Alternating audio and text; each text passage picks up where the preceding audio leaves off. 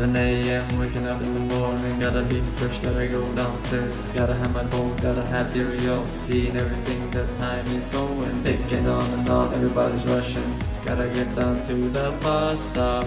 Gotta catch my ride. I see my friends sitting in the front seat, chilling in the back seat. Gotta make my mind up, which seat can I take? It's Friday, Friday, gotta get down on Friday. Everybody's looking forward to the weekend, weekend. Friday, Friday, getting down on Friday. Everybody's looking forward to the weekend, weekend. Partying, partying, yay! Partying, partying, yay! Fun, fun, fun, fun. Looking forward to the weekend. 7:45. Cruising something, a one-time fly. Think of a friend. You know what it is. The lyrics makes no sense. That's all I got, dude. That's all I got, man. But yeah, we'll hold our horses for a while, yeah. Speaking of horses. It's Friday, Friday, gotta get down on Friday. Everybody's looking forward to the weekend, weekend. Friday, Friday, getting down on Friday. Everybody's looking forward to the weekend, weekend. Partying, partying, yay! Partying, partying, yay! Fun, fun, fun, fun. Looking forward to the weekend.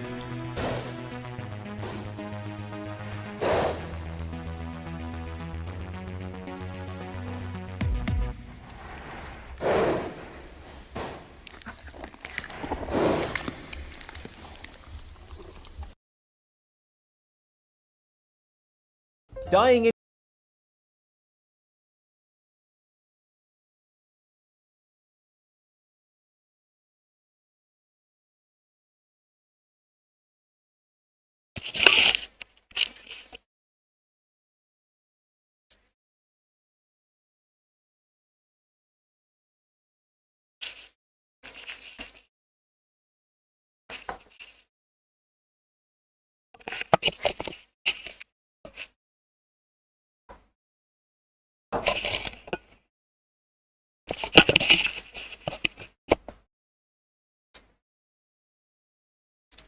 in games is usually something to be avoided. Same goes for real life. Although, in reality, none of us can avoid the eventual icy grip of the Reaper on our shoulder.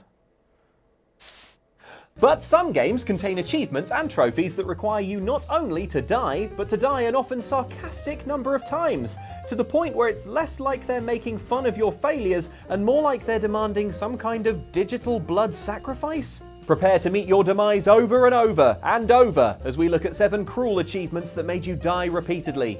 Beware spoilers for the following.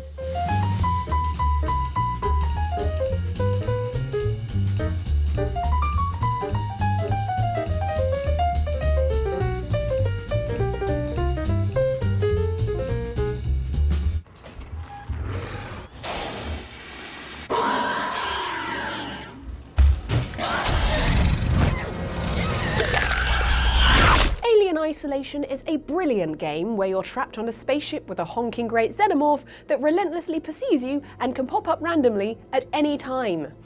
Keep going. Wow. Look, when I say brilliant, I also mean f***ing terrifying. When you're creeping around, you're more highly strung than a violin about to bungee jump, constantly afraid of being caught by something that wants to skewer your insides and turn you into a shish kebab.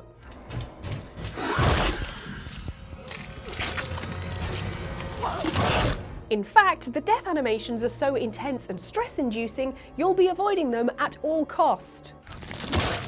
So, of course, there's an achievement to be horribly killed by the alien 100 times. Perhaps in an effort to cause us all IRL stress-induced deaths, there is an achievement for this game called 100 times too many, to which we say, yeah, 100 times is too many times to make us deal with this nightmare. And whose fault is that, game? Cool, 2 down, 98 to go. This is not an achievement that many people will get by accident, mainly because of how much the game encourages you not to get got by the big terrifying glistening monster and lose a bunch of progress in the process. So for anyone wanting to unlock this reward, their best bet is to find a safe point the xenomorph spawns near and run around making a lot of noise like you're a human dinner bell.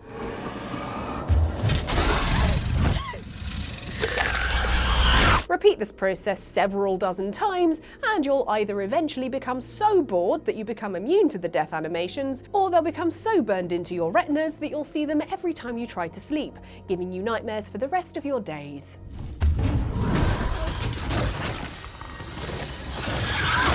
Still, you'll get a lovely reward of a bronze trophy on PlayStation or 5G on Xbox.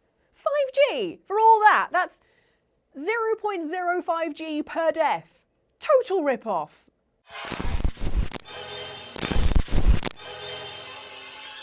Help me! Please! Anyone! Please help!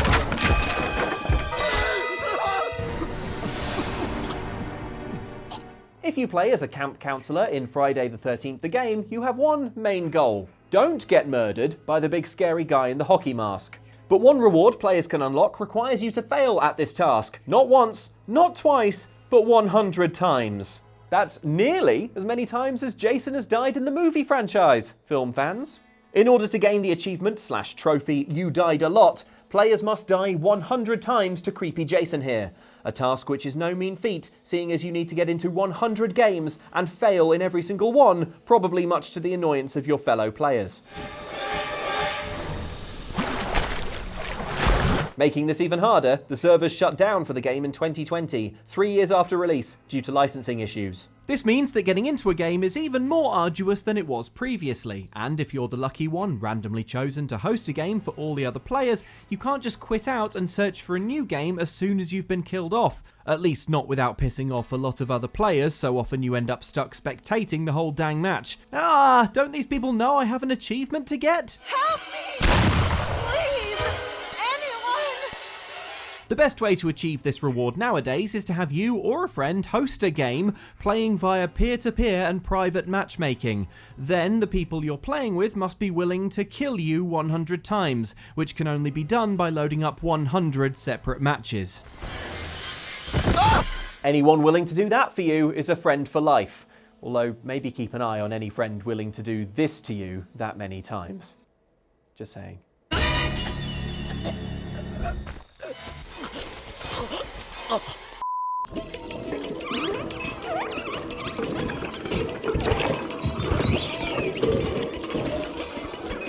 In Stray, you play as an adorable ginger cat who is so cute, it literally made me cry. I love this game so much. Oh my god. Judge away, I don't care. I'm emotionally mature enough to express how I feel. Oh, so look at his little face. Sadly, for cat fans, there's one trophy for which you must put Kitty in harm's way. Not once, but over 9 times. And I'll be honest, once is too many. No! The trophy in question is called No More Lives. Not only is this mentally scarring, but it's also pretty slow going. For example, there are no insta-death falls in this game. Kitty will only jump when it can definitely reach a landing spot. So the only somewhat easy way to dispose of one of Kitty's 9 cat lives is by getting swarmed by the creepy alien-like Zerks, which is definitely not the fastest or most pleasant way to go.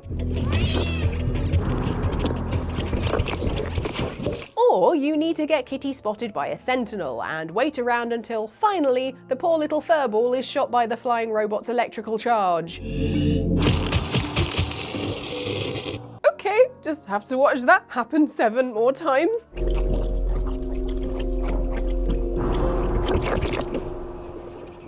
Worth it?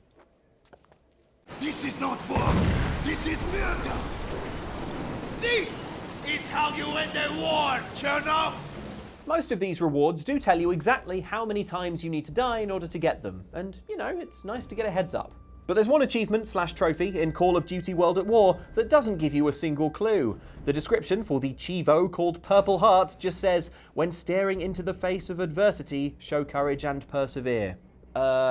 Cool. Any chance you could be any more specific than that? No?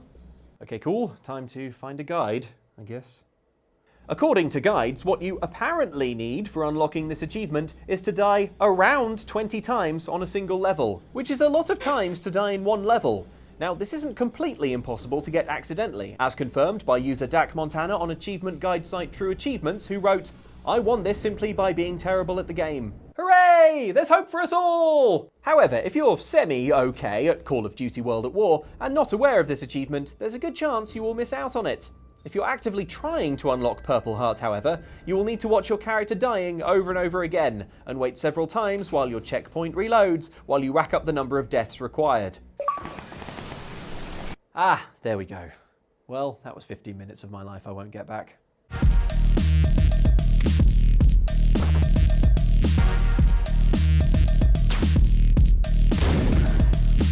If there's one thing you're going to do in Hotline Miami, it's probably die a lot. This hectic top-down shooter has you running wild around buildings and turning mafia members into red goo, making a real mess that would be probably a bit too much if it weren't all in this lovely stylized pixel art. When you're the one who gets wasted though, it's all good, since there's a quick restart system allowing you to pick up not far off from where you last fell, in some tense trial and error style action.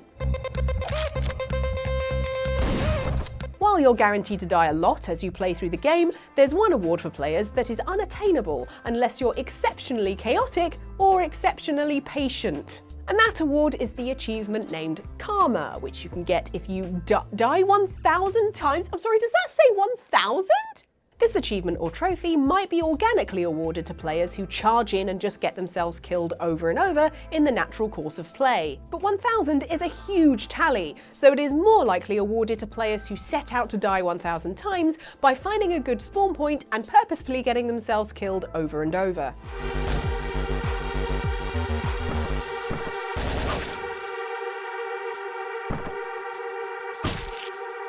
How many more times do I have to do this? 942.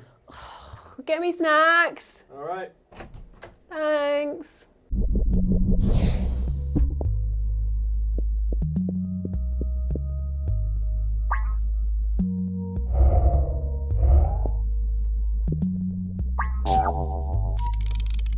Imagine if you took Portal, but instead of being able to shoot portals wherever you wanted, they were fixed in place.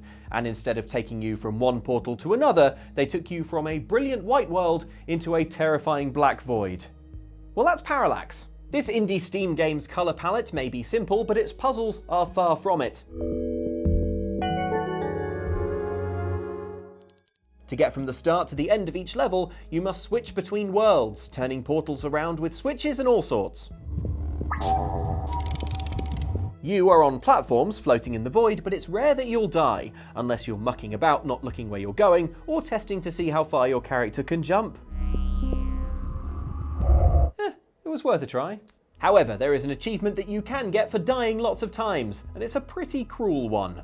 This is not just because you have to die 20 times, which players could just achieve by finding a spot and jumping off the side over and over. Ugh, tedious, but the real cruelty of this achievement is in the name. Sean Bean. Yes, Parallax can't help but make fun of an actor who keeps getting himself cast as characters that get spectacularly killed off, so they named their multiple death achievement in his honour. It's not his fault that casting directors realise he's very good at death scenes. I'm going to go and watch Sharp to cheer myself up. In my mind. Yes, Sharp. Be careful. Napoleon's not going to like that.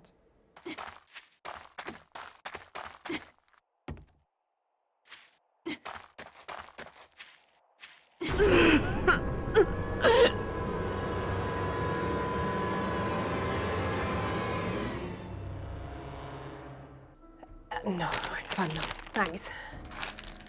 Despite its name, 7 Days to Die isn't a game where you have to die within 7 days. What it actually is a zombie survival game that feels like someone took Minecraft, sucked all the joy out of it, made it super janky, and then just added more zombies.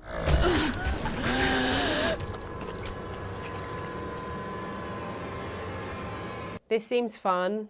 But death is obviously going to be a risk in a game called 7 Days to Die, so of course it has multiple achievements and trophies for dying, such as Bite the Dust for dying 5 times.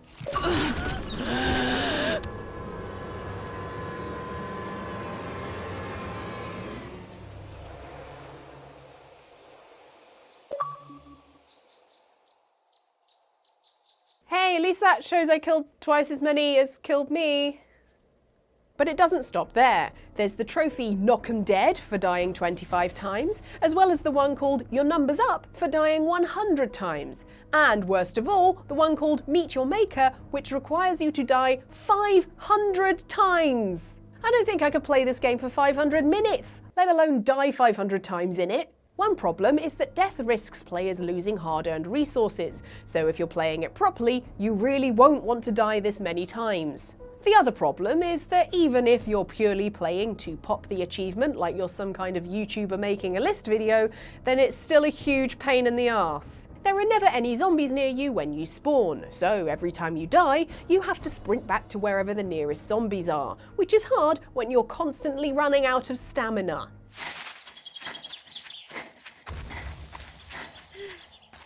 If you hate jogging as much as we do IRL though, you can walk up to the nearest cactus and get your face all up on its spiky bits. Death by cactus. Not how I predicted I'd die in the zombie apocalypse, but I'd always hoped. The thing is, it takes such a long time for the cactus to whittle down your health that this is still horrendously dull.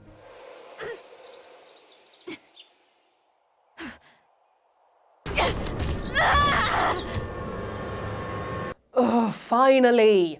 Another issue is that every time you die, the world has to load back in, and, well, 7 Days to Die doesn't always handle this with an excess of haste, so you might end up waiting ages between cactus visits.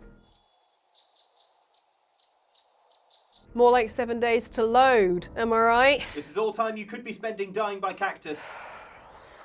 Yeah, back to it. More snacks.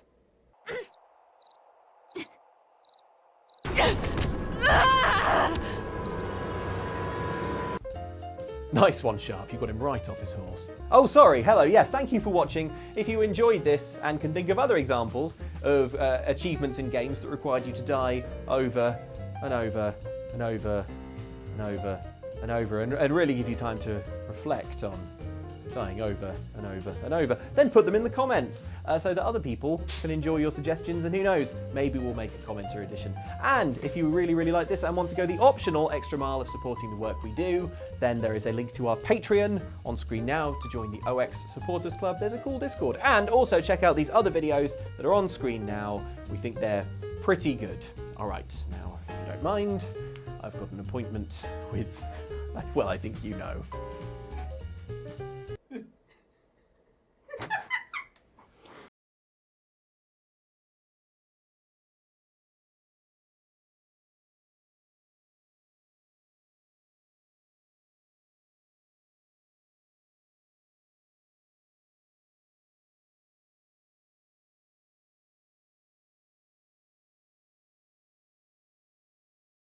Figured it out by yourself in a day or two. The way you figured out how to build that rocket-powered drill. Where did you learn so much about science? Well, it's like this. You know about my rocket-powered drill? Then there can only be one explanation. What? You're from the patent office. I confess I didn't quite know what to expect when I sent the paperwork, but I never expected this. Welcome! I'm at your service. What can I do for you? Can I see your rocket-powered drill? Of course, of course. Naturally, it's just a scale model, but it's nearly operational. I can show it to you, say, first thing in the morning? Nah, that's no good. I need to see a full-size model. That's fully operational. Tonight. Otherwise, we'll have to award the patent to a competing inventor, Dr. McCoy. It can't be done! I mean, it might be possible to construct a full-size working model in that time frame, but I haven't got the main ingredient for the fuel. I'll get it for you. What is it? 190 proof grain alcohol. And you know how difficult it is to get a hold of alcohol these days. Especially now that someone's blown up the speakeasy. And besides, there's no way I can get off work until I've delivered the subpoena. It's part of the investigation into the business affairs of Kid Tannen. Is it vitally important you see that rocket-powered drill today? Yes. Is it vitally important you deliver that subpoena today? Yes! Listen, I'll help you deliver it, and I'll see to it you get the alcohol you need. It'll help you get that drill finished by tonight. Deal? Deal. Here's the subpoena. I've got to subpoena my grandpa? No! It's Kid Tannen. Hey, I just saw him at the soup kitchen yelling at Arthur McFly. I'm not surprised. Arthur does the books for his business. What kind of business? That's what the DA is trying to find out. Let's go talk to him. No! Why not? Kid Tannen can tell us where Arthur's hiding. Yeah, well, he can also have us fitted for a Chicago overcoat.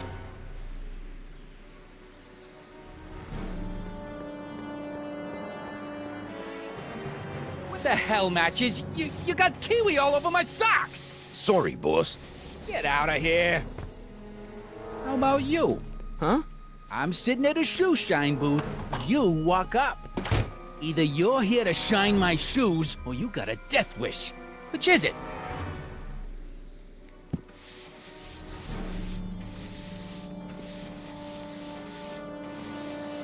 I guess you won't talk about your business. Why not? I got nothing to hide.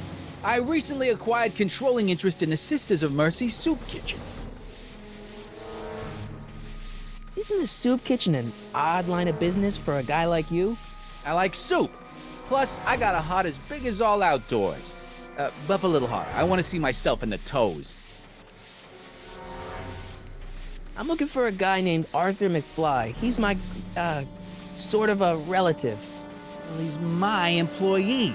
He's very busy today. So when do you think Arthur will be leaving the office? When I tell him he can leave the office. Hey, you missed a spot. Isn't that Arthur McFly's hat you're holding?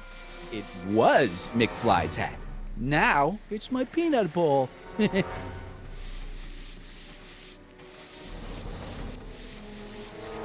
I have some peanuts? Why not? I'm a magnanimous kind of guy. Go ahead, knock yourself out. Hey, kid! Yeah? What the hell is that? Hey!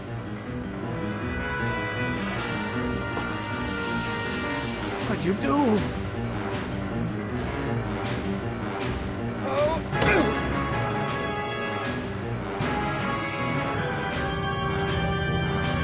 Give me that hat, you lousy crook! Emmett!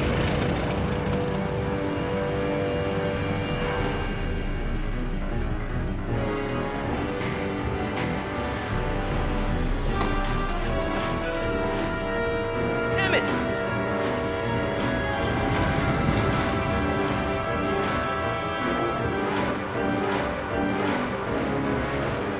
Nobody makes a monkey out of Kid Tannen!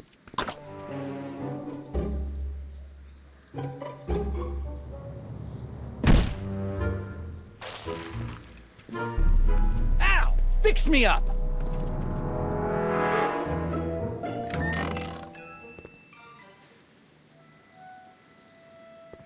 Where'd you learn how to move like that? Sandlot football. They used to call me the Streak. Get out!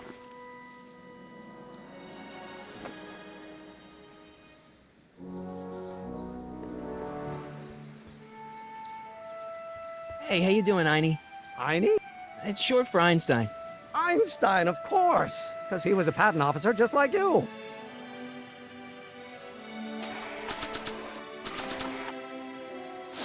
Hey, Einie, come here for a sec, boy. Hey, boy, can you find the guy who belongs to this hat? Where's he going? Only one way to find out.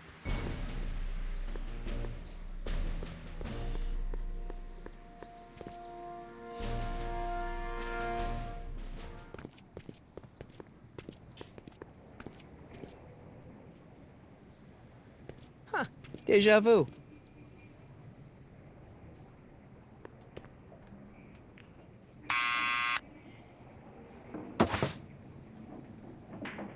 Yeah? Who is it? It's McFly! Shh, I know! Hey, Arthur, can you come down a minute? Do I know you? We've got something for you. It's a Subscription to the Accountant Weekly. He won't come out if he knows why we're really here. Oh, right. I'm not interested. And besides, the boss won't let me leave the room. Sorry, some other time.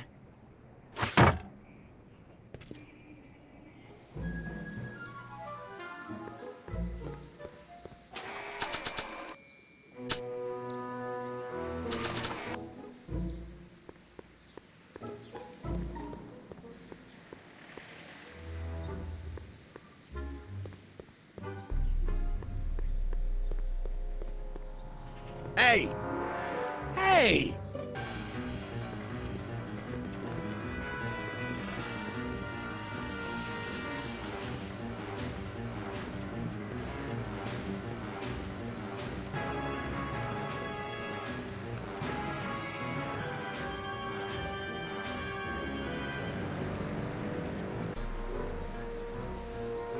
Don't... What do you think you're doing up there, you scrawny little runt? Get down here right now!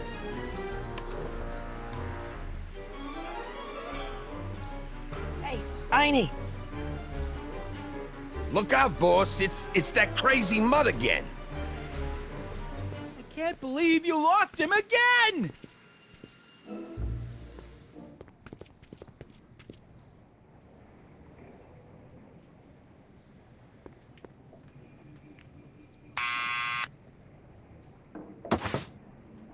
What now?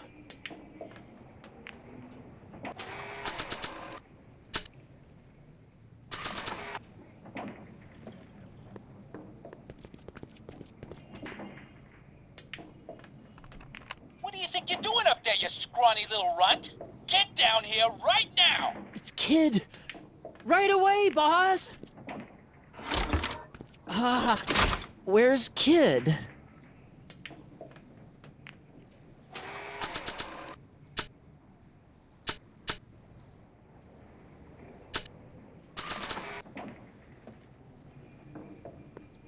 Arthur McFly, Yeah? got something for you. Thanks. A subpoena?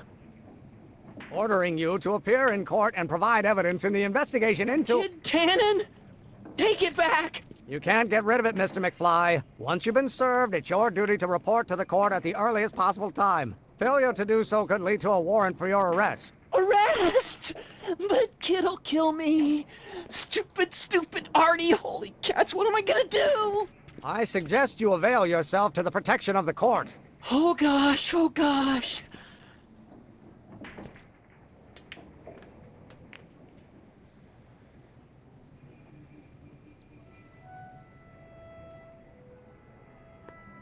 Oh, I hate doing stuff like that. But I won't have to much longer. No? Once we get that 190 proof alcohol and build my rocket drill, my future will be set and I'll be able to quit this crummy job. Oh, right.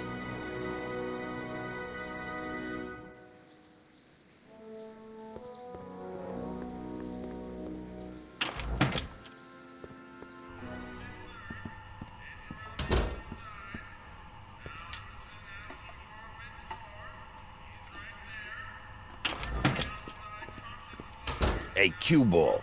What? The truck just arrived with a fresh shipment of, soup. Soup?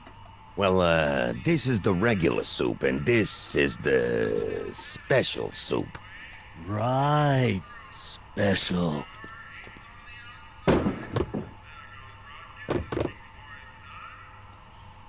Hey, what are you doing? I'm spicing up the soup. It's my secret recipe. Listen, this ain't the Savoy, and we ain't here to feed these bozos no fancy soup. The boss has got a business to rebuild, so knock off the goofing and mind your post. All right. Just try the soup. Well? I can see why you want to keep this a secret.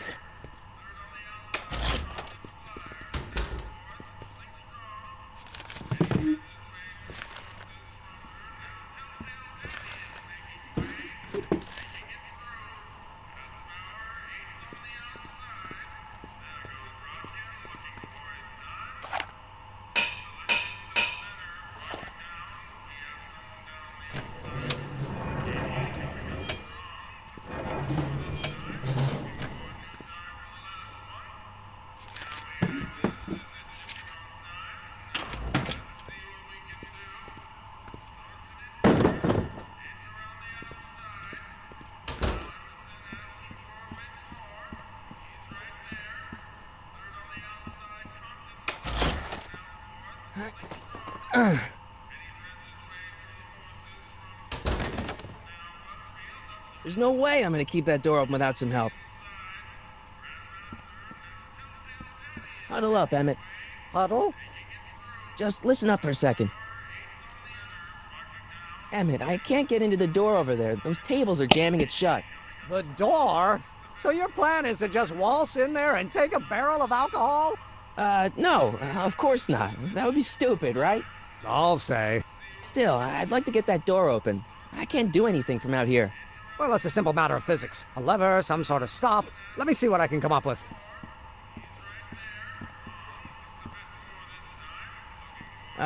Excuse me. Yeah, Could I have a bowl of soup? you're a soup kitchen. What do you think?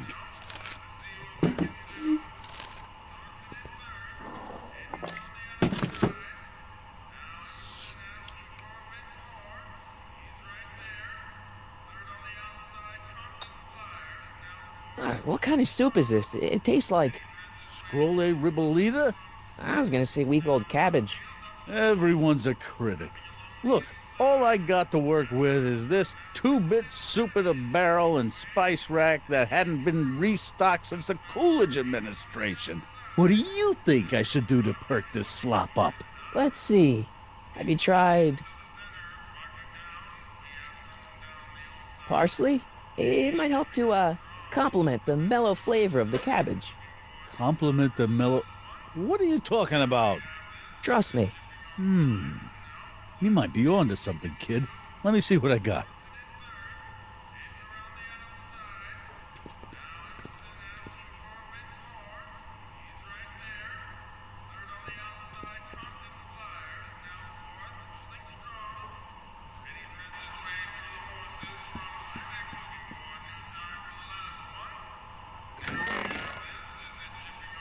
The kitchen's for management only, rummy. Whoa!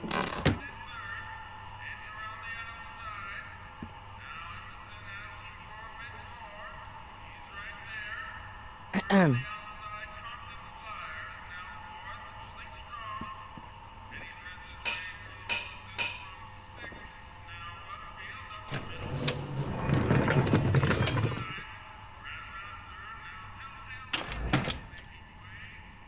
Ah, Miss Strickland. Come for some more soup? Come now, Mr. Donnelly. You know I wouldn't set one foot in this mockery of all that is good and decent if the poor of Hill Valley weren't so dependent on Mr. Tannen's overblown show of generosity. Was that a yes? Just give me the soup before I gag on the hypocrisy.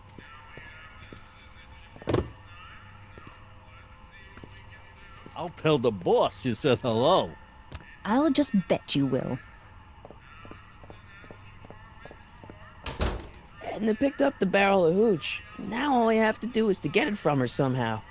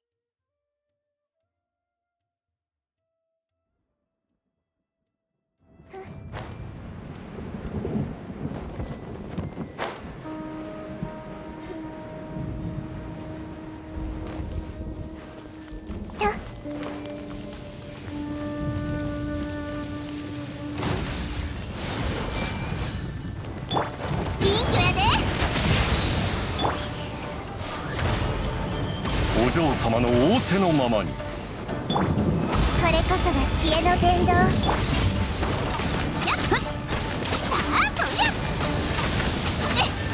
おっと油断してもうた。開始7号式モジュール。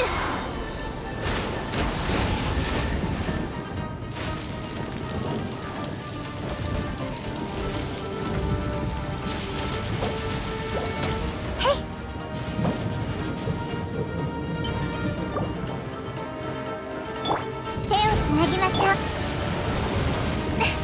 安全距離確認。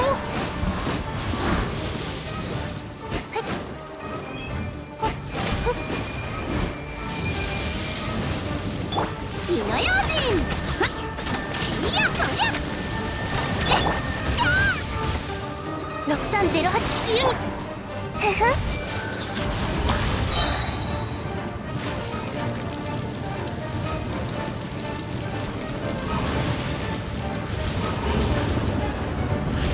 丸見えね。はっやや痛い。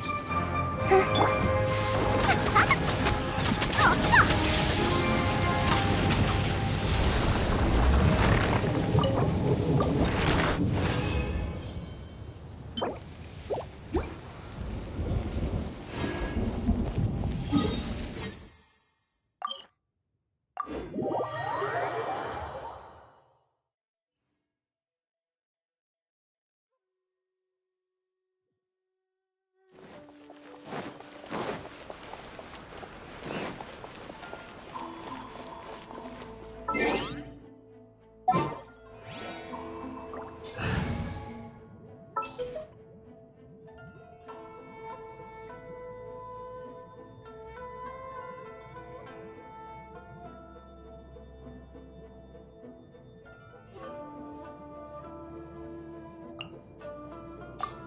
あなたの安全は私が保証します。星と深淵。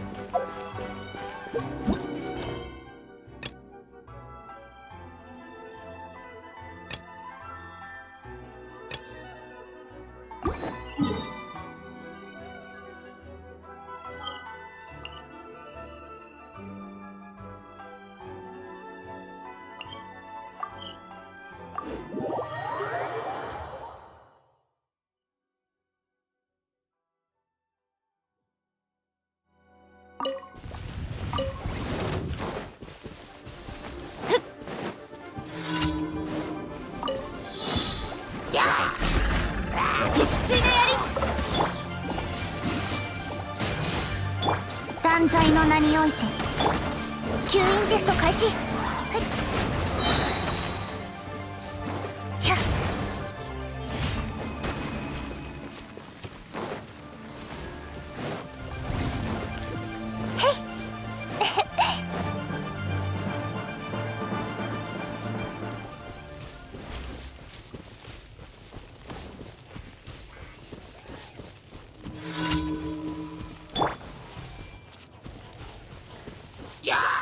手をつなぎましょう。どいて、姿を見せよ。キュッ、そ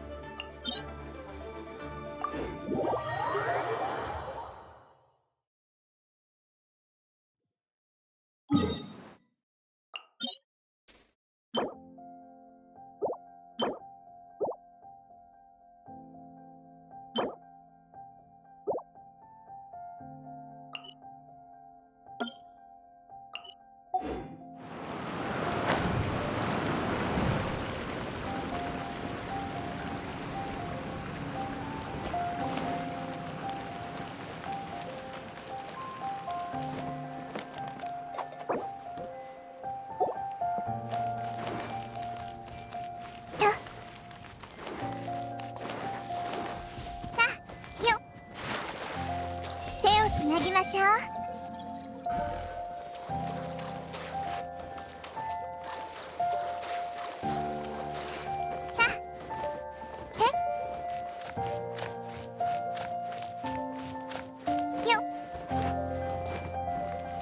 全部丸見えね。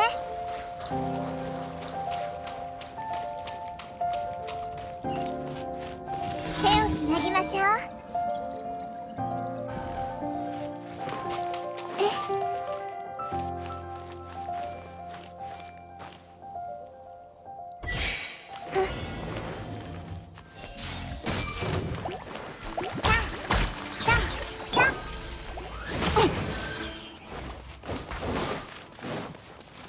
答えなさ。手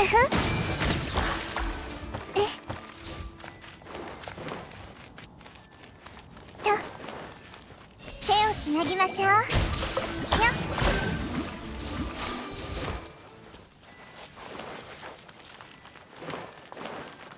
全部丸見えね。断罪の名において。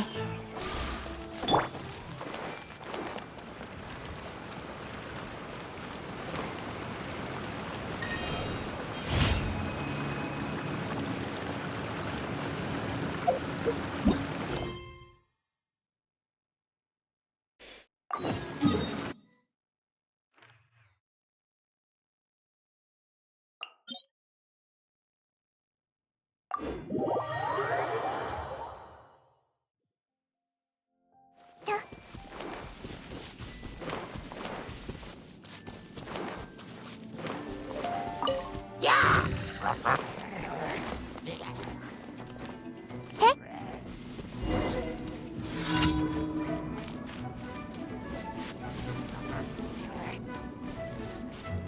をつなぎましょう。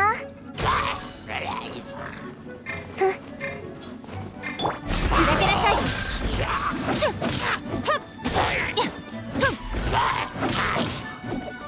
いらっしゃい。ほっ。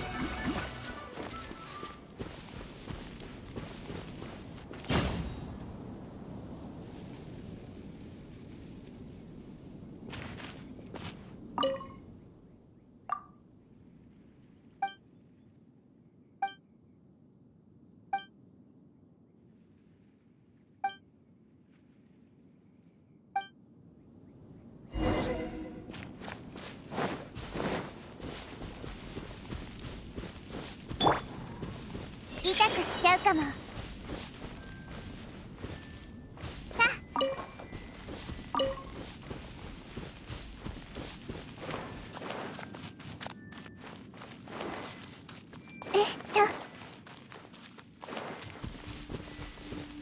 ふふ。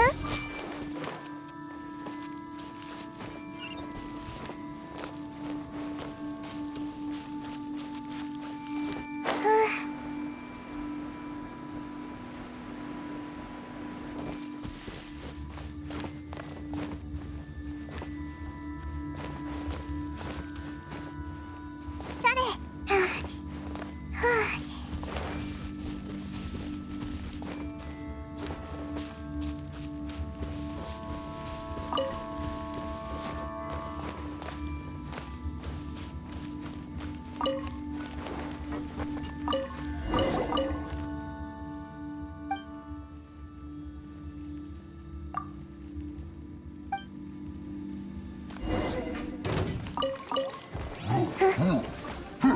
全部丸見えね。姿を見どいて。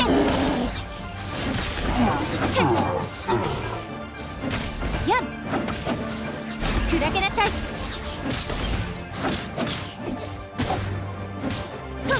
ほっ。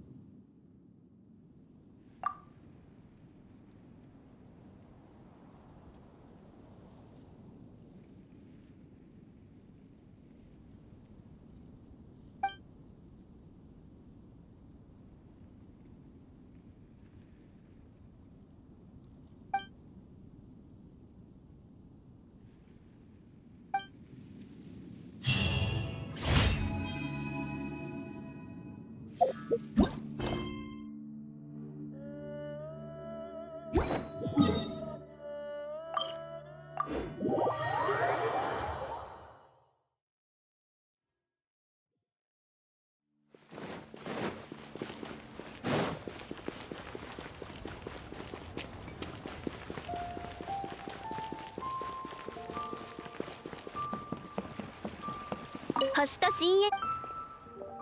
無事今日の依頼。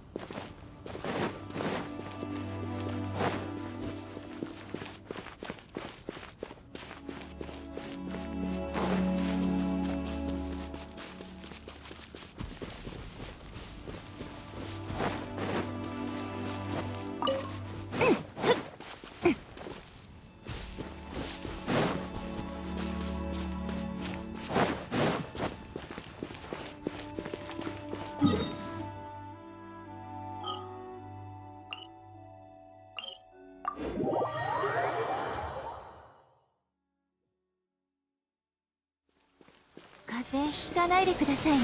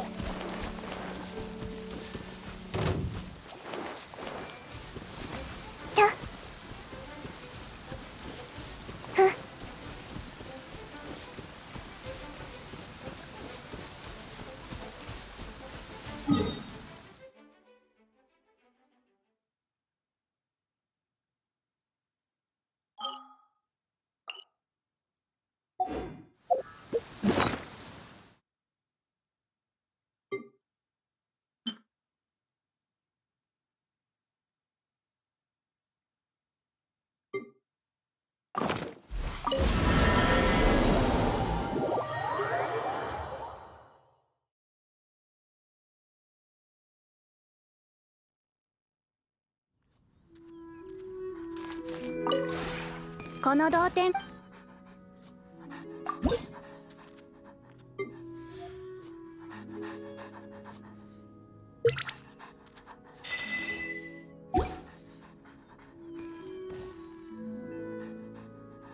同点につい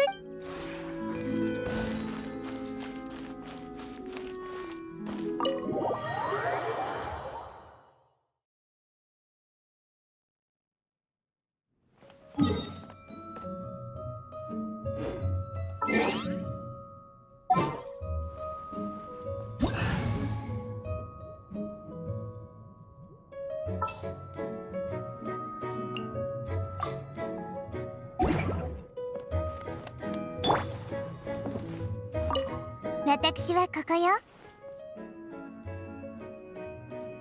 新しい物語を持ってきたの。私が手作りした夏目ヤシキャンディーと交換させて。まず一つ聞いてもいいかしら。あなたは材料集めが好きなの？もじゃもじゃダジューのように、あなたってば旅をしながらバッグいっぱいの荷物と物資を背負っているわよね。中には一生かかっても食べきれないものや、そもそも使わないものまである。どうしてそれをずっと持っているのか、とても気になるわ。しかも今もまだ集めているんでしょ？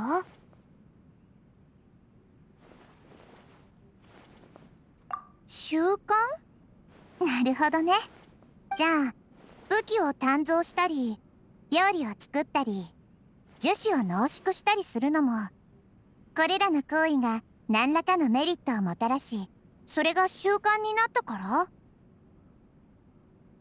じゃあ友達を作り、仲間たちの難題を解決し、たまに届く手紙を見てぼーっとするのも全て習慣？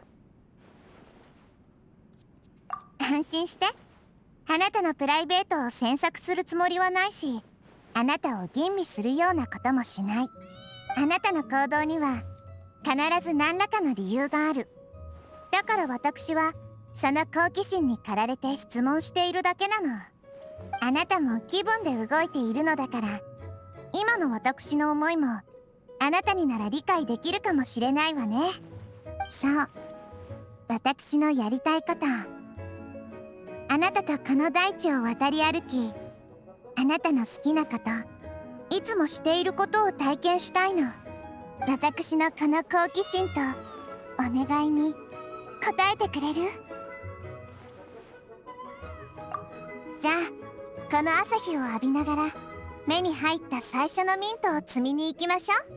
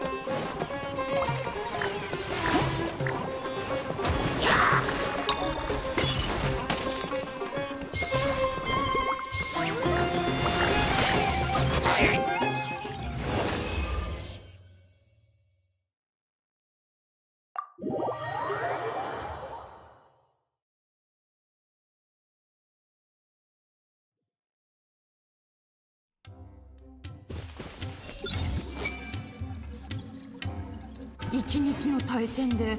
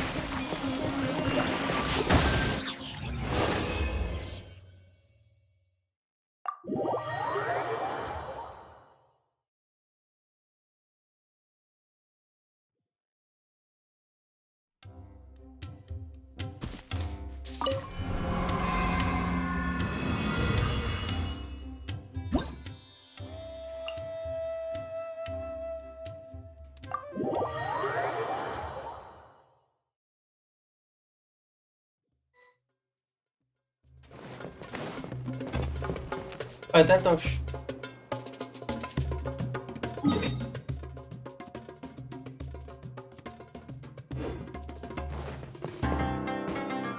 Tatoś.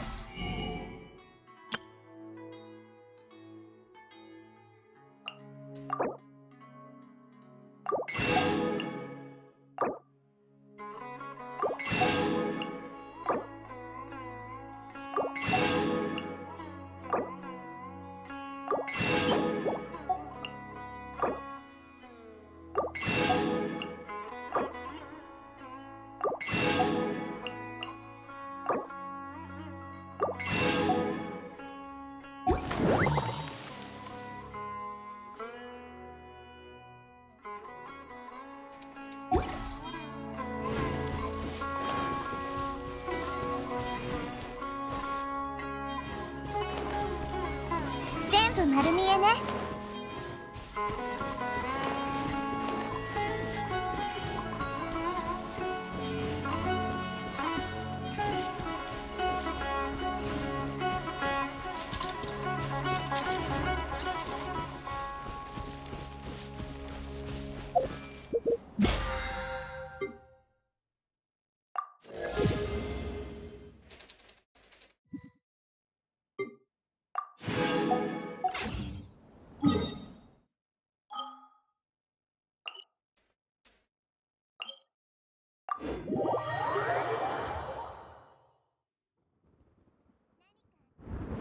ふふ。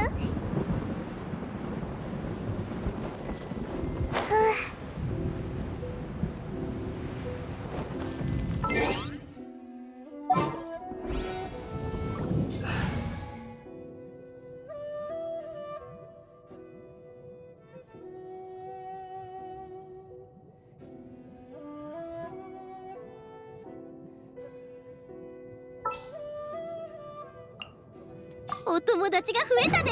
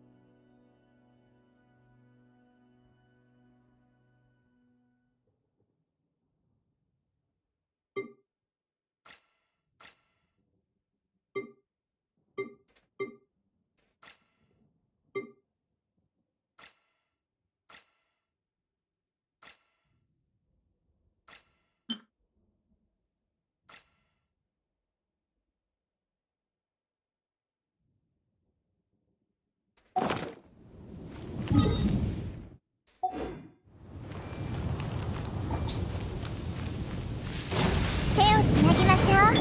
6308式ユニット無双の風。私のお家にいらっしゃい。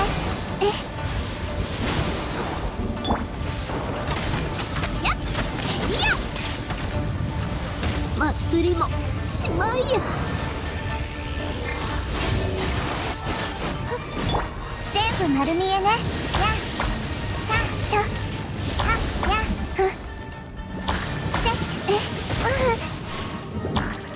ふふ。安全距離確認。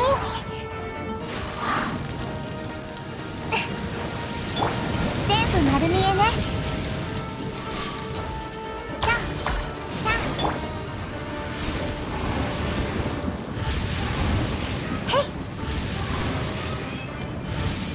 6308手をつなぎ。これこそが知恵の伝道。せよふんやふんへいはは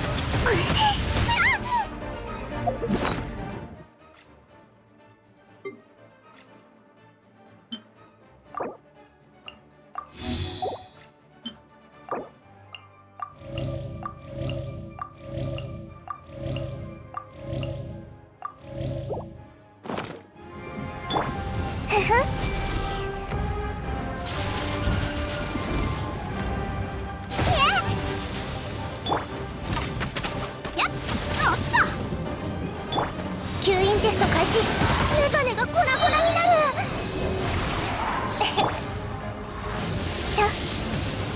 全部丸見えね。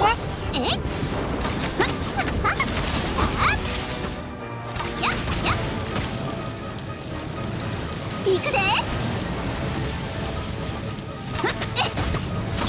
手をつなぎ彼しぼむとき。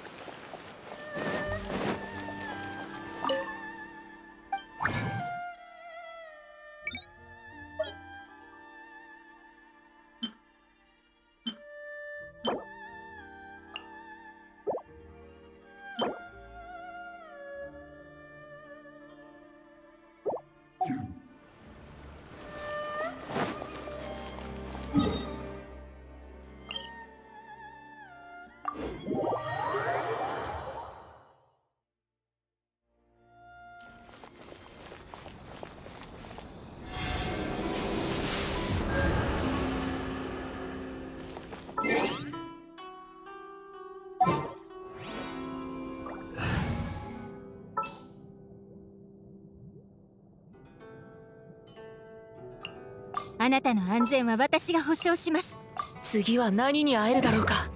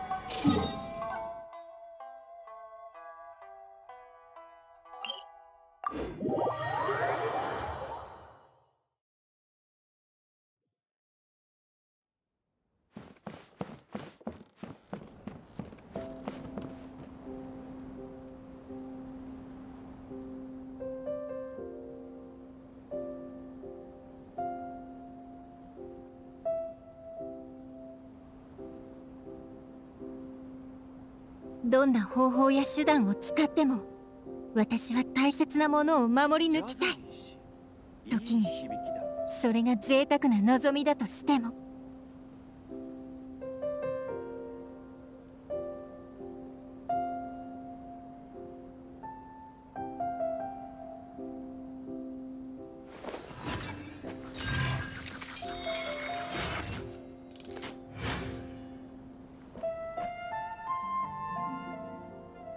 ジャザリー氏、いい響きだ。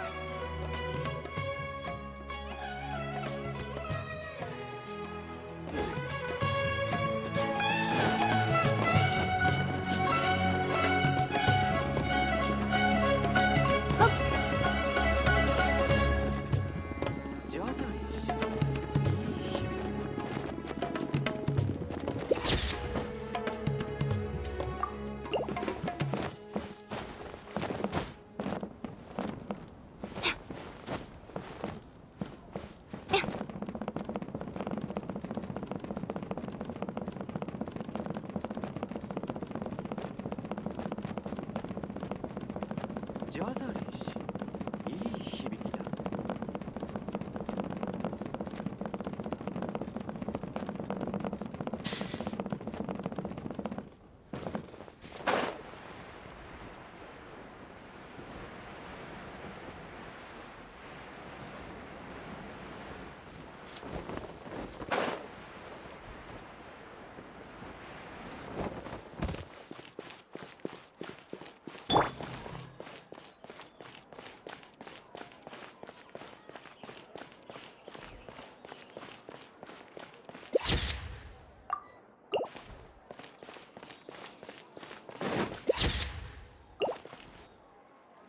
予選はもうすぐだぞ。エルヒンゲンが開始前のスピーチをしてるみたいだ。各出場選手および観客の皆さん、サウマラタハスハイテーマー大会が間もなく始まります。皆さんが今日のバトルを楽しみ、何らかの収穫を得られることを心から願っています。またバトルには純粋な競争心を持って臨み、友好的に競技を行ってください。ベストを尽くせばそれでよし。不必要に気負い死闘を繰り広げる必要はありません。私は人と危険生物が共存する道を模索してきました。そして今あなたたちの手にある英知宝珠は私にその可能性を見せてくれました。この大会を通じてより多くの者にテイムの可能性を示し、未来の世界に戦いを回避する手段を提供することで野外での活動がより安全になることを期待しています。へえ、エルヒンゲンはその目標のために自分の全財産を譲るつもりなのか。あいつにはあいつなりの理想があるみたいだな。それに比べてカウトリアはなんていうか。エルヒンゲンさん、お言葉ありがとうございます。それでは私からも簡単に。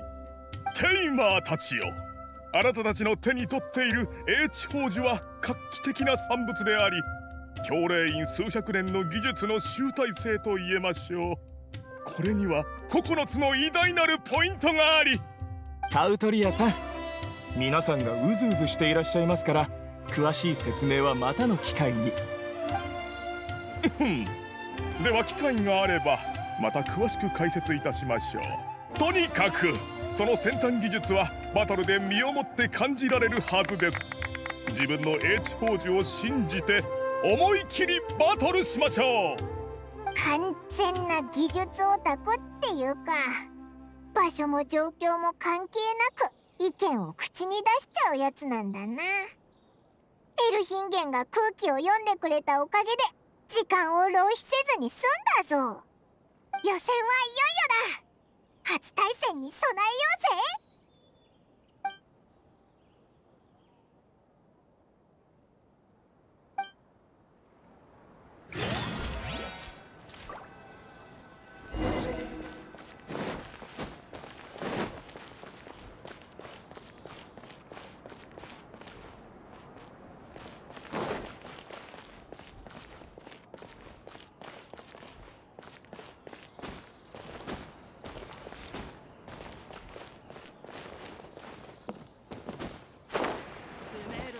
マシかと思ったけど。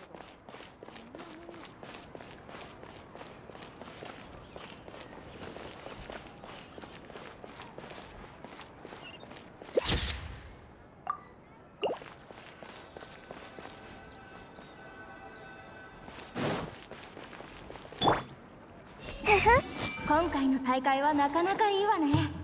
会場は小さいけど観客は十分いるし、人々に配慮して置かれた施設もある。参考になるわ。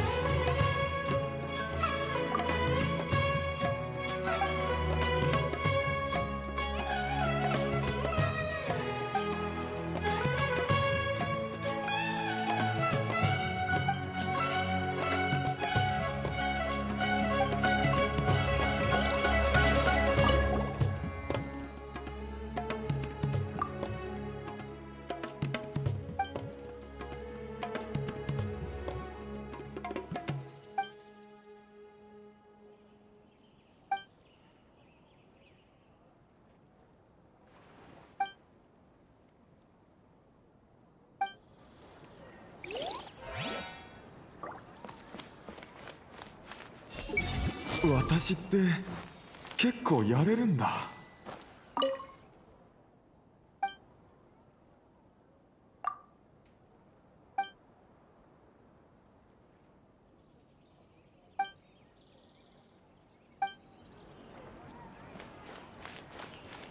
手をつなぎましょう。主催側の運営能力は悪くないようだな。書き留めておく価値がある。だがスポンサーの資金源はまだ調査の必要がある。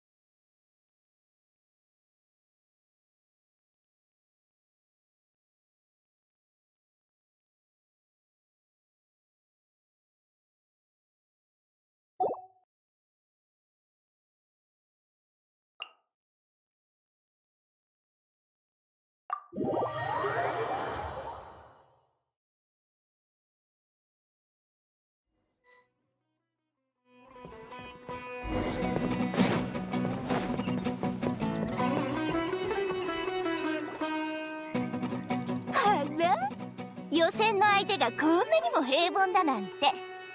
ほらかかってきなさい。鮮やかなダッシュであなたたちを破ってあげるわ。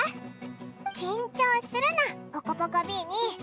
たかだか予選の相手だ。こいつらを踏み台にして這い上がろうぜ。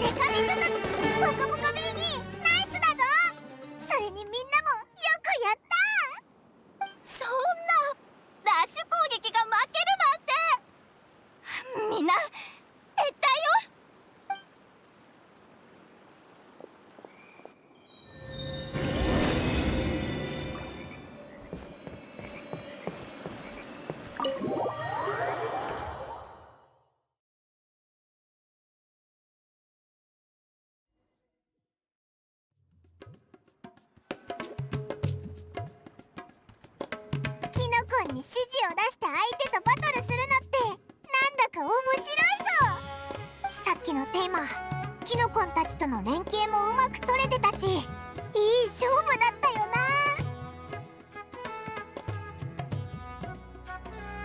そういう意味じゃなくて、対戦相手とキノコンの連携がある種の流派みたいだっただろ。オイラたちもポコポコビーニーとうまく連携できればいいよな。目配せ一つで次にやることを察してくれたりとか。それは仲間たちのあうんの呼吸に頼るのじゃ。ミコ、それとレイラ、対戦はうまくいったか？天天ヨーヨー獣とキノコの仲間たちがあれほど強かったなんて。私が反応するよりも前に相手が倒されてたよ。それで会場に戻ったら、八重お姉さんの対戦相手が魂が抜けたように逃げ出したのを見て、ちょうど八重お姉さんはあなたたちに相談したいことがあるらしくて、私もついてきたってわけなの。レイラちゃんは無事に予選を勝ち抜き、そうかもわずかな差ではあるが相手を上回ったんじゃ。わらわは少し残念じゃった。何せ対戦相手が全然楽しませてくれなかったからの。まあ始まったばかりだからな。もし予選の時点で苦戦する相手に出会うほどだったら、この大会の難易度は高すぎるぞ。ところでミコは何を相談したいんだ？パイモンも少しは学んだようじゃな。忠告しようとしたことにまで気がついておったとは。今後相手はどんどん強くなる。一時も警戒を緩めぬようにするんじゃぞ。さて、予選を突破した勢いに乗ってキノコンと特別修行を行い、仲間たちとの連携を強めておくというのはどうじゃ？おお、先見の明があるな。それじゃあ早速出発してキノコンの仲間たちと特別修行をしようぜ。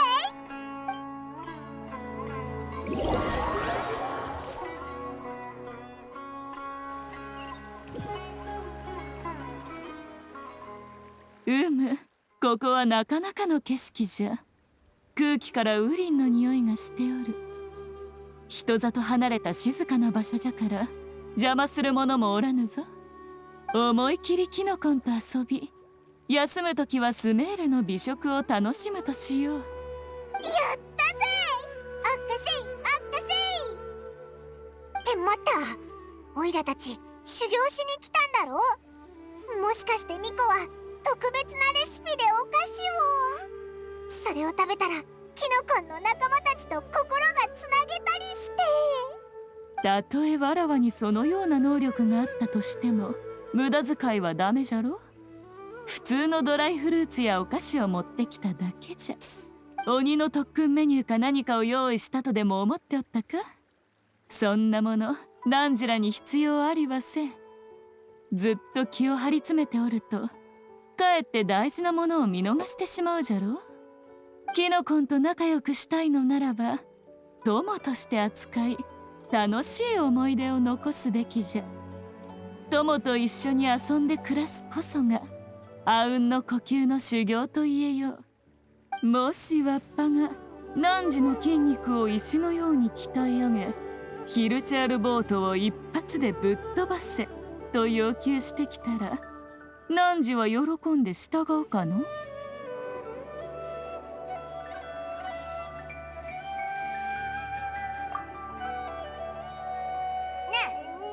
そんな目でオイラを見るんだ。もしそんなことしたらオイラ3日、いや5日くらいお前を無視するぞ。ほれ見たことか。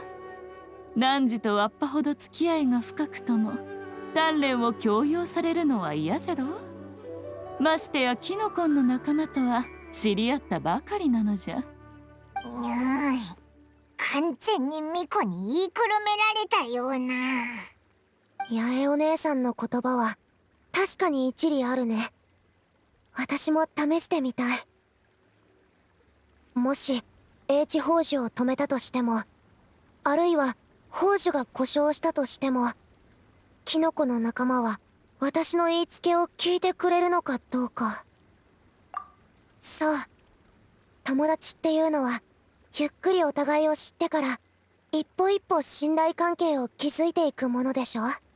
いつもアイテムに頼って点々ヨーヨー獣と交流するわけにもいかないし、それに今は少なからず命令しているような感じもあって。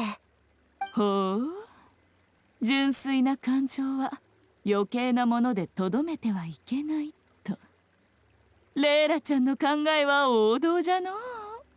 でもそれってキノコンへのコントロールを解除したいってことだろ。本当に大丈夫なのか？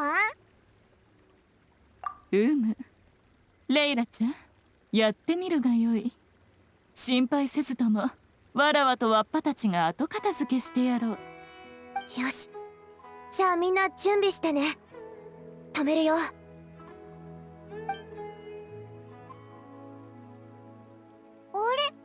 確かに大丈夫そうだぞ。H 宝珠を止めても点々ヨーヨー獣は勝手に動き回るだけで、前みたいに近くの人に襲いかかってこないぞ。H 宝珠がキノコンたちの性格を穏やかにし、交流の橋を作ってくれたようじゃな。何らかの技術で強引にコントロールしたというわけではなさそうじゃ。この仮説が正しければレイラちゃんの望みは叶うかもしれぬ。キノコンたちと仲良くなれば H 宝珠を使わなくても何の支障もなしにコミュニケーションが取れるようになるはずじゃ。ミコ、よく言ったぜ。不思議な技術なんてどうでもいい。オイラはこの仮説の方が気に入った。私頑張るよ。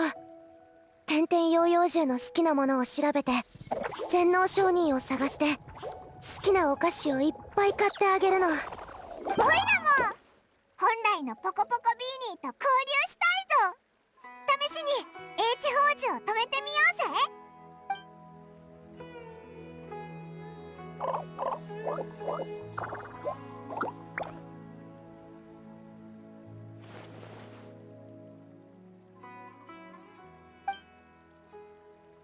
点々ヨーヨー獣、そっちで水遊びしたいの？みんなキノコの仲間を連れて一緒に来る？気をつけた方が良いぞ。水に立つときは百来シャラから離れるんじゃ。さもないと特別な足のあんま体験をさせられることになる。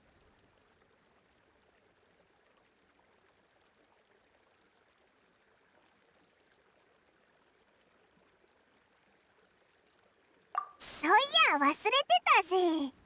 ポコポコビーニーには新しい体験をさせてあげようぜ。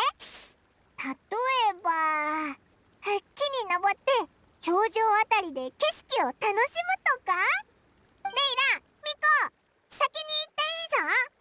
ポコポコビーニーはずっと水辺で生きてたから水遊びには飽きてるかもだろ。新しいことを体験させたいんだ。なるほど。だったら後でまたここで落ち合おう。そっちも楽しんできてね。さ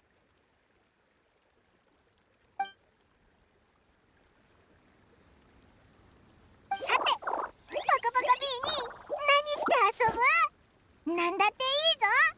お前の言うことがわかるかもしれないからオイラたちに教えてくれ。無視するのかよ。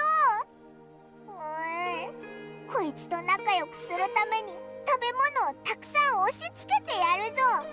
助けてくれ。話が違うじゃんか。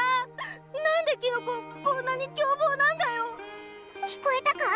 誰かが助けを求めてるみたいだ。やばそうだぜ。早く行ってみよう。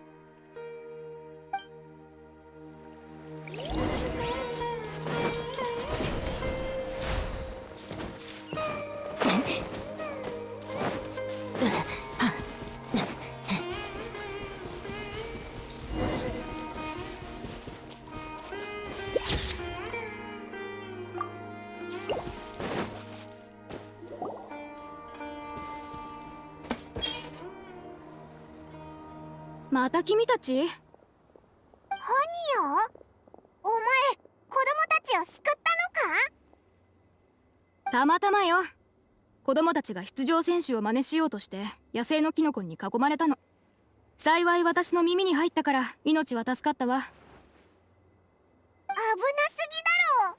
H 宝珠も取らずキノコに近寄るなんて。でも気持ちはわかるわ。私だって昔キノコの可愛さに惑わされたもの。幸い家族の教えと先祖の苦労を思い出して軽率には近づかなかったけど、みんなもともとは知っているの。キノコンは危ない魔物だって。だけど最近はサウマラタハス杯の影響で警戒心が緩まってきてる。これはエルヒンゲンの配慮不足のところね。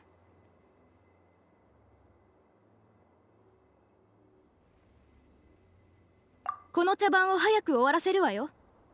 H 宝珠はキノコンの大規模退治に向いてる。私が優勝者になればこのアイテムを好きに支配できるわ。ハニヤ、何言ってるんだ。茶番ってキノコンの退治って。お前、炎1の前でこんなひどいことを言って、こいつが傷つかないとでも思ってるのかよ。お前だって大会に参加しただろ。オイラたちを指導して楽しんでたじゃないか。炎1が同類の犯した過ちを認識できるなら私のことを応援してくれるはずよ。でも彼は人の感情を理解できない。ただのアイテムにコントロールされた駒。君たちにいろいろ教えた理由は気づいてるんでしょ。私はただ君たちの実力を見込んで私の目標実現に協力してもらいたかっただけ。だけど今君たちはキノコンの側に立ってる。このバカバカしいゲームにハマった君たちはゴールド流星とシルバーバン星の称号にふさわしくない。おい、行くなよハニヤ。オイラたちはさっき H 宝珠を止めてキノコンたちと遊んでたんだぞ。ほうほう、鮮やかな性格のものじゃな。言動に適度な粘りもあって面白い展開の匂いがするぞ。ミコ、レイラ、お前らも呼び声に気づいたか。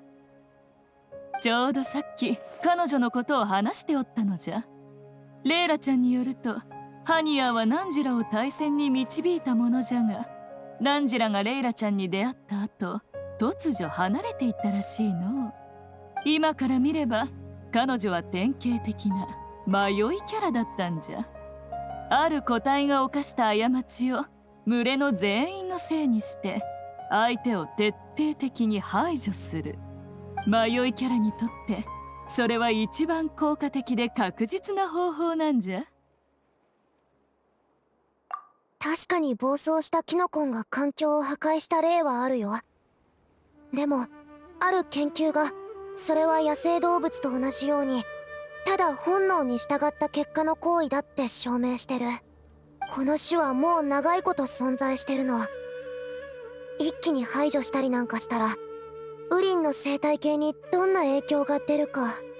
レイラの言う通りだ。極端なやり方はダメだ。ハニヤがどんな目に遭ってきたにせよ、その無茶な行為は阻止すべきだ。彼女の優勝者への道を阻むか。ナンジラの反応は予想通りじゃな。あの女子は強力な優勝候補。実力は申し分ない。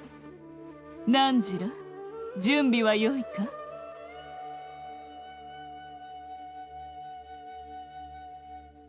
コ、オイラたちを連れてきたのってキノコンの仲間とお互いに知り合ってより連携が取れるようにするためだろ。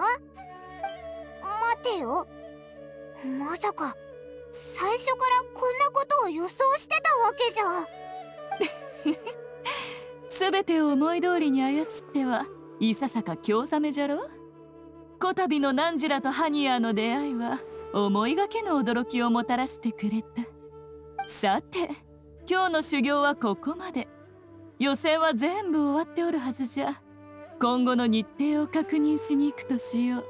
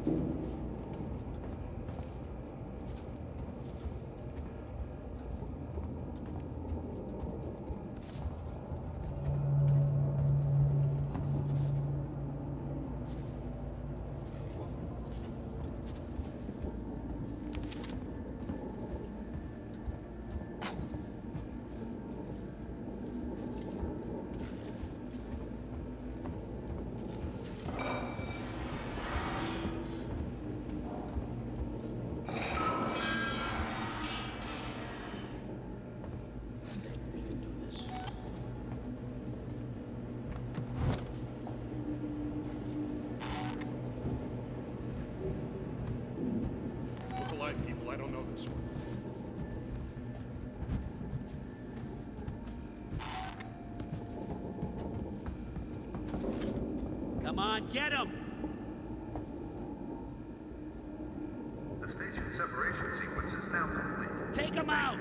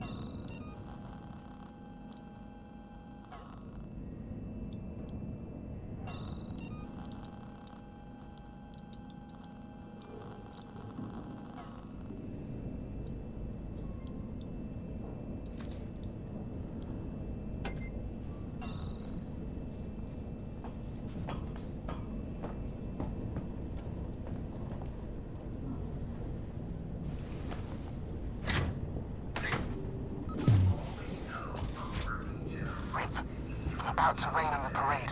Something's up with the androids. Something's been up with the damn androids since I got here.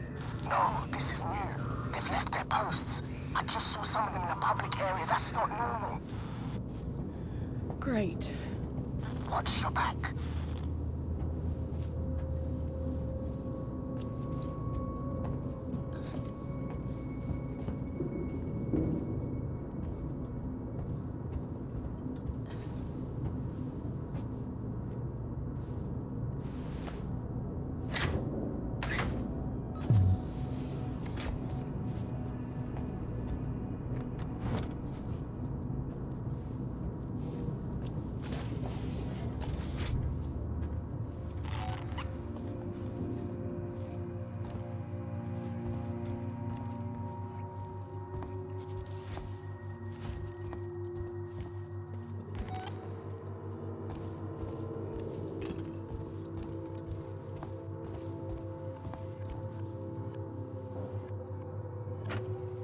I don't know when anyone will get this, but someone needs to keep a record, and I don't know. I came here a few months ago to write about the collapse of a dream, a future gone sour. For me, the people here were little more than footnotes for my article. Something to tug at the heartstring. And when the disappearances started, oh, I was thrilled. This was something big. But now people are afraid, and a communication fault means we're alone. I'm trapped here, just like everybody. Another footnote. Another victim.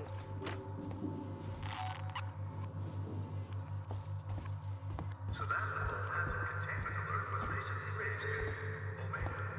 Please stand by for further notification.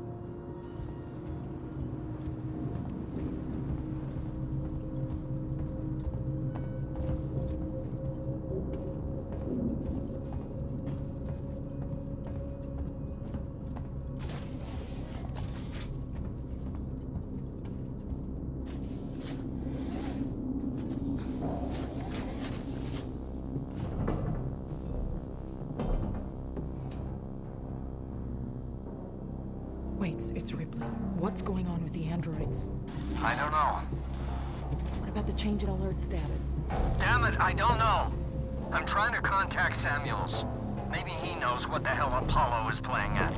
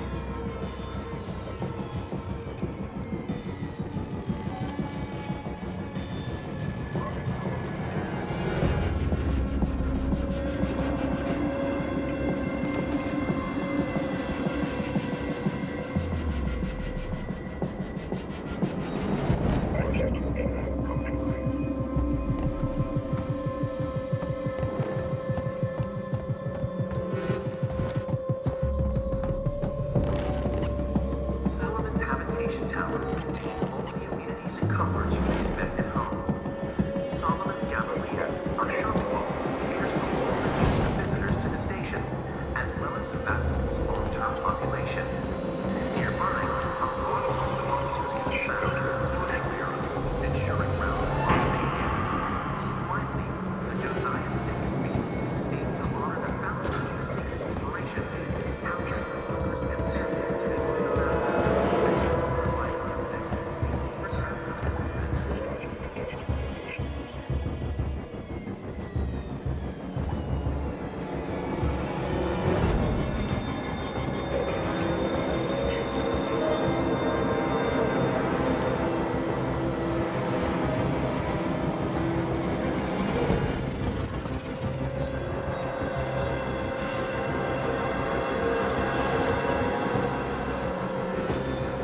Wait, for God's sakes, Apollo's let the androids off the leash. They're attacking on sight. I don't know what the hell this is. They're not just responding to trespass violations, it's like they're hunting. For who? For everyone and anyone. What do you mean? Stand by.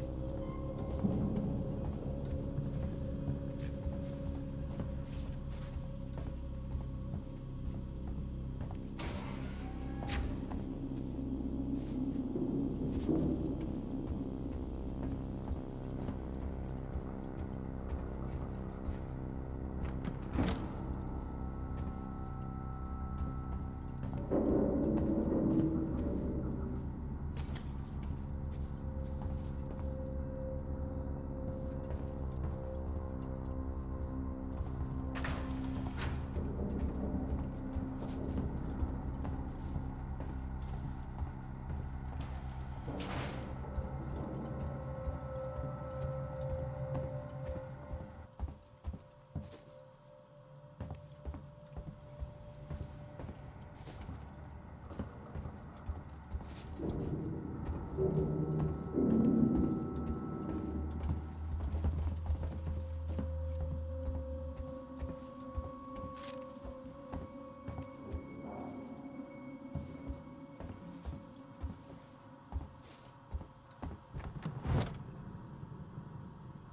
always know a working Joe.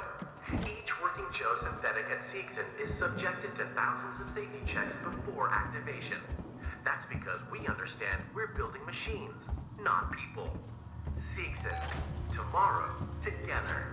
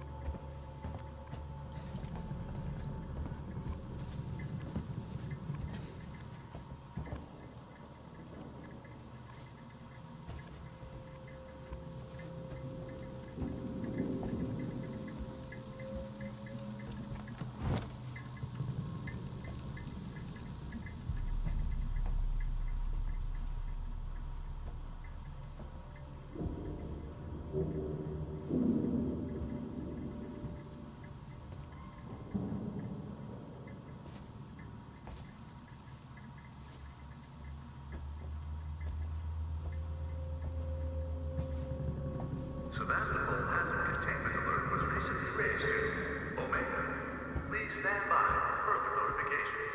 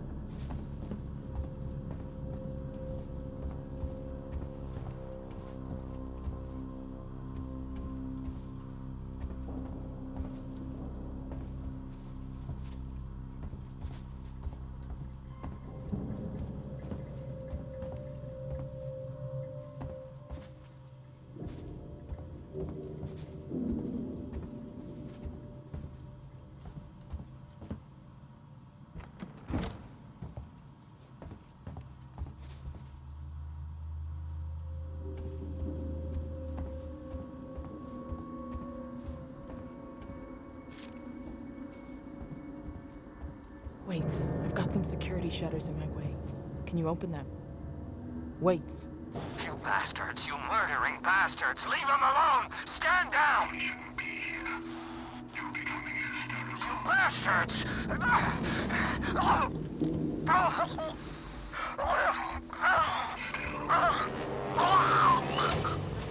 Wait! Wait!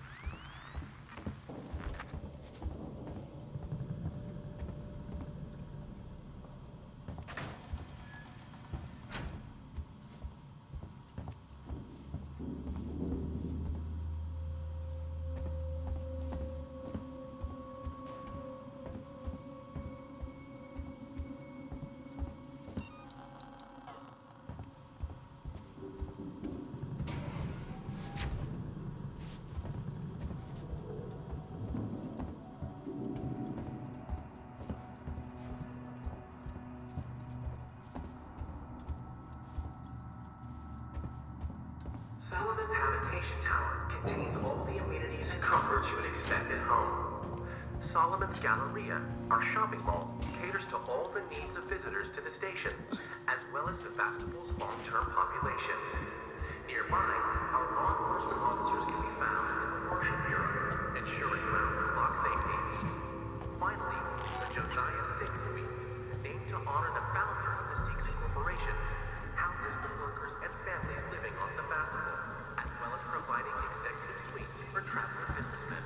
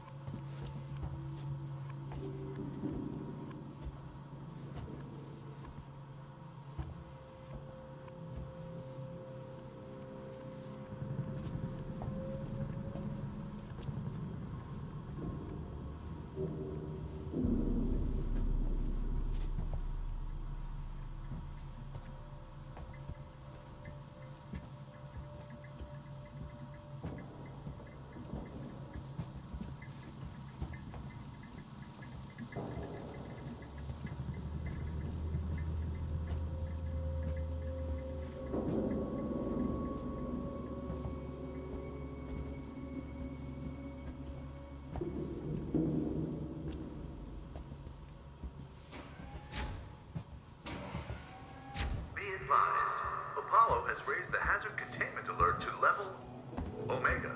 Thank you.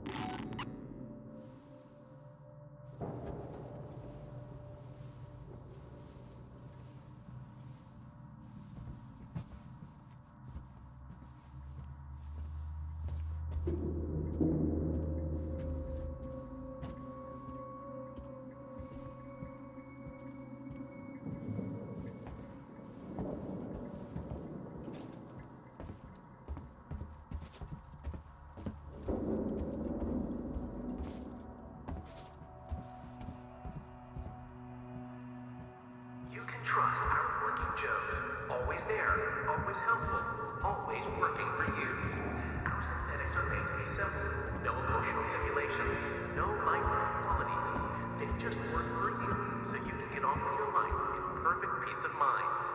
Working Joes. Brilliantly simple and simply brilliant.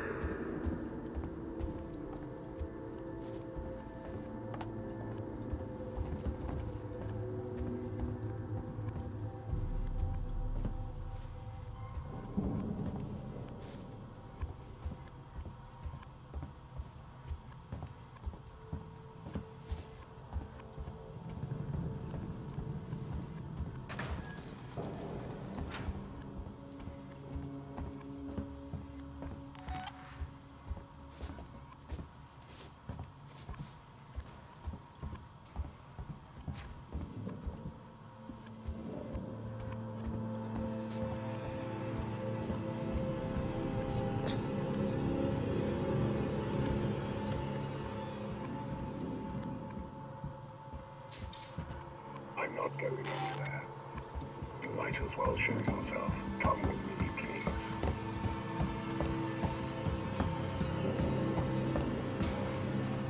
This is entirely unauthorized alert. Please stop interfering. Why not ask me about Sevastopol's safety protocols?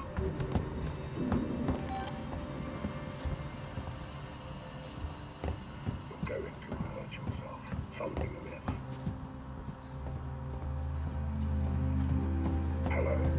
Who's there? You and I are going to have a talk about safety. The station separation sequence is now complete. Thank you for your patience. Don't run.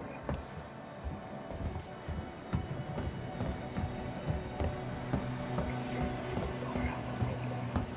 Battery isn't authorized in this facility. Protected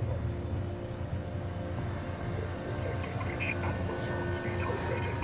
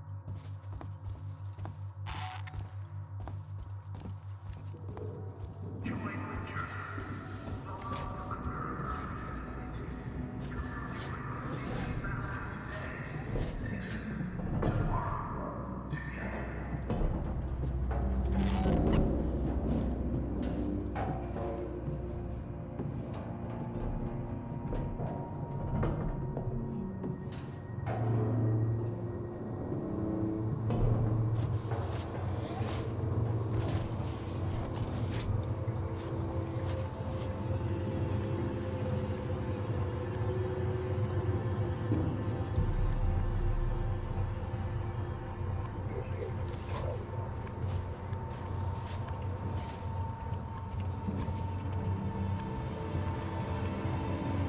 running causes accidents.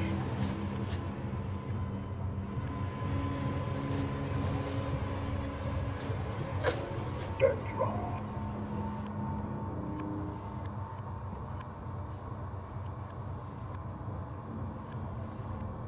I'm going to catch you.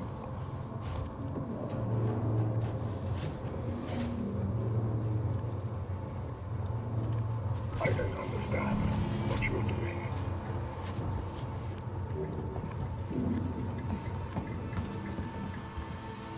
It seems you and I have a problem.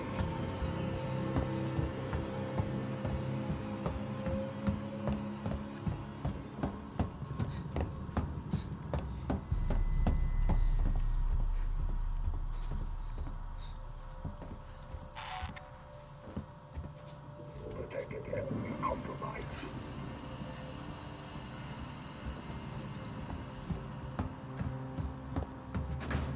Running causes accidents.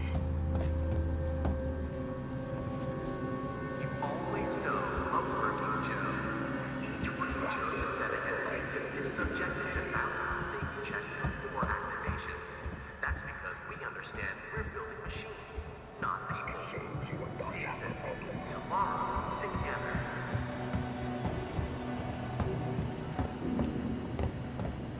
You're starting to test my patience.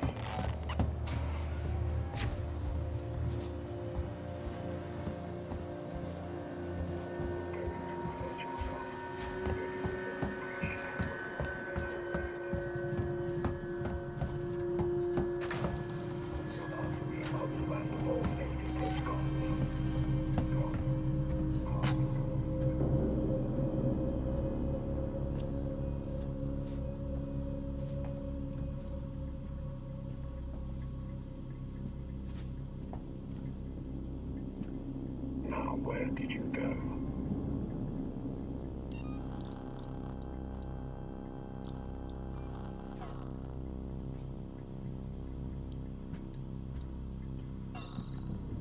Come out, please.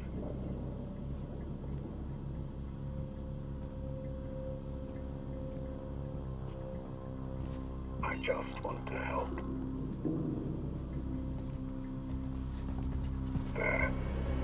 You're still here. Let me help you.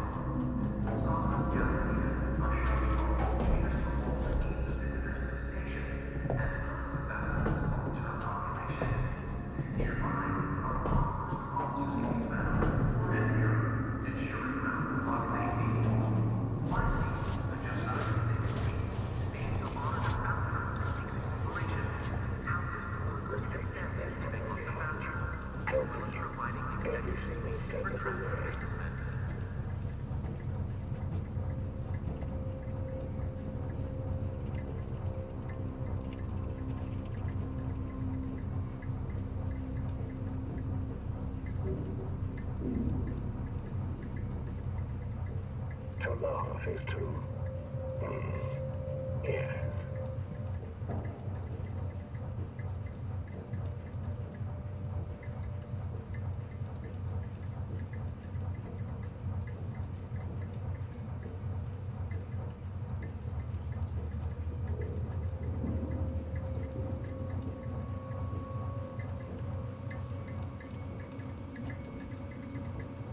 Strange.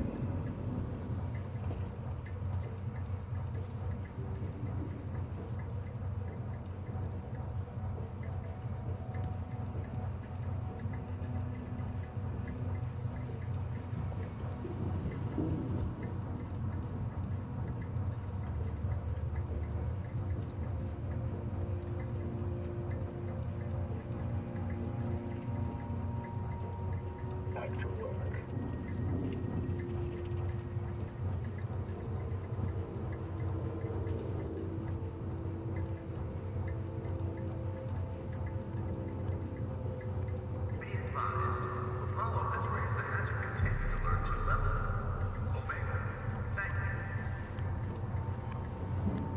just want to help.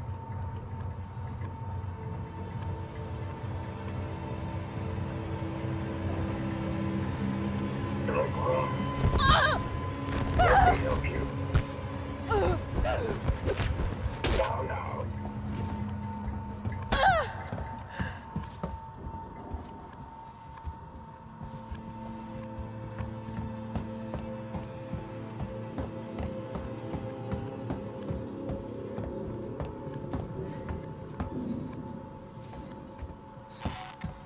I'm going to catch you.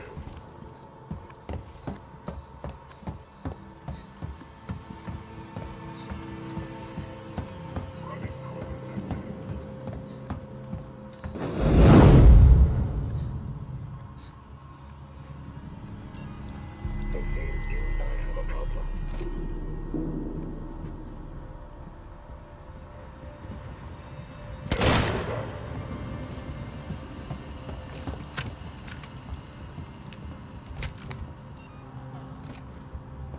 This is a safe.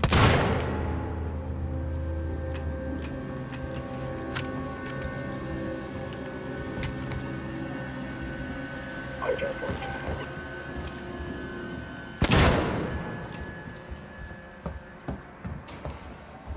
Something amiss. You're starting to test my patience.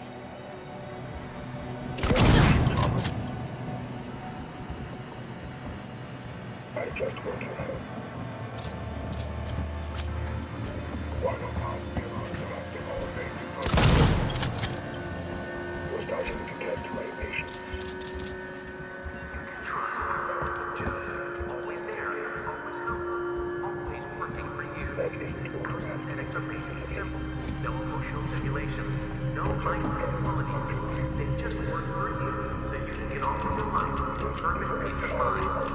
Working shows. Brilliantly simple. And simply brilliant. You end up on running causes accidents. Why don't you ask me about Sebastopol safety protocols?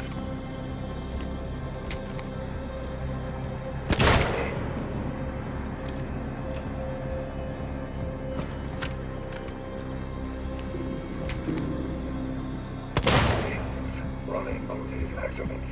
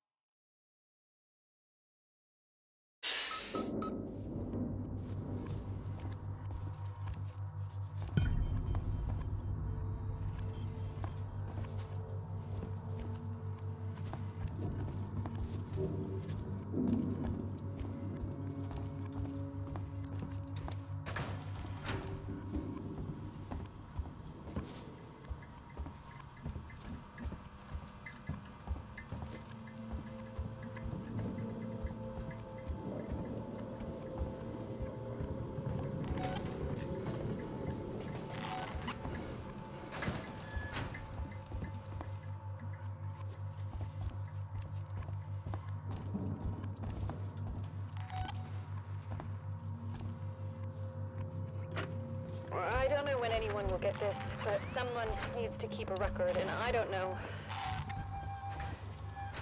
I came here a few months ago to write about the collapse of a dream, a future gone sour. For me, the people here were a little more than footnotes for my article. Something to tug at the heartstrings. And when the disappearances started, oh, I was thrilled. This was something big. But now people are afraid, and a communication fault means we're alone. I'm trapped here, just like everybody else. Another footnote. Another victim.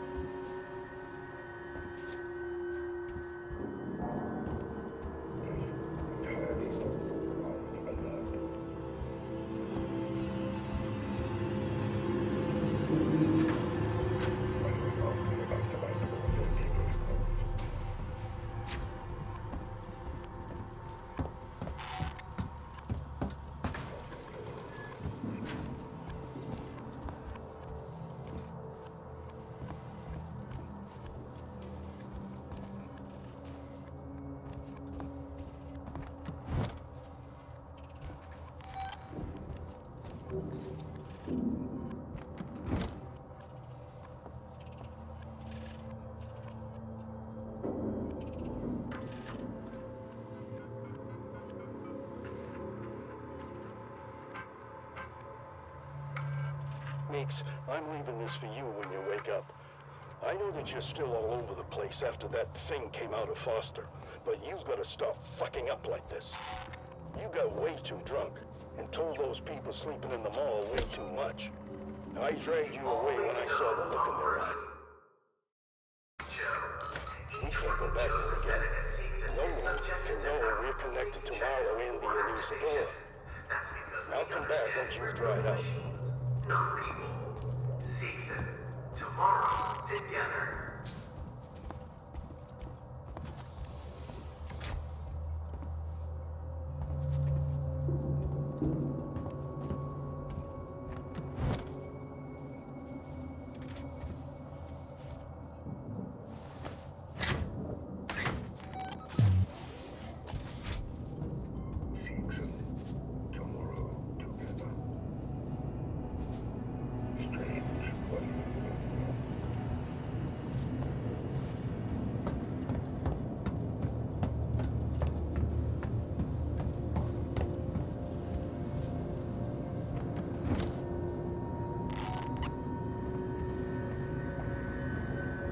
This is a safety breach and will not be tolerated.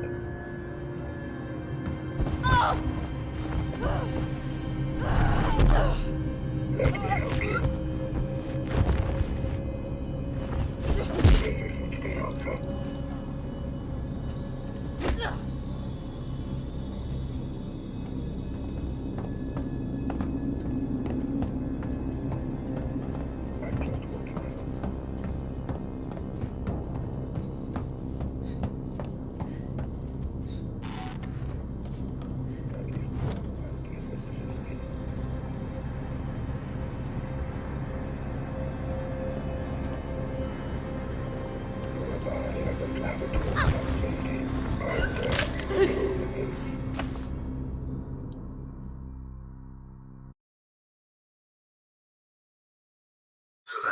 I'm leaving this for you when you wake up. I know that you're still all over the place after that thing came out of Foster, but you've got to stop fucking up like this. You got way too drunk and told those people sleeping in the mall way too much. I dragged you away when I saw the look in their eyes. We can't go back there again. No one can know we're connected to Marlowe and the Elucidora. Now come back once you've dried out.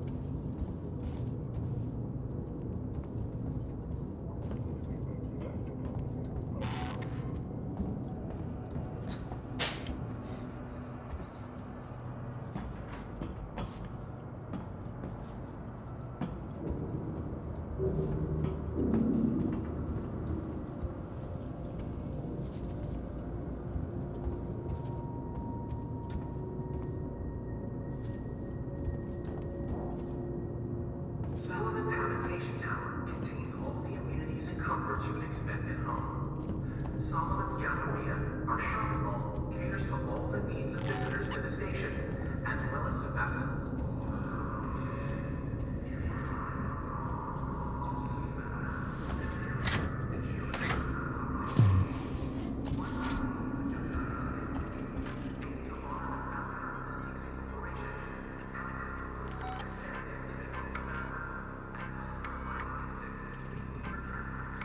I've been camped out in Galleria Mall for maybe 24 hours. The people here, they're scared. But they still believe that martial ways will kill the creature. They forget other dangers. They forget themselves. People are turning on each other for food, for water. I cannot stay here.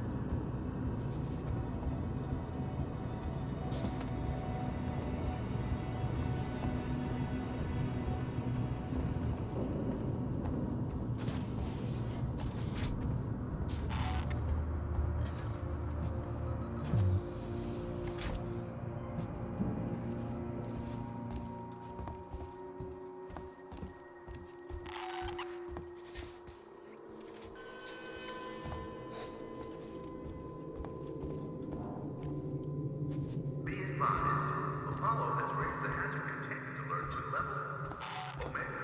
Thank you.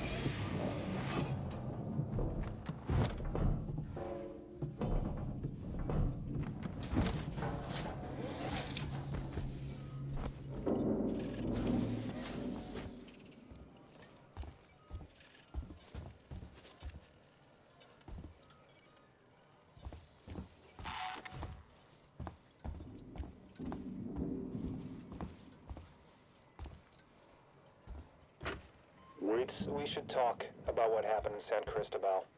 Now, it was a nasty business, and I understand that you want to deal with it as quietly and quickly as possible. But I wanted to make sure you didn't do anything rash. I'm talking about catching the specimen without killing it. If we play it smart, we could be set up for life. I have the connections. I can set it up. You're getting old, Waits, you can't do this forever. And what are you going to do when Sevastopol closes? You have my number. Ransom out.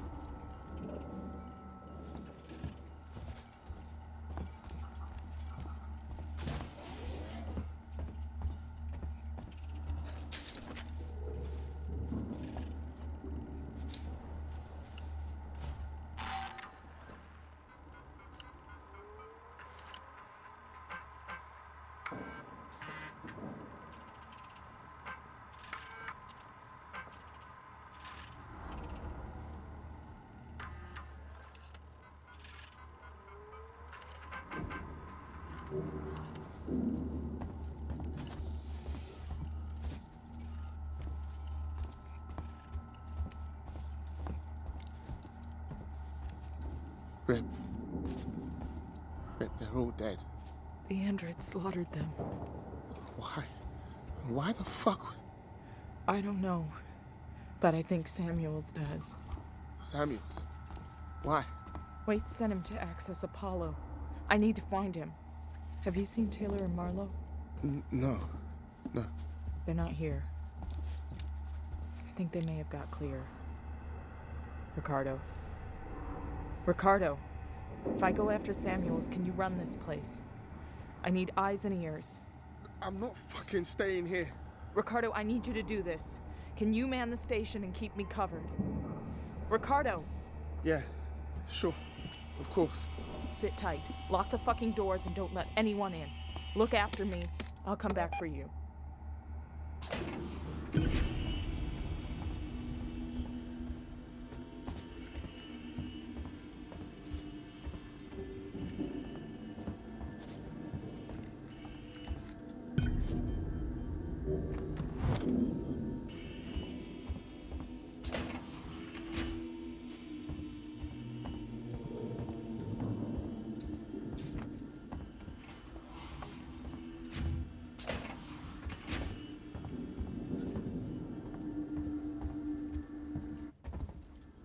Why not ask me about this could require my attention?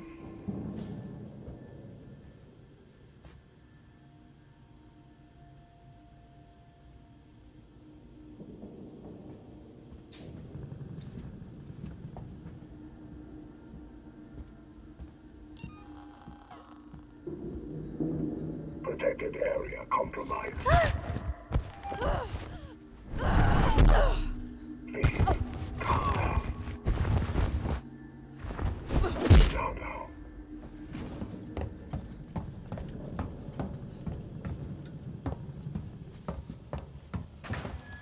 This is an entirely unauthorized alert. Please stop interfering.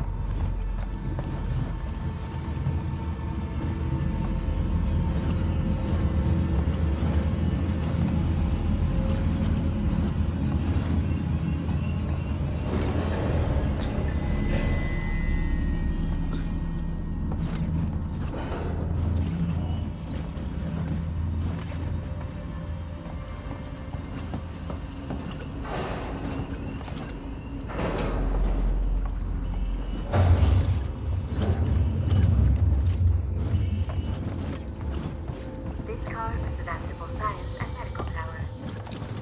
Do not leave baggage or equipment unattended.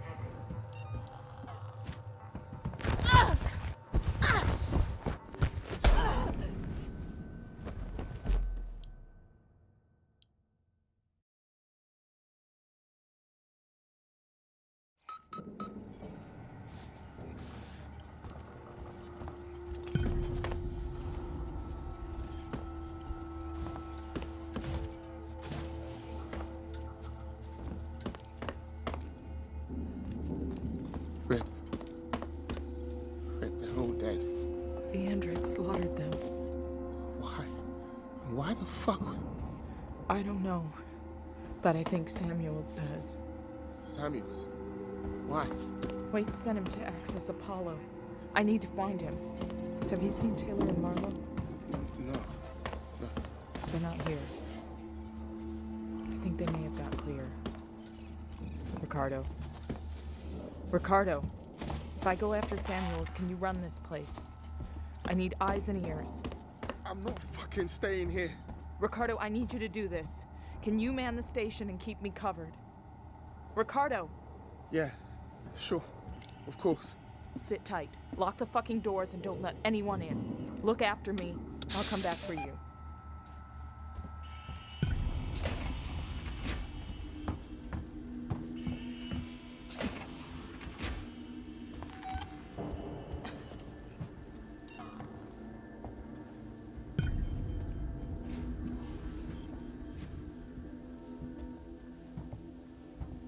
We don't forget the little details when seeing the big picture.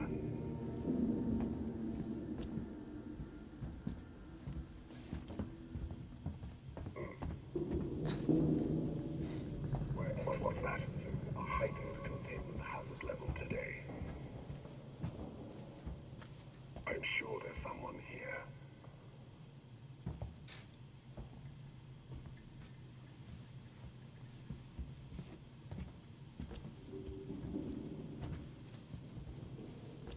Unexplained disturbances are most troubling. Follow me, please.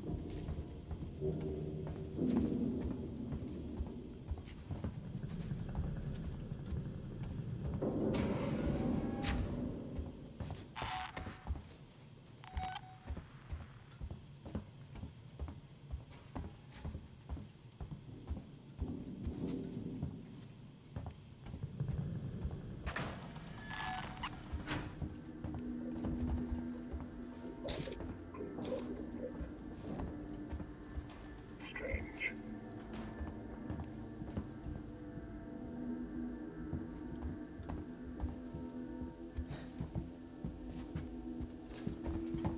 This is an entirely unauthorized alert. Please stop interfering.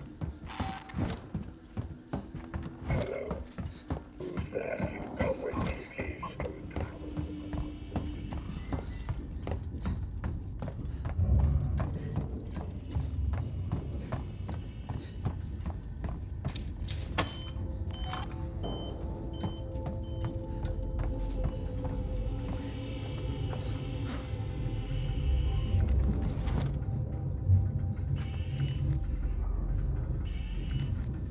that isn't authorized in this vicinity.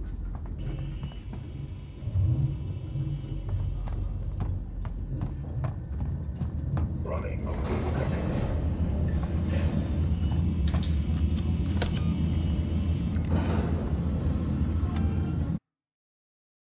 I'm going to catch you.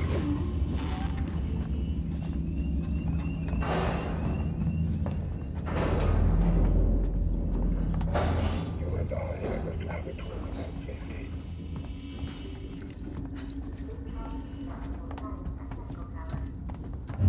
Don't run.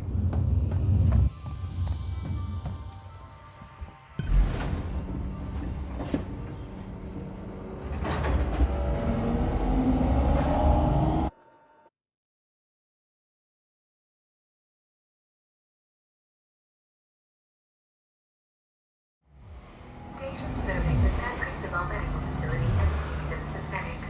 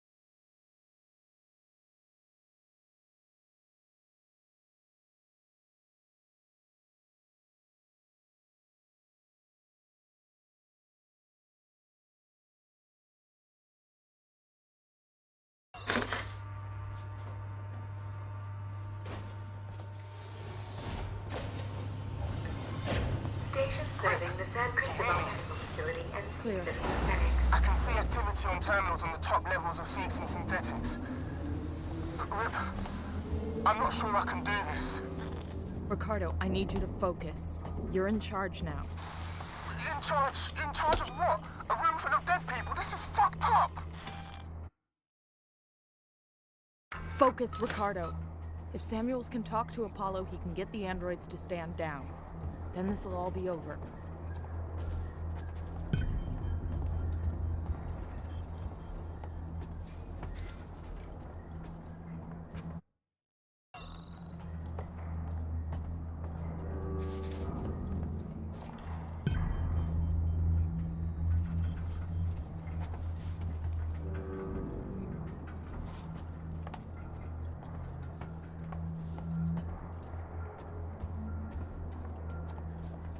Our team of humans and synthetics thank you for your continued use of the Sevastopol Transit.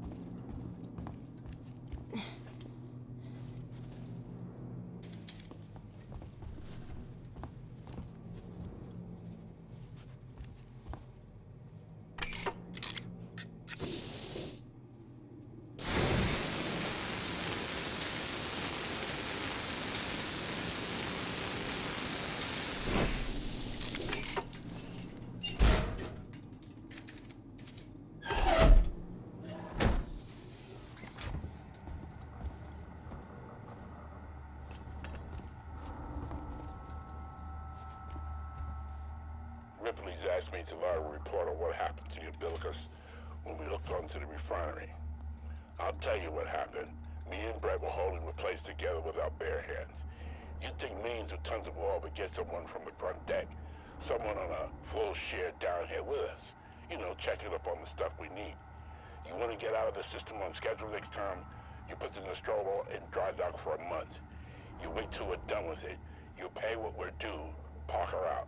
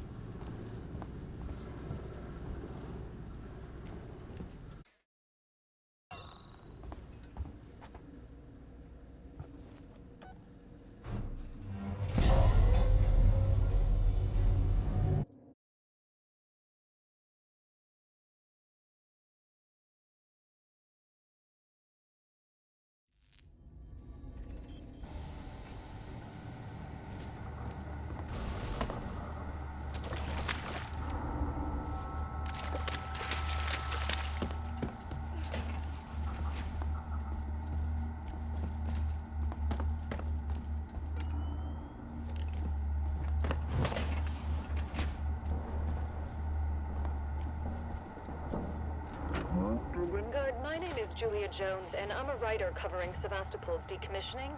I was hoping to interview you about your experiences on the station. You know, the limited medical resources, the mental effects on patients in deep space, that kind of thing. But look, Doctor, I've heard there was some kind of incident in the hospital recently. No one seems to know anything. Doctor, if there's a major public health issue here on Sevastopol, people need to know. I'm freelance, unbiased.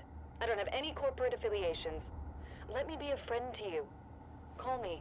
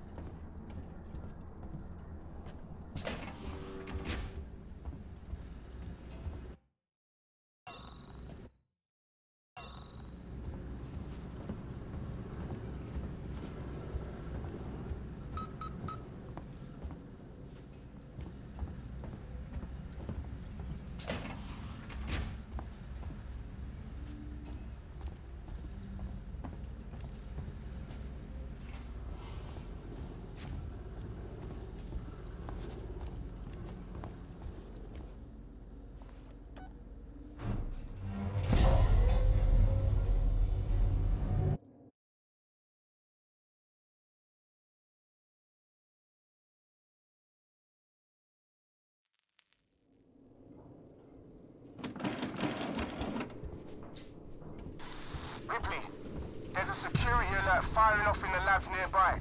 Elevators are out. Looks like the seeds and synthetics aren't taking kindly to a Weyland-Yutani model snooping around. So how do I get up? You have to climb. There's a service vent through to the elevator shaft around there somewhere.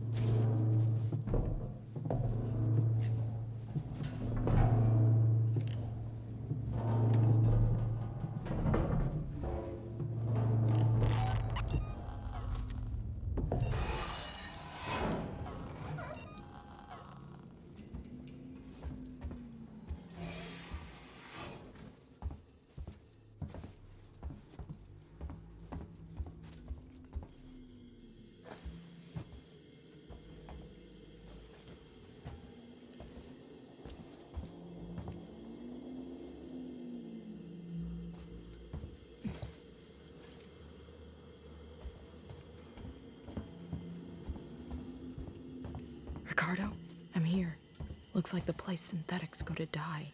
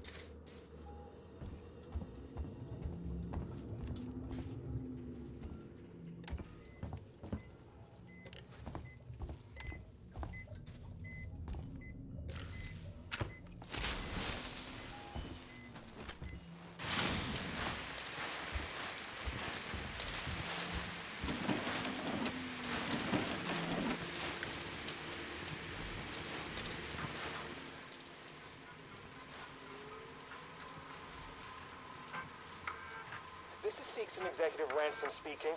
I just woke up to find a working Joe in my suite, and when I asked what the hell it was doing, it lunged for me. I had to leave my own fucking apartment. Send your best technicians to Apollo Core and find out what the hell is going on. Now! Get those things under control. I want a full report ASAP. The door up here is blown. I can't get near it.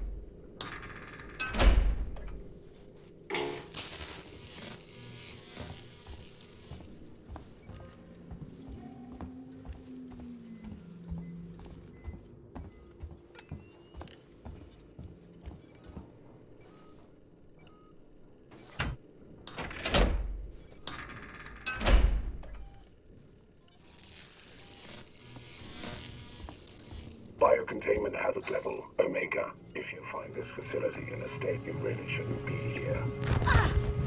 Becoming hysterical. This isn't the answer.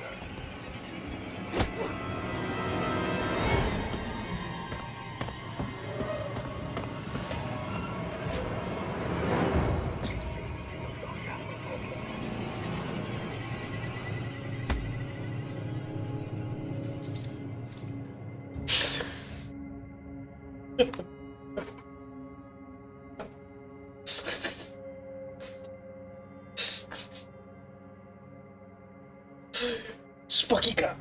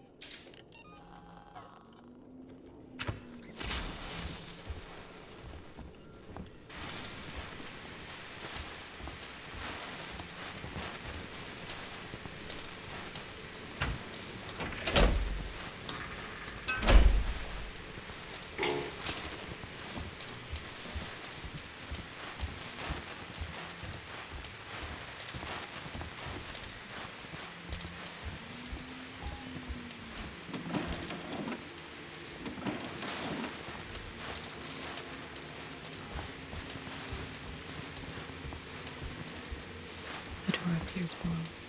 I can't get near it.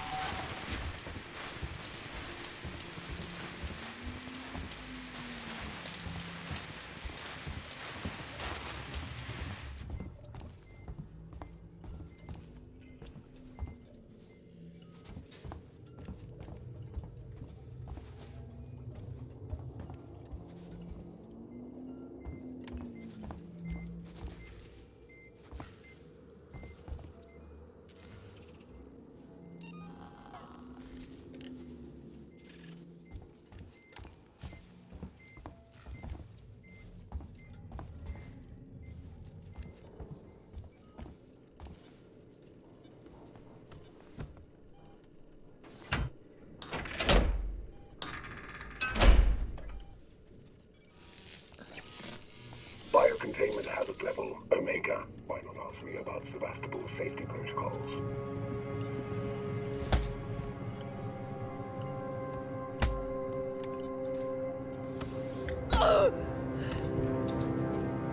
You're going to hurt yourself.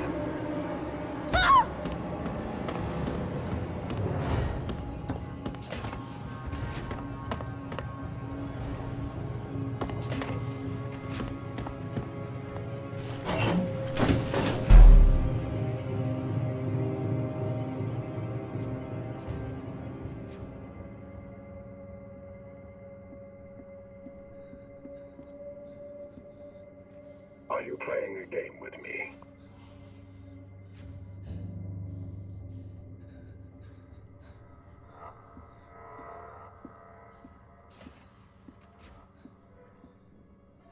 I will find you, Yuna.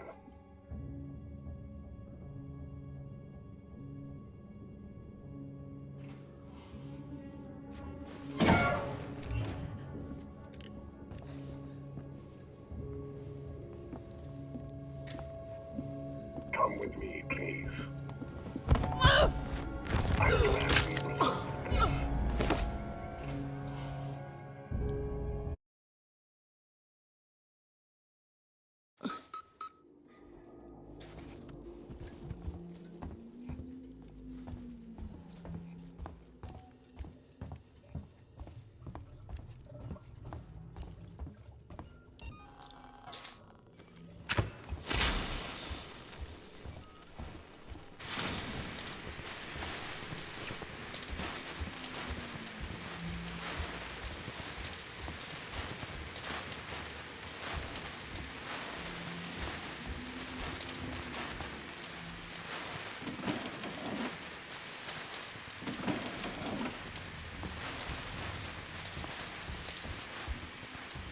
The door appears below. I can't get near.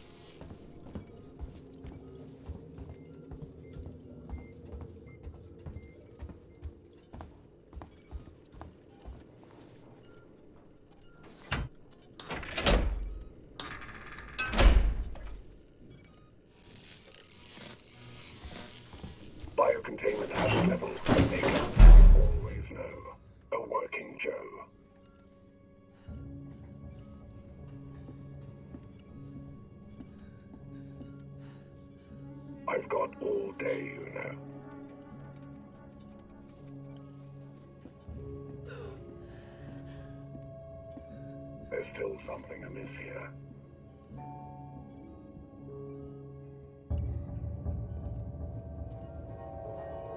I can't help you if I can't find you.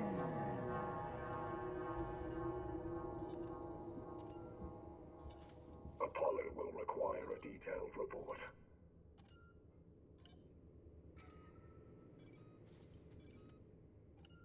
I'm not going anywhere. You might as well show yourself.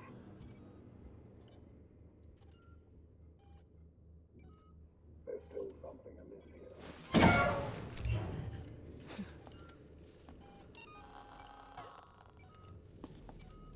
I've got all day, you know.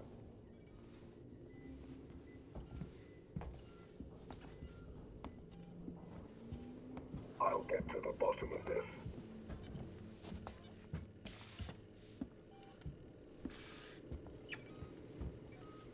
Unexplained disturbances are most troubling.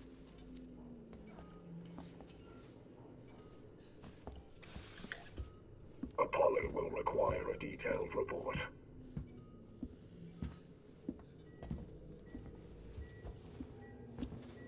I can't help you if I can't find you.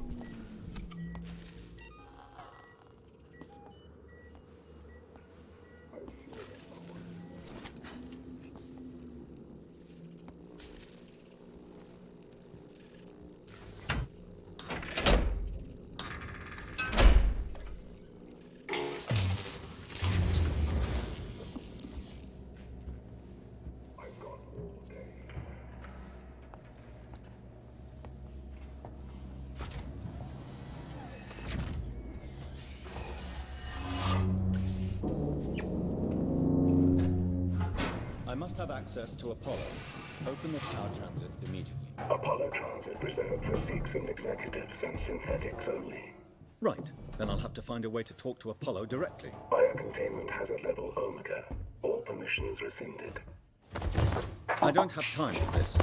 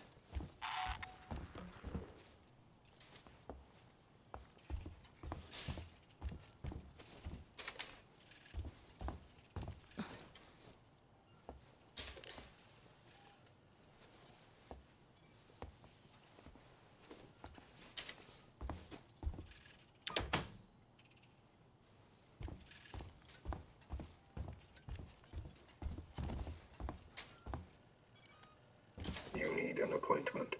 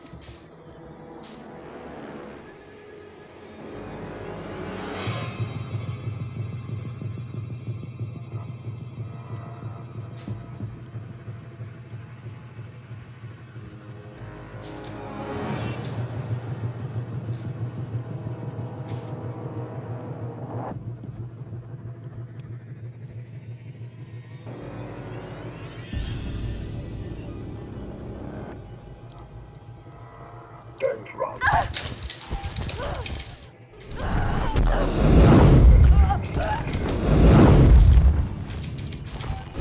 My turn now.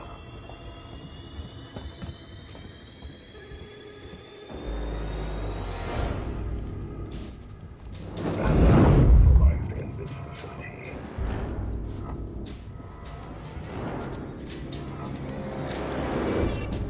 Protected area compromised.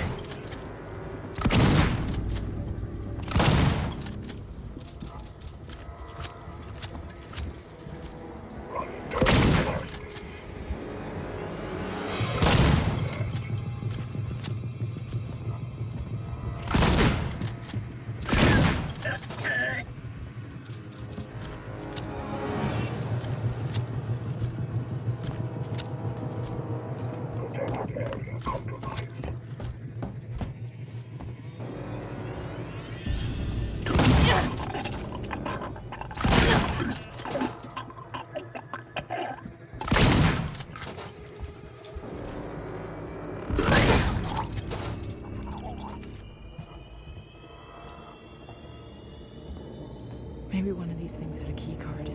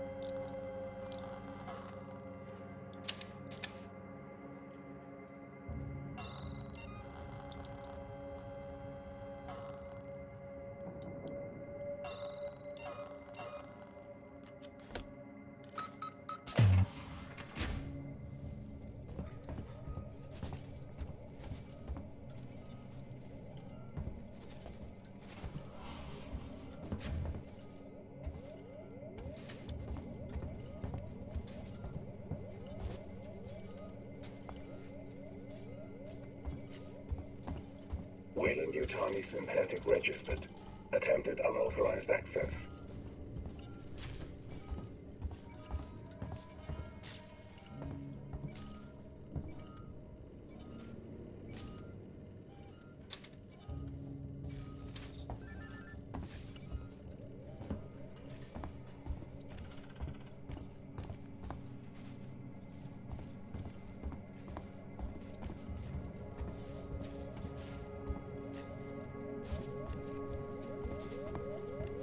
We are extremely sorry for the current disruption in services.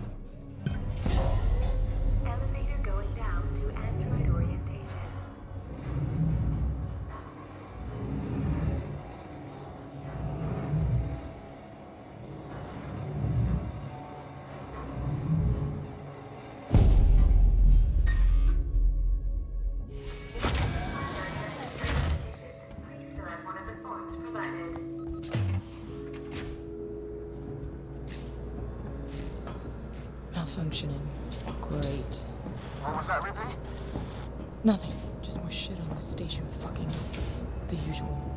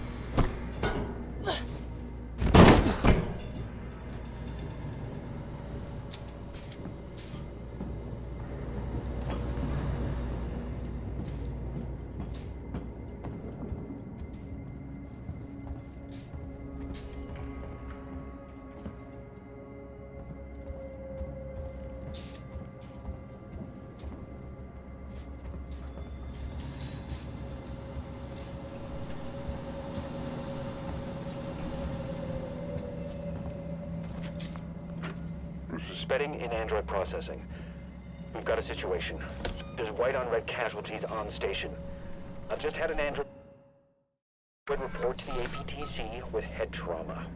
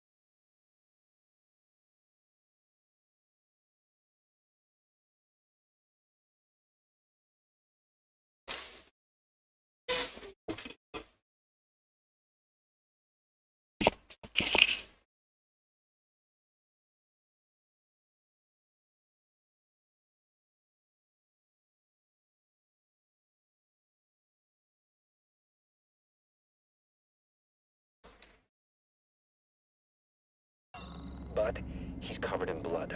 Human blood.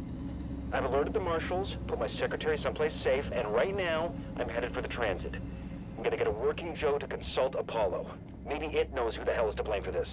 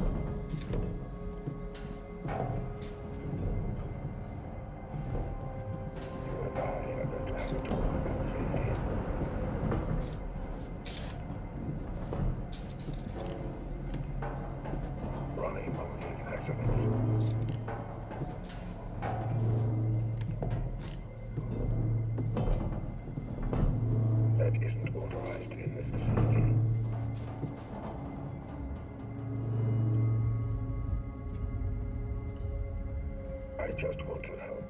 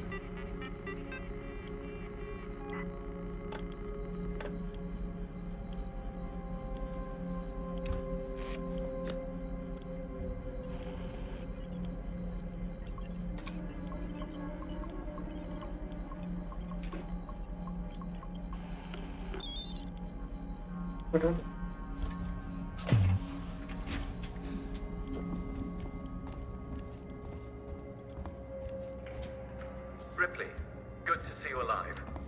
Apollo's security perimeter has been built so that only Seeks and synthetics can interact with it. Listen to me. I'm going to have to do something rather drastic if I hope to connect with Apollo.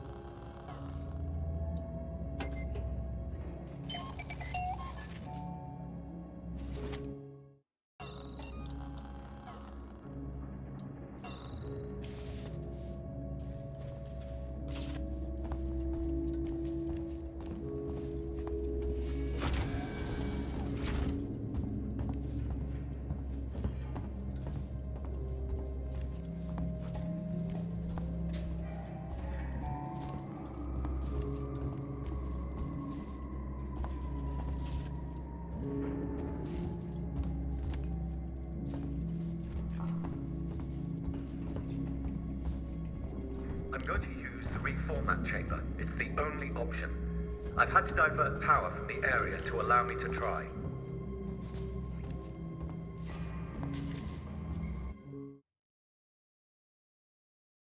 No hay algo para pescar.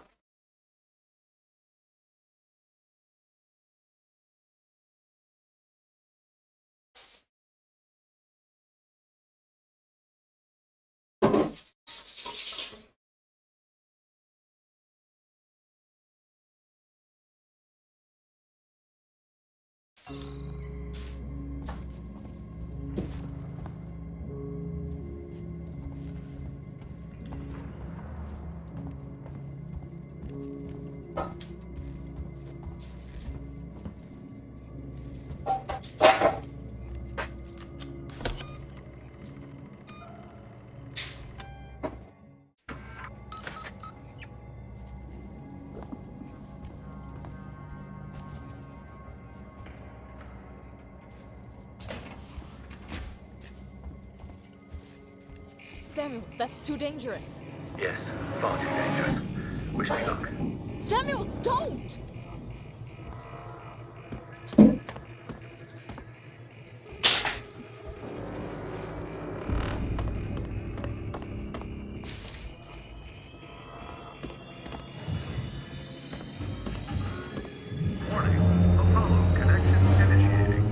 Apollo, infection has been purged. The creature is no longer on board. The station is safe. Request that all hazard containment operations are suspended. Alert. Unauthorized connection. Ripley, Apollo's rejecting me. We might be in trouble. Samuels? Apollo is trying to stop me from interfacing. Oh no! Amanda! You need to manually disconnect the system. Please! Jesus, Samuels, I'll try! Wait! You need to do it in the correct order, or the cascade will be fatal for me. I'm accessing Seegson schematics. Remove the red cable first. Okay, red first!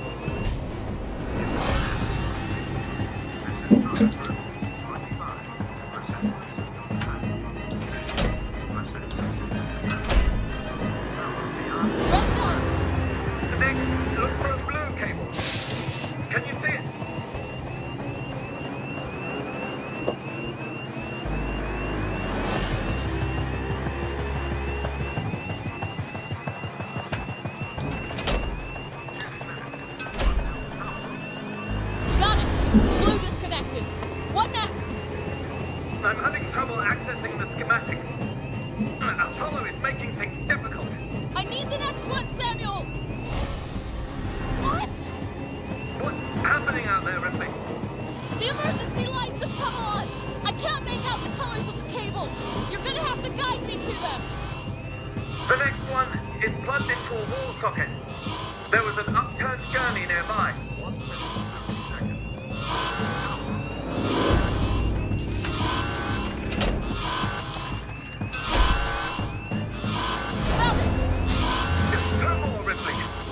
For an open floor panel. There should be a deactivated android next to it.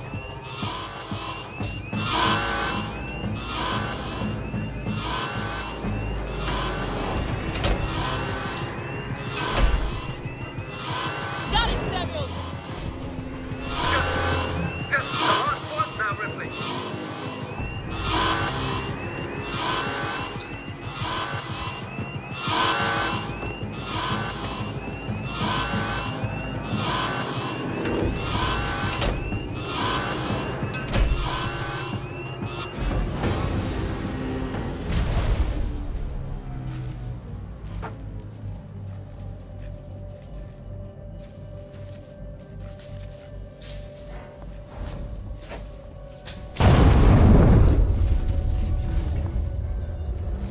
You're dying.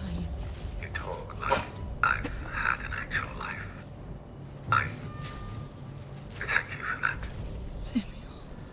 The Apollo transit is open.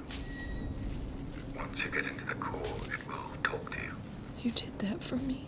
I wanted Amanda Ripley to have closure.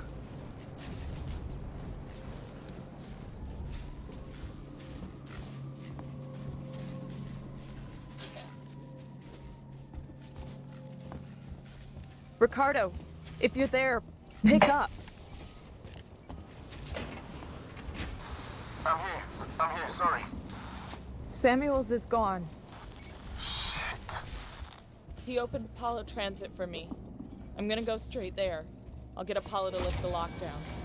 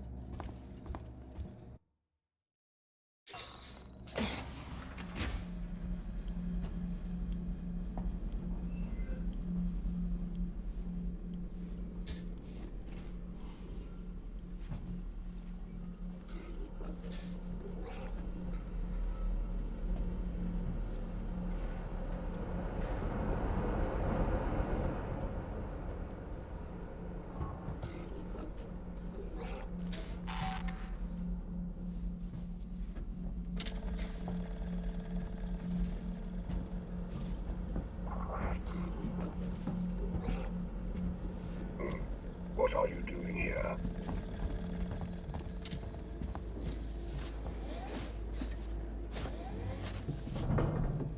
You're starting to test my patience.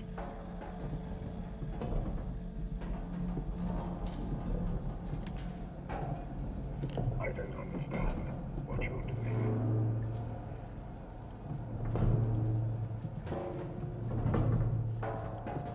Don't run.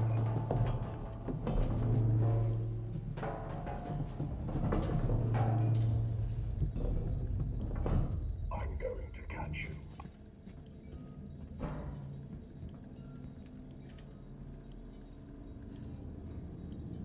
This is a safety breach and will not be tolerated.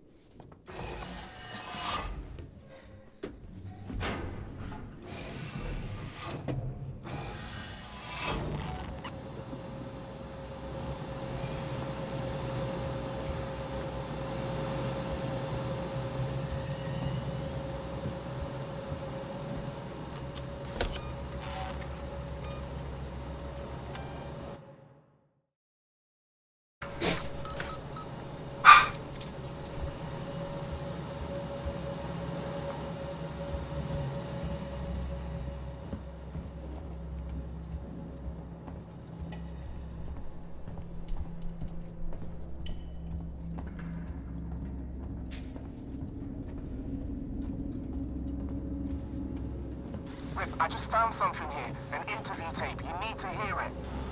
Play it, Ricardo. You're Marlowe, right? Yeah. I'm Taylor.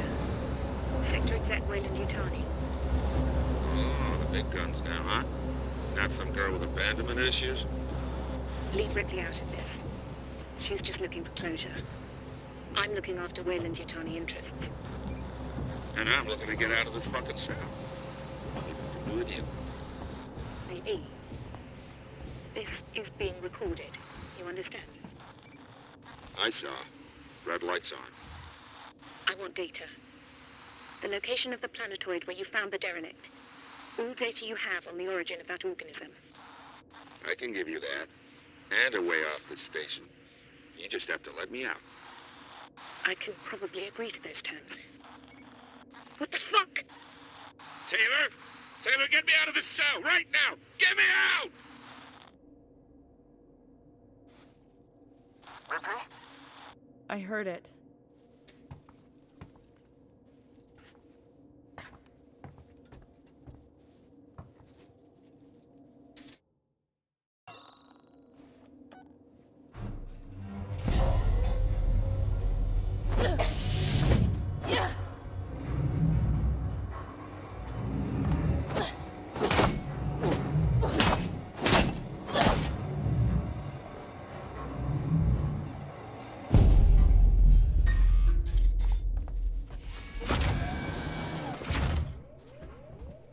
Apollo private transit available. Board for Apollo Core.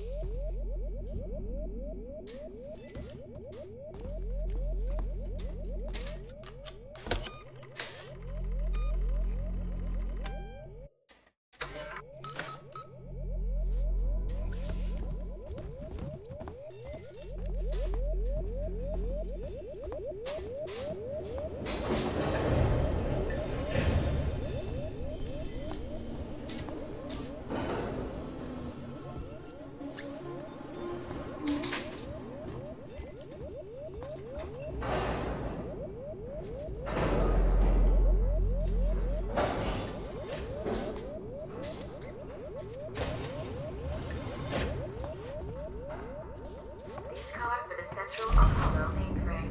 Sebastopol Science and Missile Tower.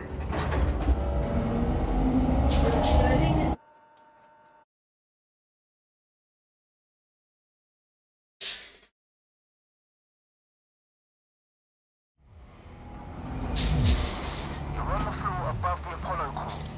This whole area contains Apollo's supportive systems with the AI core itself at the center. Apollo prevented Samuels from lifting the lockdown remotely, but once you're inside, he made sure he'll at least talk to you.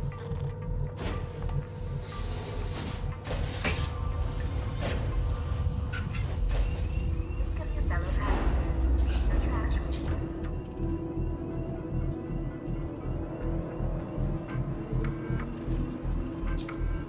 I've come over to Apollo to find out what sent the synthetics crazy.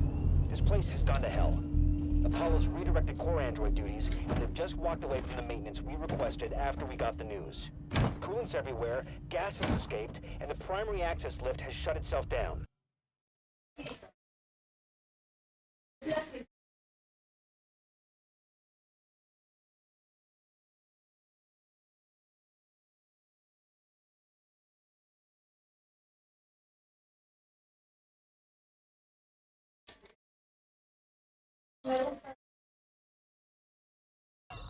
I flagged a help request, but apparently I'm 45th in line.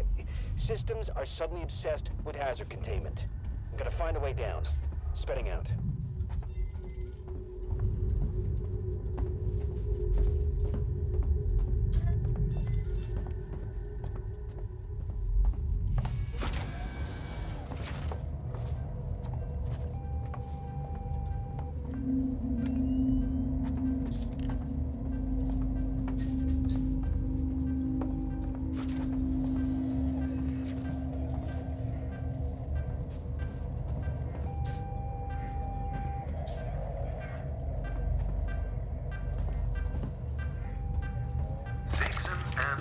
Apollo, thank you. I'll bet.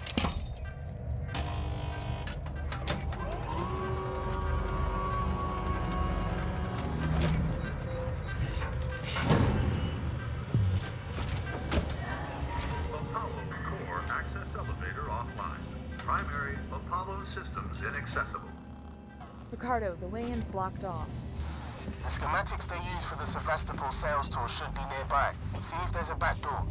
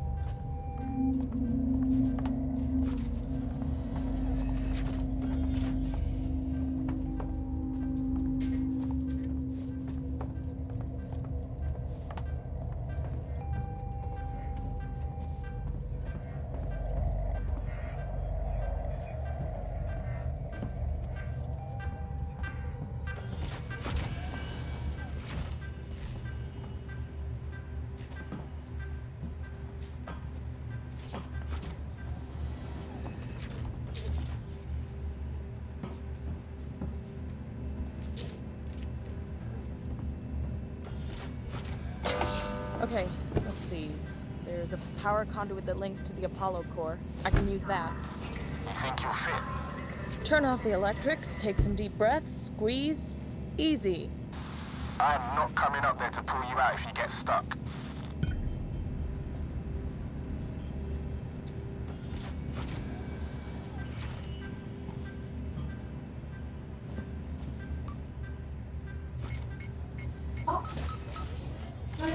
Huddling up to a live conduit is gonna hurt though, right? I'll have to power it down first.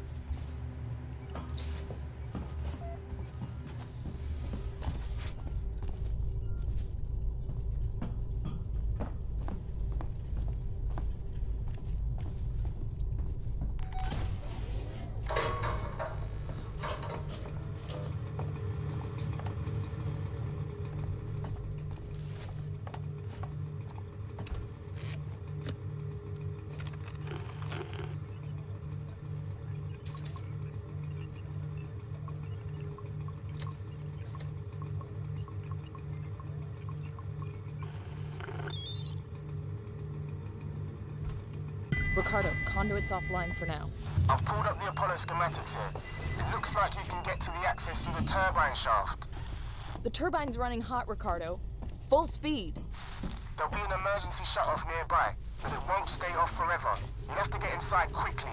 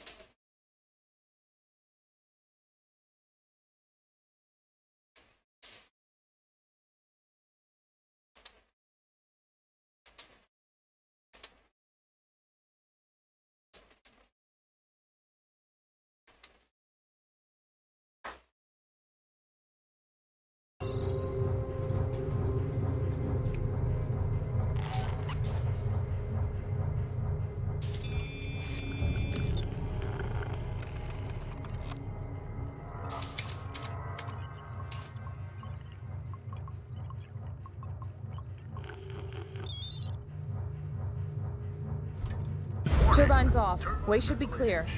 Better run. If Apollo systems overheat, they'll reboot.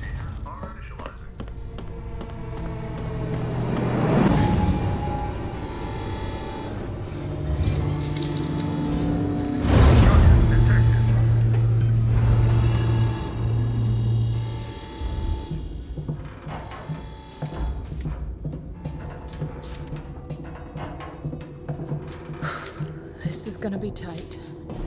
Good luck. Ripley, you're getting deeper into Apollo and your radio signal's getting faint. I'm gonna lose you soon. Great. Just keep him crossed for me, huh? There's gonna be lots of Joes down there, Rip. Could be dangerous. Samuel sacrificed himself so I could get here. I've gotta try. I thought he was a pretty nice guy for a synthetic. Me too.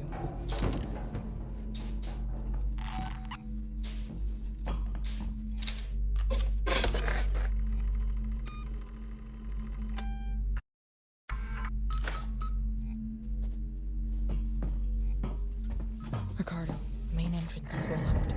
Any idea what to do next? I can't hardly hear you, Rip.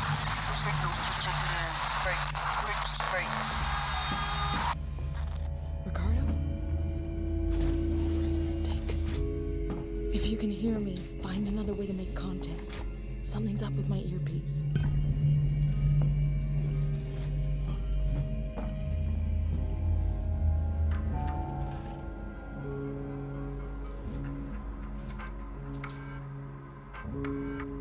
Spedding. Something crazy just happened. Sebastopol is off the market. We gotta buy her. Weeks before they start taking the place apart and they U-turn. After all those endless presentations and tours, I guess the talks weren't stalled at all. Someone at company headquarters just had to click his fingers. A message of confirmation just came in. Apollo's currently receiving a packet of new operation rule sets. So, I guess the deal's sealed. Now, this is board-level need-to-know stuff until it's announced to shareholders. Quite the promotion, huh?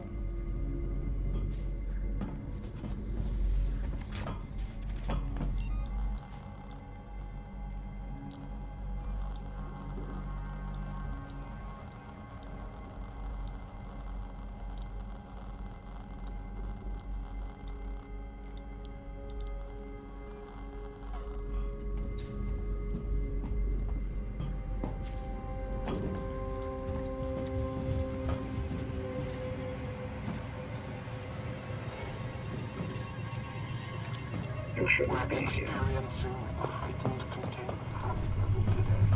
I need you with me here. You're going to have to be careful.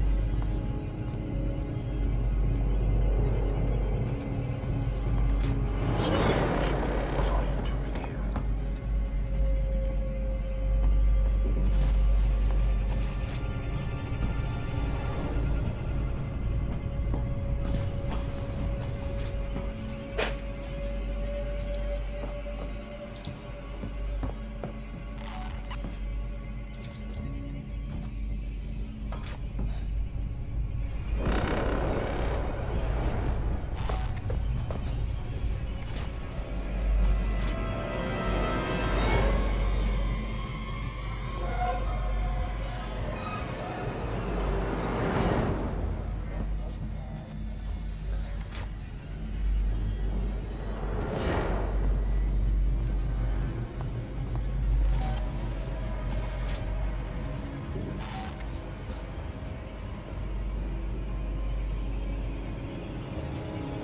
One of us will be about Sebastopol's safety protocols.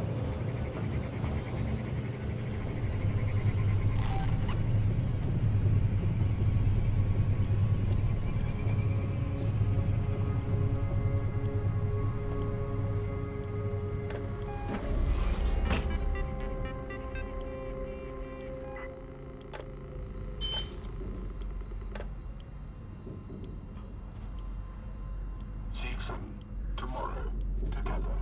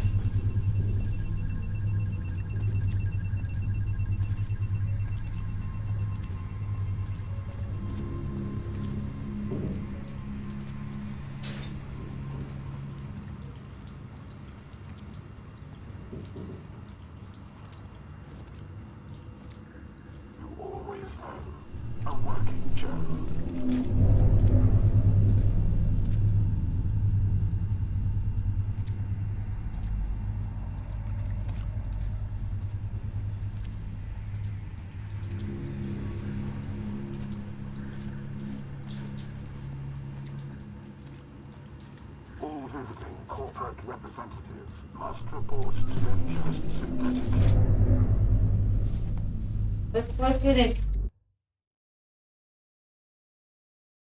Perché diferencia? Las dos son de grasa, pero este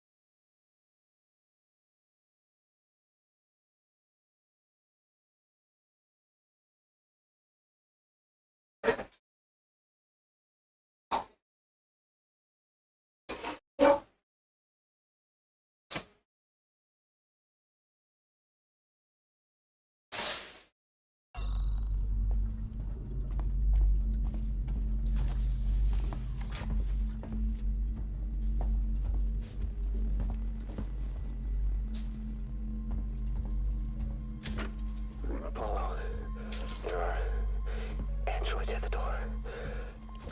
Rare seems nowhere to be seen. There are conflicts with the hazard containment breach. Safety procedures are getting bypassed left and right. Comms are offline. I thought it was random, but I'm not so sure. Oh god, I gotta get in. Tell Suzanne I'm up.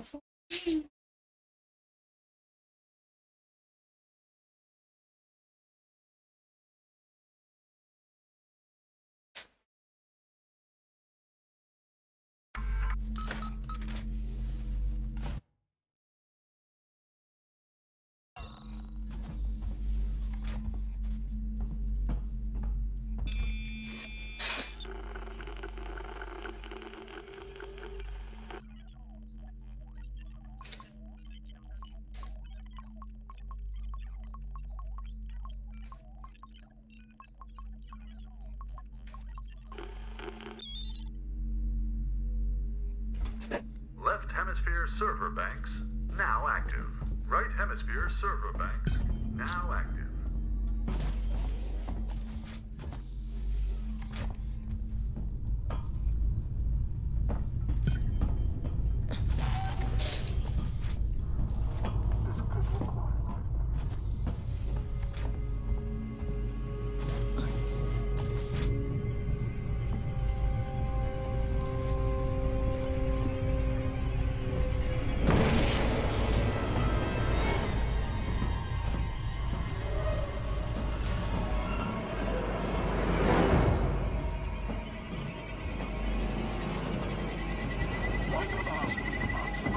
Safety protocols.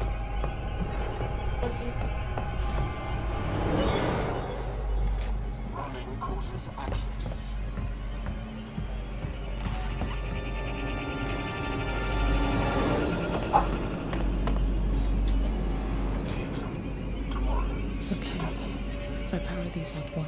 give me access to Apollo's security banks.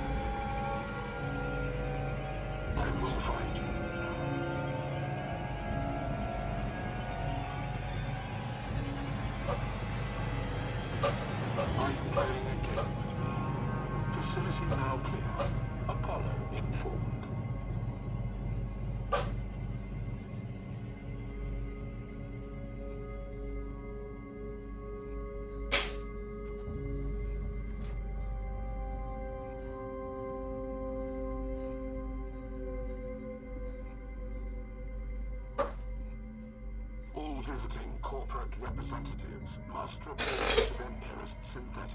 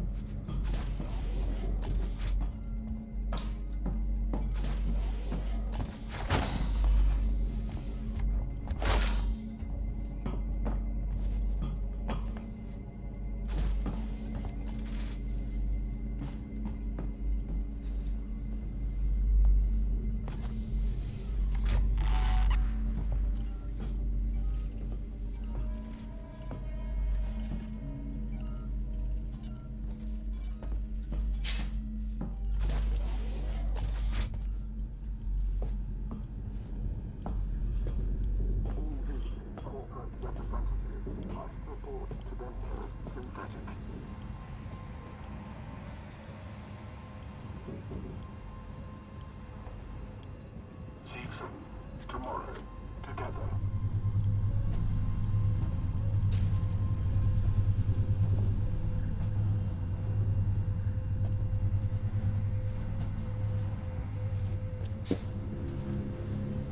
You always know a working Joe.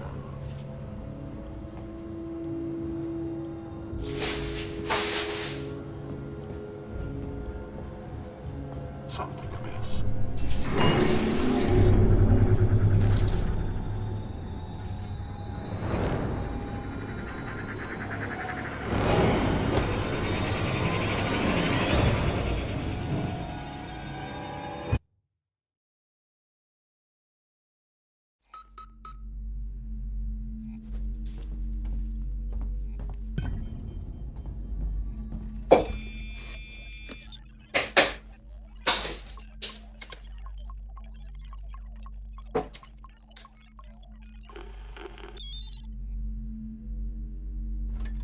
Left hemisphere server banks now active. Right hemisphere server banks now active.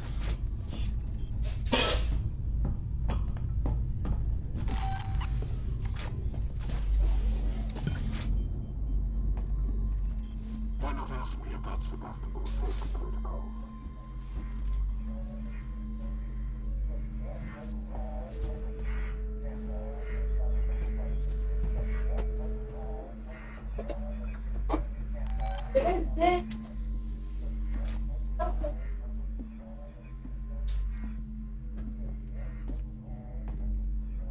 Season tomorrow together.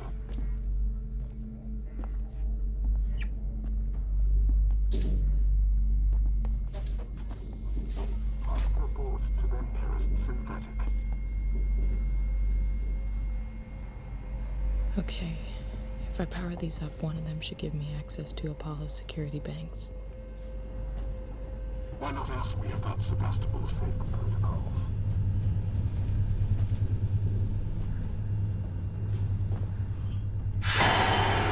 I'm isolated with the core.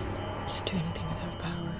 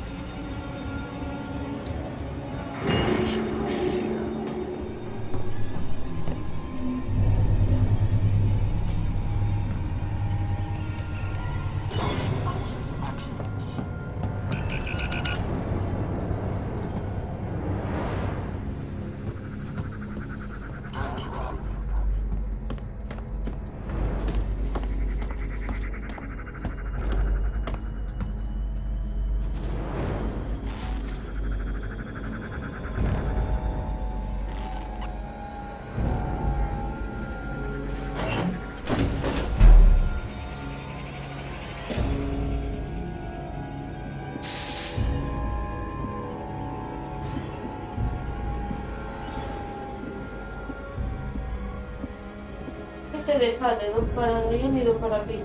Y el Pi se va para la universidad y entonces se pone.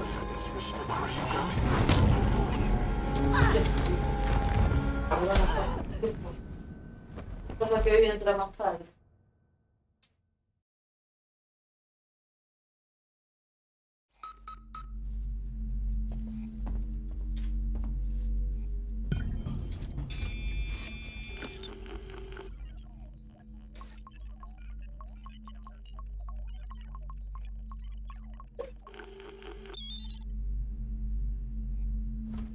Left hemisphere server banks now active.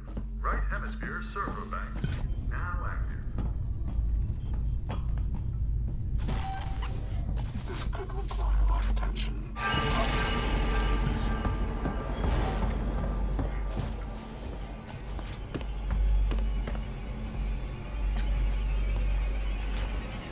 Okay. If I power these up, one of them should give me access to Apollo's security banks.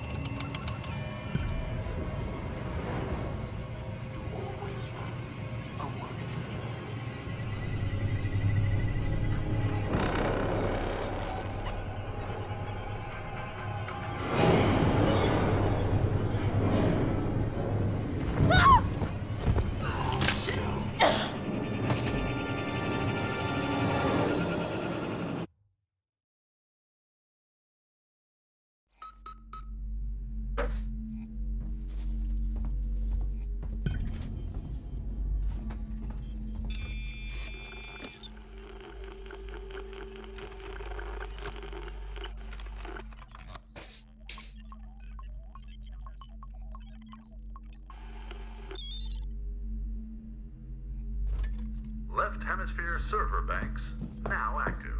Right hemisphere server banks now active.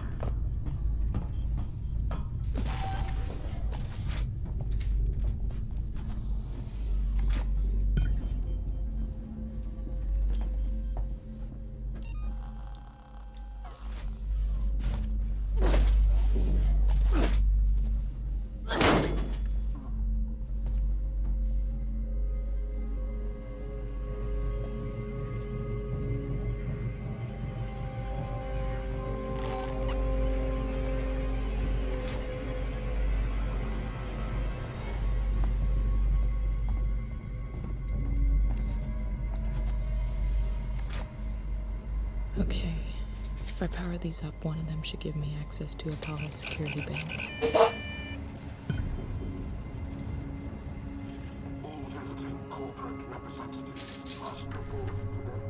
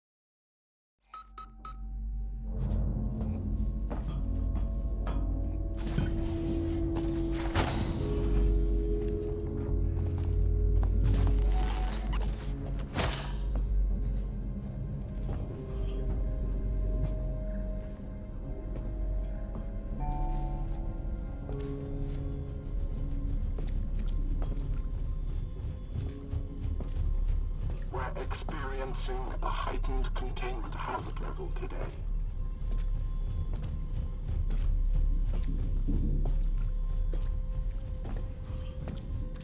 Ask me about Sevastopol's safety protocols. I'm glad we've resolved this.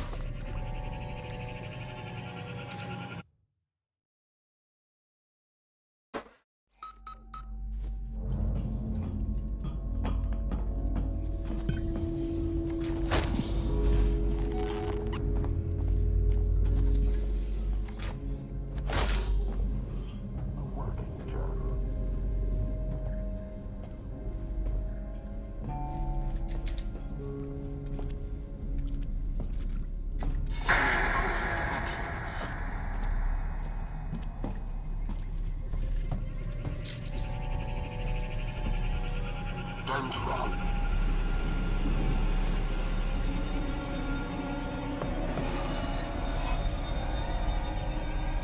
I'm going to catch you.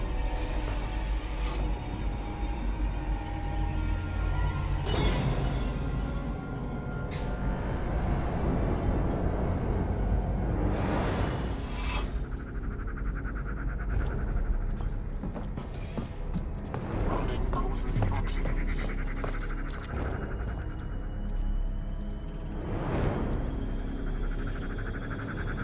Don't run.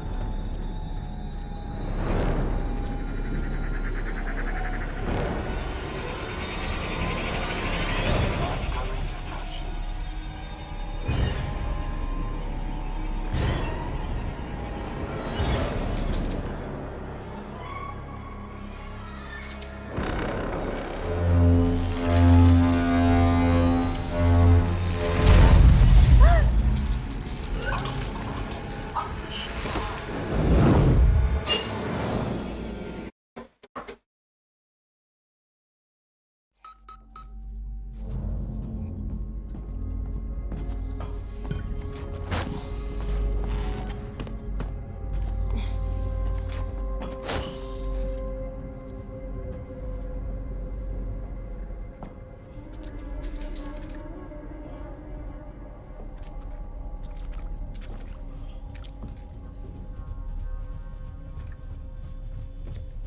All visiting corporate representatives must report to their nearest synthetic.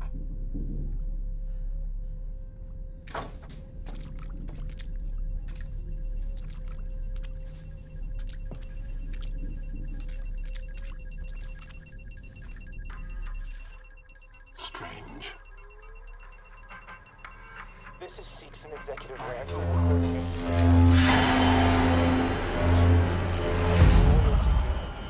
bastard who left something in the wind. Under the lights. I was willing to risk my life for the company. I could have called in a special team, secured the specimen, and we all would have been happy, but Apollo has got all communications. None of the technicians in Apollo Corps are answering my messages. We're all dying here, you bastards. You threw it all away. Fuck you, and fuck your company. Fuck you!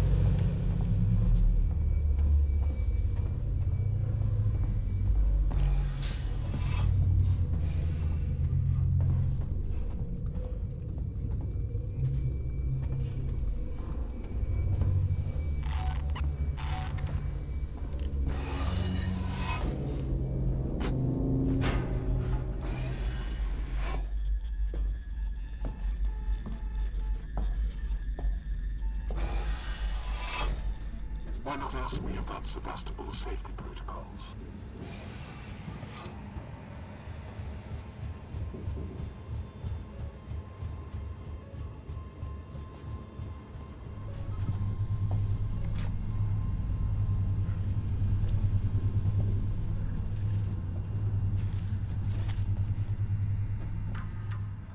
Why not ask me about Sevastopol's safety protocols?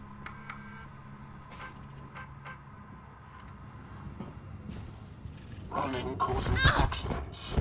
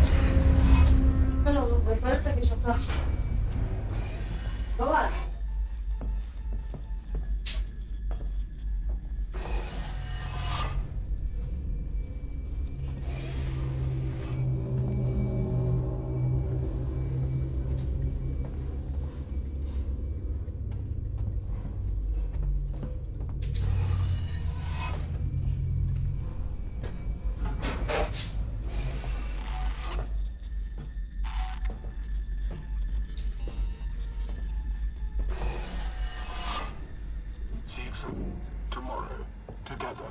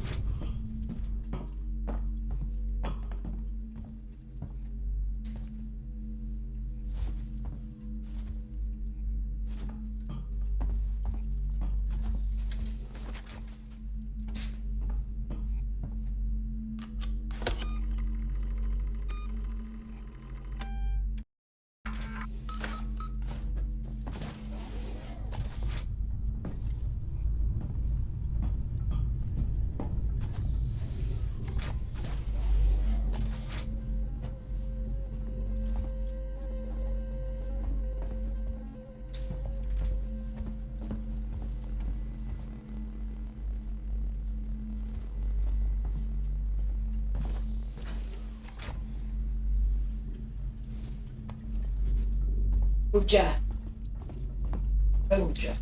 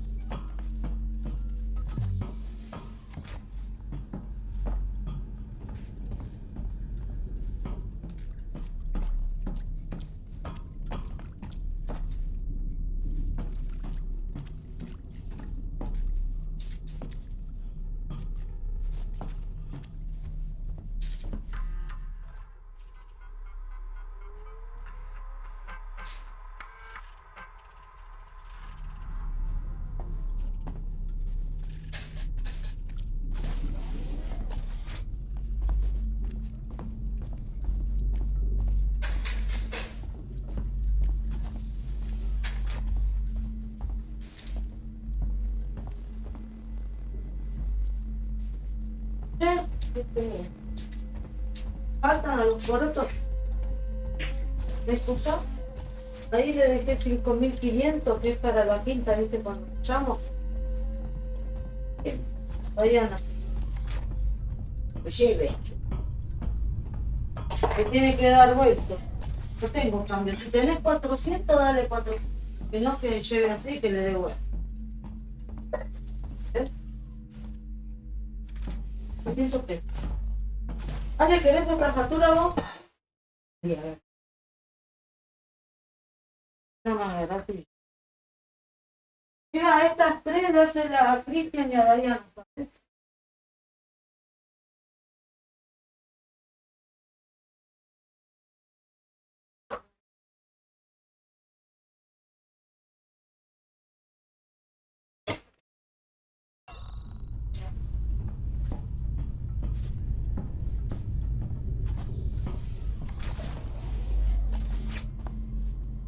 Sí.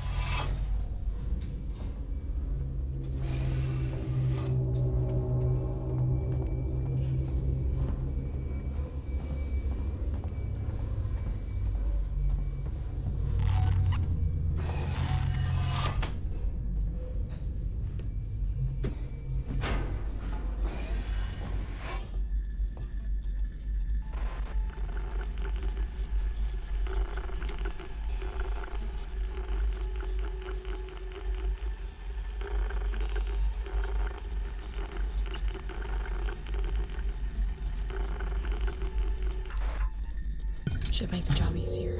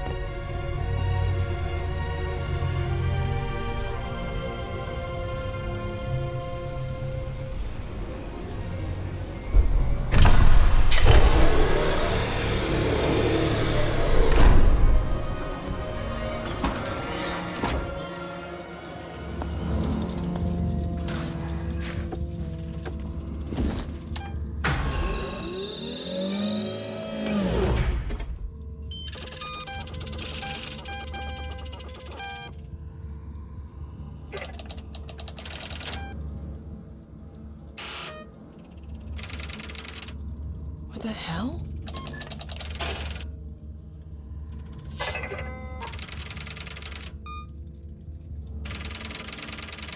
Two days after we left?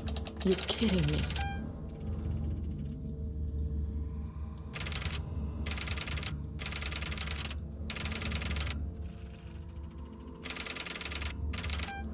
Sons of bitches! It isn't on the damn station.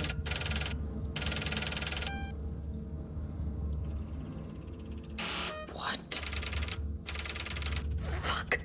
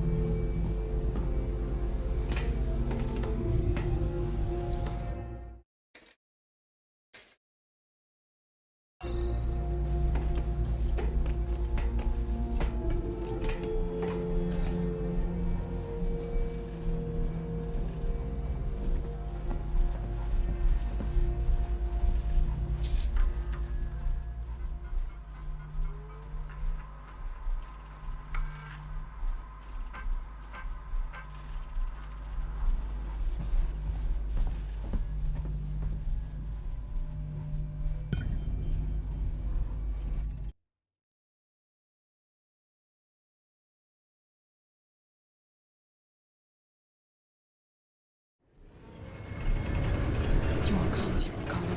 I'm hearing. What's the news? Apollo's running a Weyland-Yutani protocols. It's what? Citizens sold out. Weyland-Yutani are in control of Apollo now. It's refusing to lift the lockdown. It says there's something up with the reactor. You're from the company. Tell it you don't give a shit and to do what you say. Sorry, Ricardo, but I'm small fry. Me, Samuels, Taylor, we all are. Guess if we amounted to anything, Apollo wouldn't be so ready to see us killed.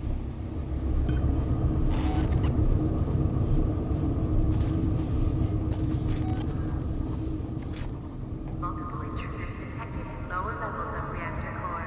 Please attend.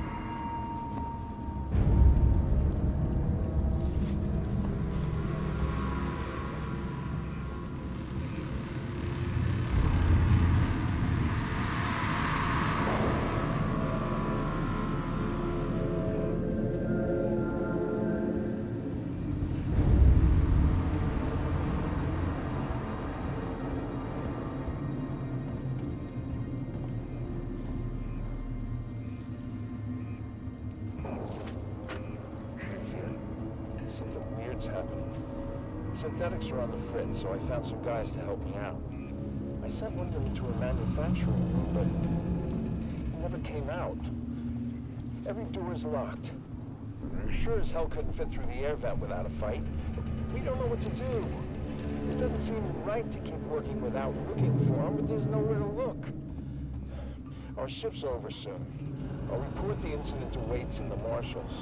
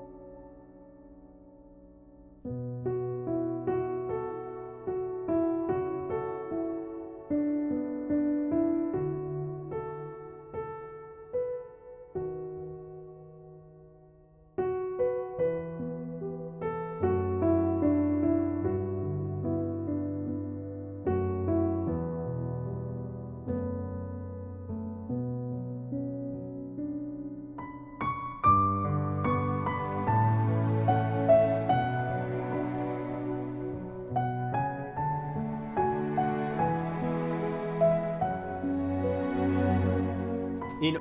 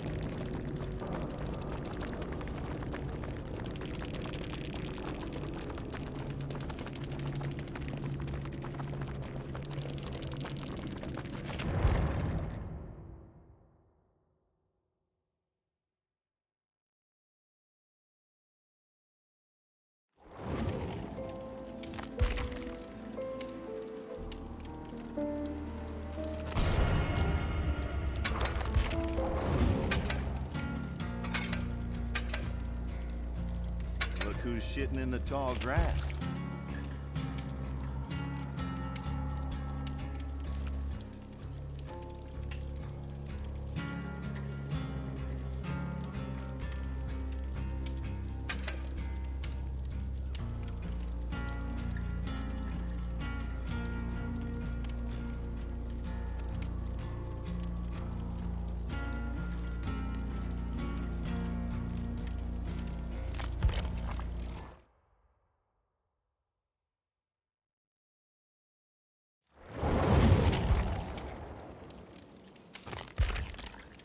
What now?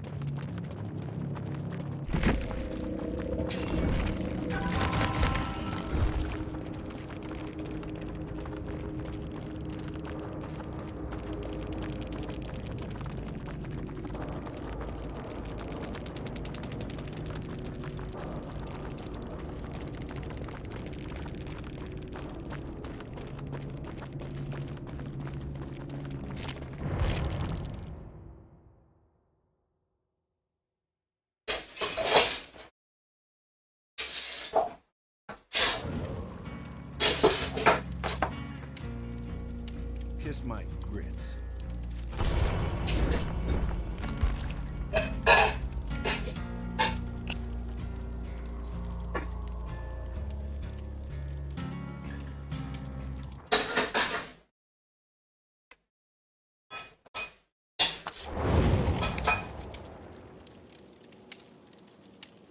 Mm-hmm.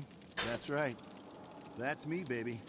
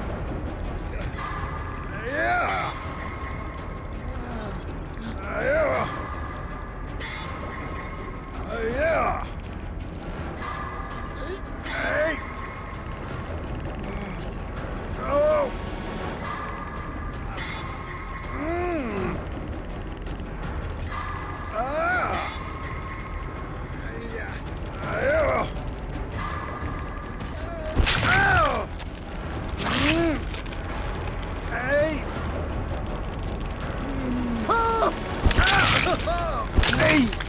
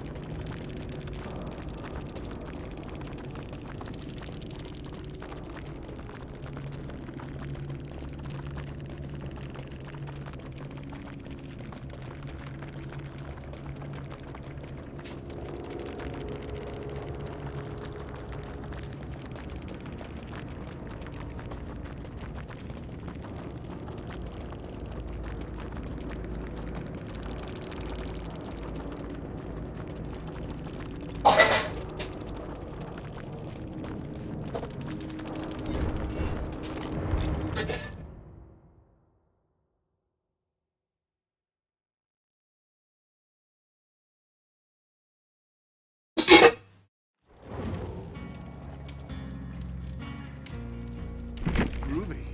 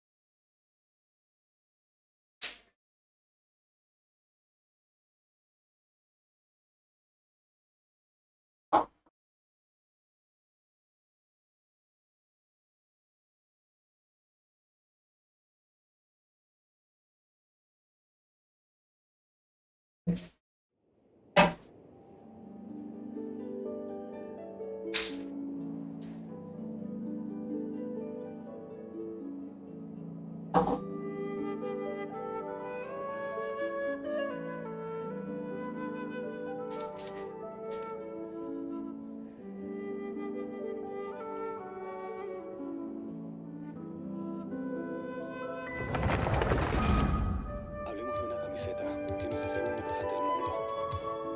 Que se lleva en la piel un emblema, una bandera, un documento de identidad. Esa que siempre va a estar donde haya argentinos esperando vivir un momento único. That's pretty cool. I love all the detail they've put into the Wanderer. Alright, this brings us to the Wanderer's elemental burst. Yay! So, check this out. Upon unleashing his burst, he compresses the atmosphere and stomps it down toward the enemy. So, travelers should note that if the Wanderer is in a hovering state when he unleashes his burst, then the hovering state will end and he will begin descending after the burst is completed. Okay, this stomping animation is a little aggressive. Yeah, but it's cool. I know, and it actually suits his character. Yeah, I can't help but agree. Wait. Let's not forget about the exploration talent. Ah, yes. This is an interesting one. The Wanderer can decrease the mora required when ascending bows and catalysts. Hey now, you can never complain about saving Mora, am I right? Okay, that's true. All right, now that we've seen the Wanderer, let's move on to the next new character. Are you ready? I'm ready! Yay! What did you say? Oh, I'm old now, so every other phrase escapes my ears. Try calling me Madam, Farozan, and I'll see if I can pick that up.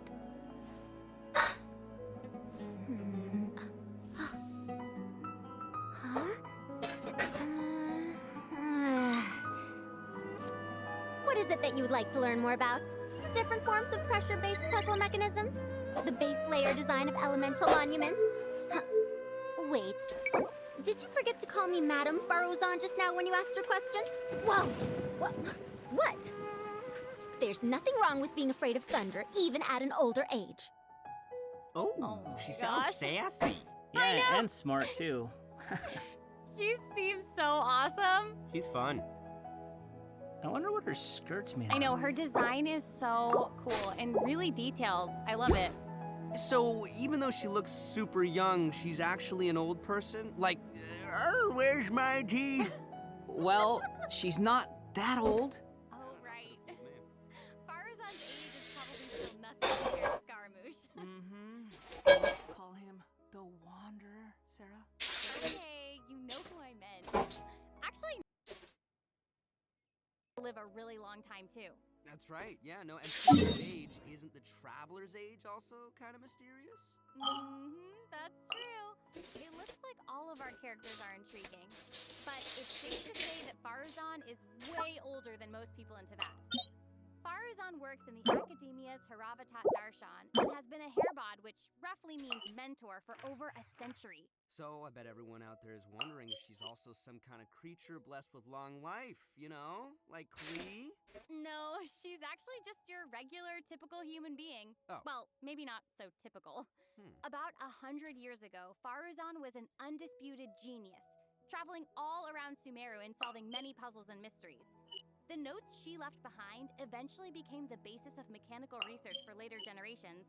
Whoa, she sounds pretty amazing. But later, she accidentally stumbled into some ruins while trying to solve a puzzle. There, she encountered some strange phenomenon, which was trapped there for nearly 100 years. She eventually solved the puzzle and was able to finally return to Sumeru. Can you imagine being trapped in a puzzle for 100 years? Wait, so that's how she's been, hairbond over a century? Yeah, and even now she still has the pride of a scholar in her heart and is a very talented person. It's just that after being separated from the world for so long, she's kind of fallen behind the times now. Yeah, I get what you mean. Once a proud researcher in a niche field that has become unpopular after 100 years. So, is she still... Yep, and she often tries using her old age as a means of drumming up support for her ideas. However, I think she'd prefer to be called out for using her seniority rather than garnering sympathy for her experience of being trapped in the ruins. Okay, now that we've covered her backstory, why don't we take a look at Farozan's abilities in combat? Fight. 100 years have passed, yet there hasn't been any change to those dumb rules in the Academia.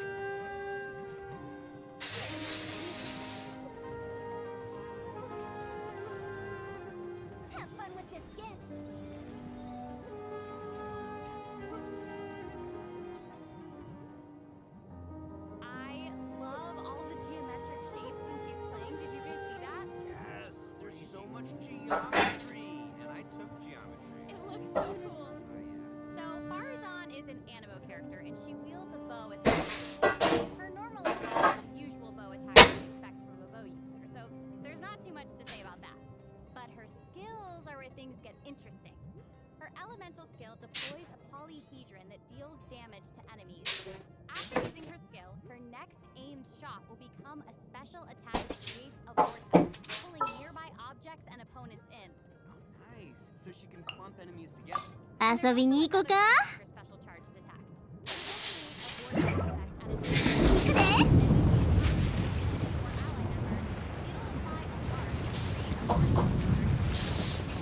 飛ぶで。シュッと。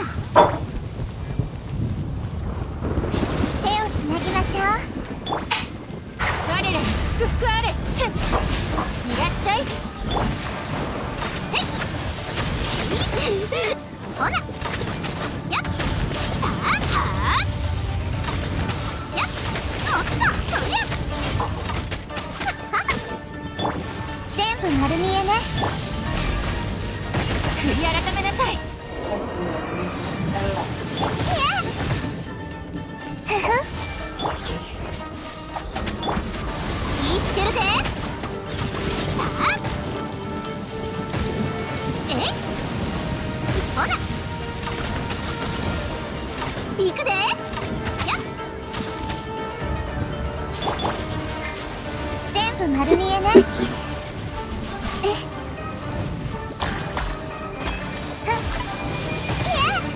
手をつなぎましょう。はっはっせっほっ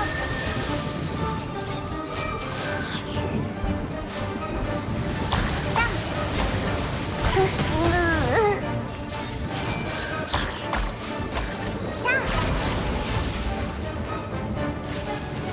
全部丸見えね。私にはわからない。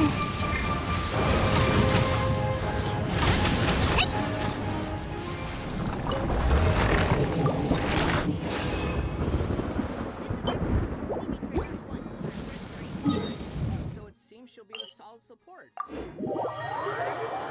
a researcher of mechanics and puzzles, Farazan has taken it upon herself to explore many ruins, with her travels taking her all across Sumeru. Her exploration talent reflects this, and she gained more rewards when dispatched on a Sumeru expedition for 20 hours. I'm sure no other mentor in Haravatat has 100 years of experience in solving puzzles. Yeah, I gotta say, that's pretty hard to beat. So, the big question is... That is a good question. Let's talk about the upcoming event wishes. In the early part of version 3.3, the Wanderer and Arataki Ito will be available via their own event wishes. Farazan will also be making her debut in these event wishes. In the later part of version 3.3, we'll be seeing rerun event wishes for both the Raiden Shogun and Kamisato Ayato. And last but not least, the new 5-star catalyst, Tule Tula's Remembrance, will be appearing in a new weapon event wish. And that's not all. In version 3.3, 2 brand new artifact series will become available. So travelers should be sure to check out the corresponding domain. Woo! More artifacts! Alright! I hope travelers will have fun experimenting and trying new combinations with these. Yeah! Okay, we've already talked about a ton of new content, so why don't we take a quick break with another redemption code? Sounds good. Roll out the code. Woohoo!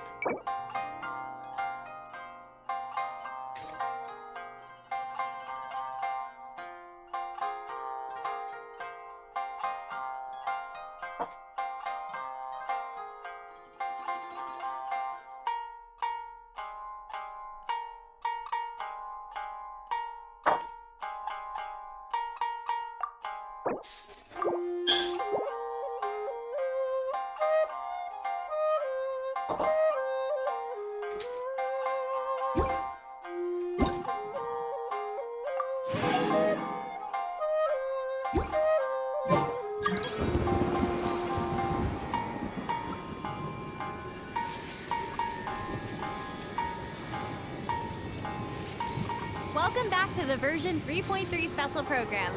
Okay, Patrick, what do we have next? So next, we'll be covering the upcoming events for the new version. That's right, we've already mentioned the Test of Courage event, and I'm sure plenty of you were wondering about that, so let's start there. Aha! You must be here to participate in the Test of Courage. I can already see a dark aura surrounding the two of you. If you carelessly go running into the event, all it'll take is one little misstep, and the darkness will swallow you up. Some strange and unusual things may occur along the way. If you ever feel you can't handle it, you may withdraw from the event at any time. This is your last chance. I'll count it down. 3, 2, 1. Welcome to the Test of Courage. Enter at your own risk. That was pretty interesting. Yeah, I mean, it is a test of courage, so I'm sure there'll be some scary stuff going on there. I ain't scared. Anyway, to successfully clear this event, we'll be facing a series of little tests. Ooh, what's this? Tests, you say? Yes, that's right. Word has it that if you walk around the test of courage, you might find yourself encountering a special sort of game. We've already got the rules down, so I'll do a quick introduction. Basically, travelers will have to control a bouncing bar to bounce a ball and use skill ball effects to break as many bricks as possible. Okay, I'm liking this one. Seems pretty straightforward. During the game, travelers will be able to trigger elemental reactions to break bricks more effectively. Nice! It even has elemental reactions. Yeah! We can control the character to move the bar. When the character we're using is either pyro, hydro, cryo, or electro, the corresponding element will be applied to the bar. By switching characters, you can change the element of the bar. Okay, all the pieces are falling in place now. The bar can infuse a certain element, and the blocks also have their own elements. So causing a skill ball of one element to hit blocks of different elements will trigger elemental reactions. There, how'd I do? Yep, you nailed it. The bar will add the element corresponding to your character. Besides triggering reactions the way you just mentioned, if a skill ball is already infused by an element and it hits the bar, it will also trigger a reaction, causing the skill ball to have some additional effects. When preparing your team, you can equip modifiers to receive various buff effects, which will help you successfully clear the challenge. Oh, nice. Also, when there are less than a certain amount of bricks on the board and the ball lands another hit, the bar will unleash fireworks. Whoa! Yeah. Travelers can utilize this effect to break some bricks that would normally be difficult to hit directly. It's like a bonus attack. Oh, yeah. sweet.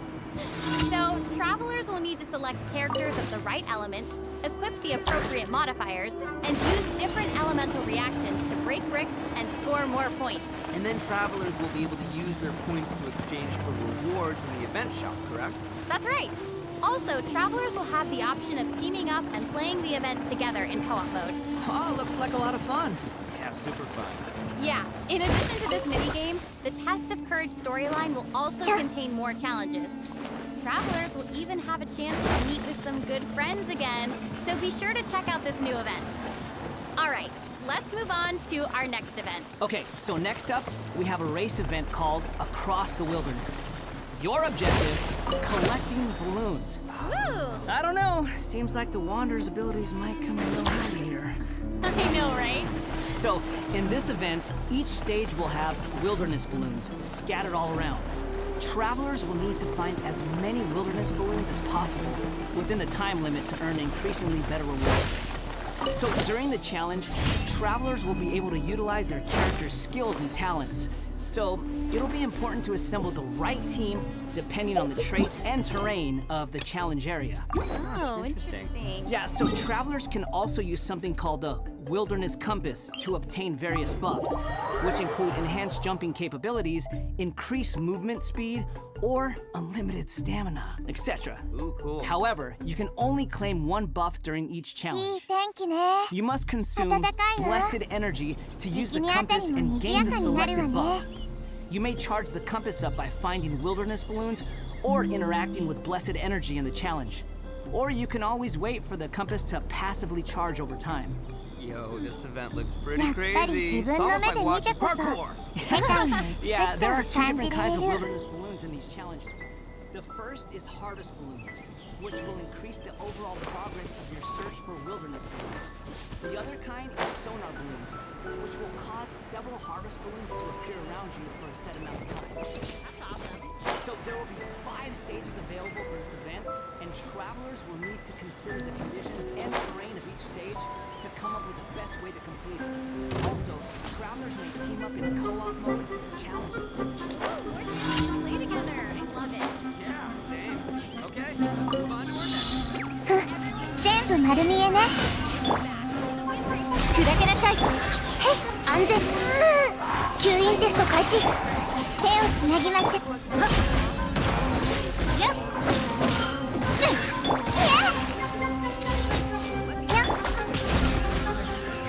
撃墜の槍。やっ。断罪の名において。はびこりなさい。その程度なの？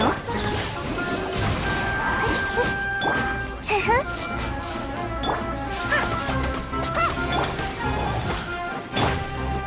どいて。手をつなぎましょう。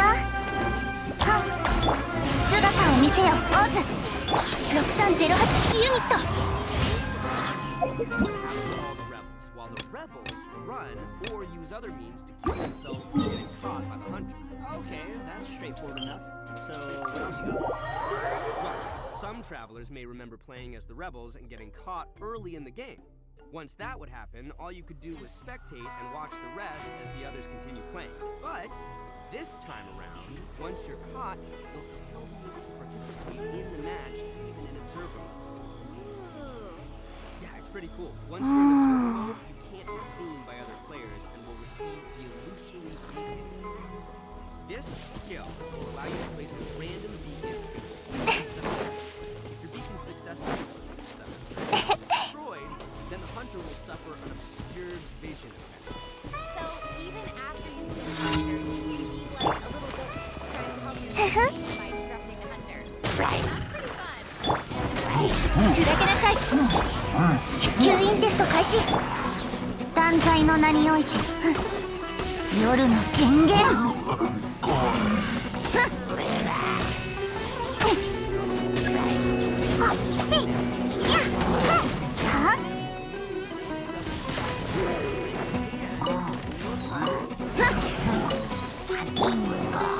手をつなぎましょう。い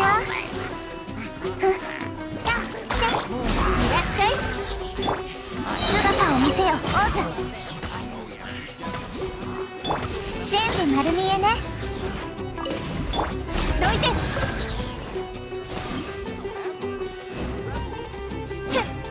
やっ、砕けなさい。6308式ユニット。やっ。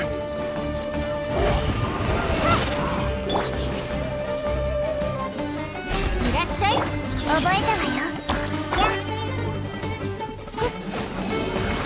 断罪の名において。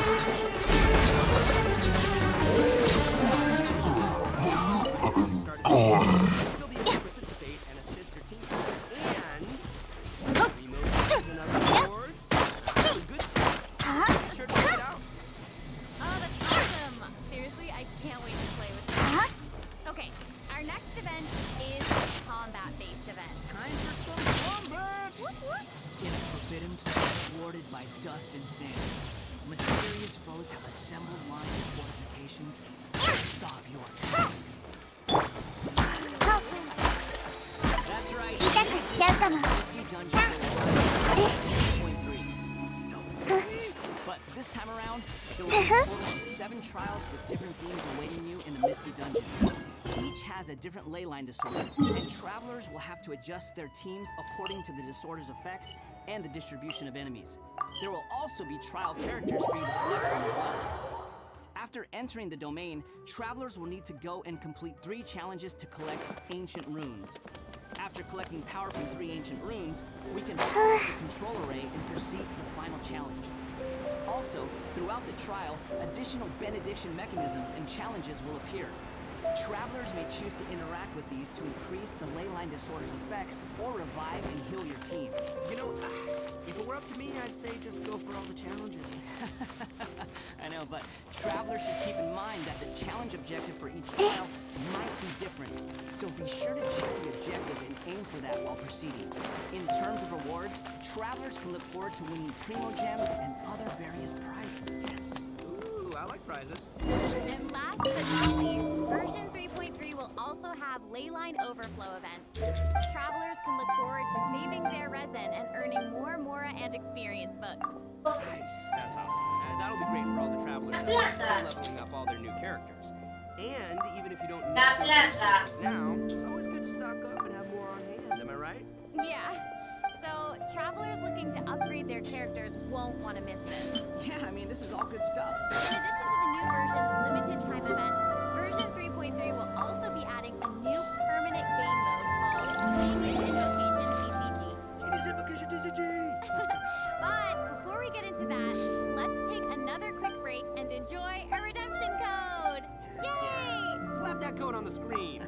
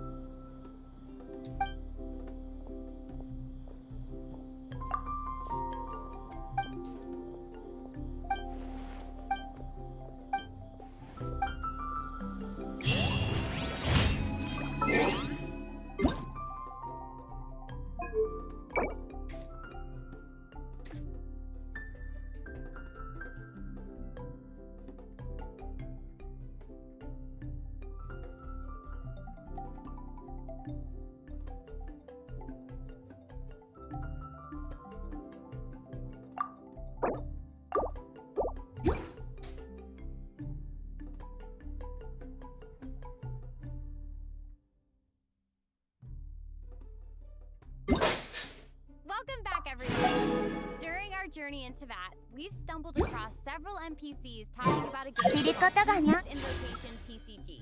So next, we'll introduce this card game that's been taking to Vat by storm. In the version 3.1 special program, we already revealed that Genius Invocation TCG will be a card game where we can challenge various characters and NPCs or battle against your friends. But there is actually a legend behind this game. It is said that a young guy in Sumeru found an ancient casket of tomes in the attic. He opened it and discovered that the soul of an ancient TCG player called the Crocodile was captured inside. It turns out that the Crocodile King was King Deshret's viceroy who battled an opponent named the Ibis King. The Crocodile King betrayed his opponent's scheme and was sealed away in the casket of tomes. Ouch, game over. After being unexpectedly released by the kid, the Crocodile King possesses him and helps him to gradually climb the ranks to becoming a legendary TCG player. Nice. Hang on, is it just sound like the plot to a light novel? You're right. It turns out that Yai Publishing House is about to release a hit light novel series based on Genius Invocation TCG. Okay, now this is starting to sound like the plot to Yai Publishing House. Maybe. But anyway, that's how Genius Invocation TCG came to be. Though it's probably just a story they came up with for marketing the game. So while you were telling us about the story, I was over here researching the rules to the game. Basically, Genius Invocation TCG is a game where you use a constructed deck of cards to duel against an opponent. The objective is to defeat all of your opponent's character cards. That's right. Also, there are many features and mechanics in the game that resonate with Genshin Impact's gameplay, so it shouldn't be too hard for players to get the hang of. Right, I even saw some elemental reactions in the gameplay. Yup, a constructed deck must contain character cards, and as you might expect, these character cards have a normal attack, an elemental skill, and an elemental burst. So when a character card deals elemental damage to an enemy, it will cause them to be affected by that element. Then, you can switch to a character card of a different element and use abilities to trigger an element. What did you guys notice that there are even monster character cards? Can we even make it like just the monsters from the game? You're really getting into this, Max. Yeah, I am. I like card games. Who doesn't? So, in Genius Invocation TCG, all actions require you to spend elemental dice. Each round, both you and your opponent will roll 8 elemental dice. Each of these elemental dice can have any one of 8 elemental attributes. Hold on, but there's only 7 elements in the world of Genius. You're right. So, in addition to the 7 standard elements, there's also one called the Omni element. The elemental dice required for a character card to perform この同点も華やいできます。 character's element. So, for example, a pyro character like D-Luke needs either pyro or Omni elemental dice to perform an action. Clear now? Yep, crystal clear. Also, elemental dice can be used to switch characters or play a variety of other cards, such as equipment cards, event cards, and support cards. All these cards create the potential for a variety of strategies. Right. While playing Genius Invocation TCG, travelers can earn player experience, which will increase your player level.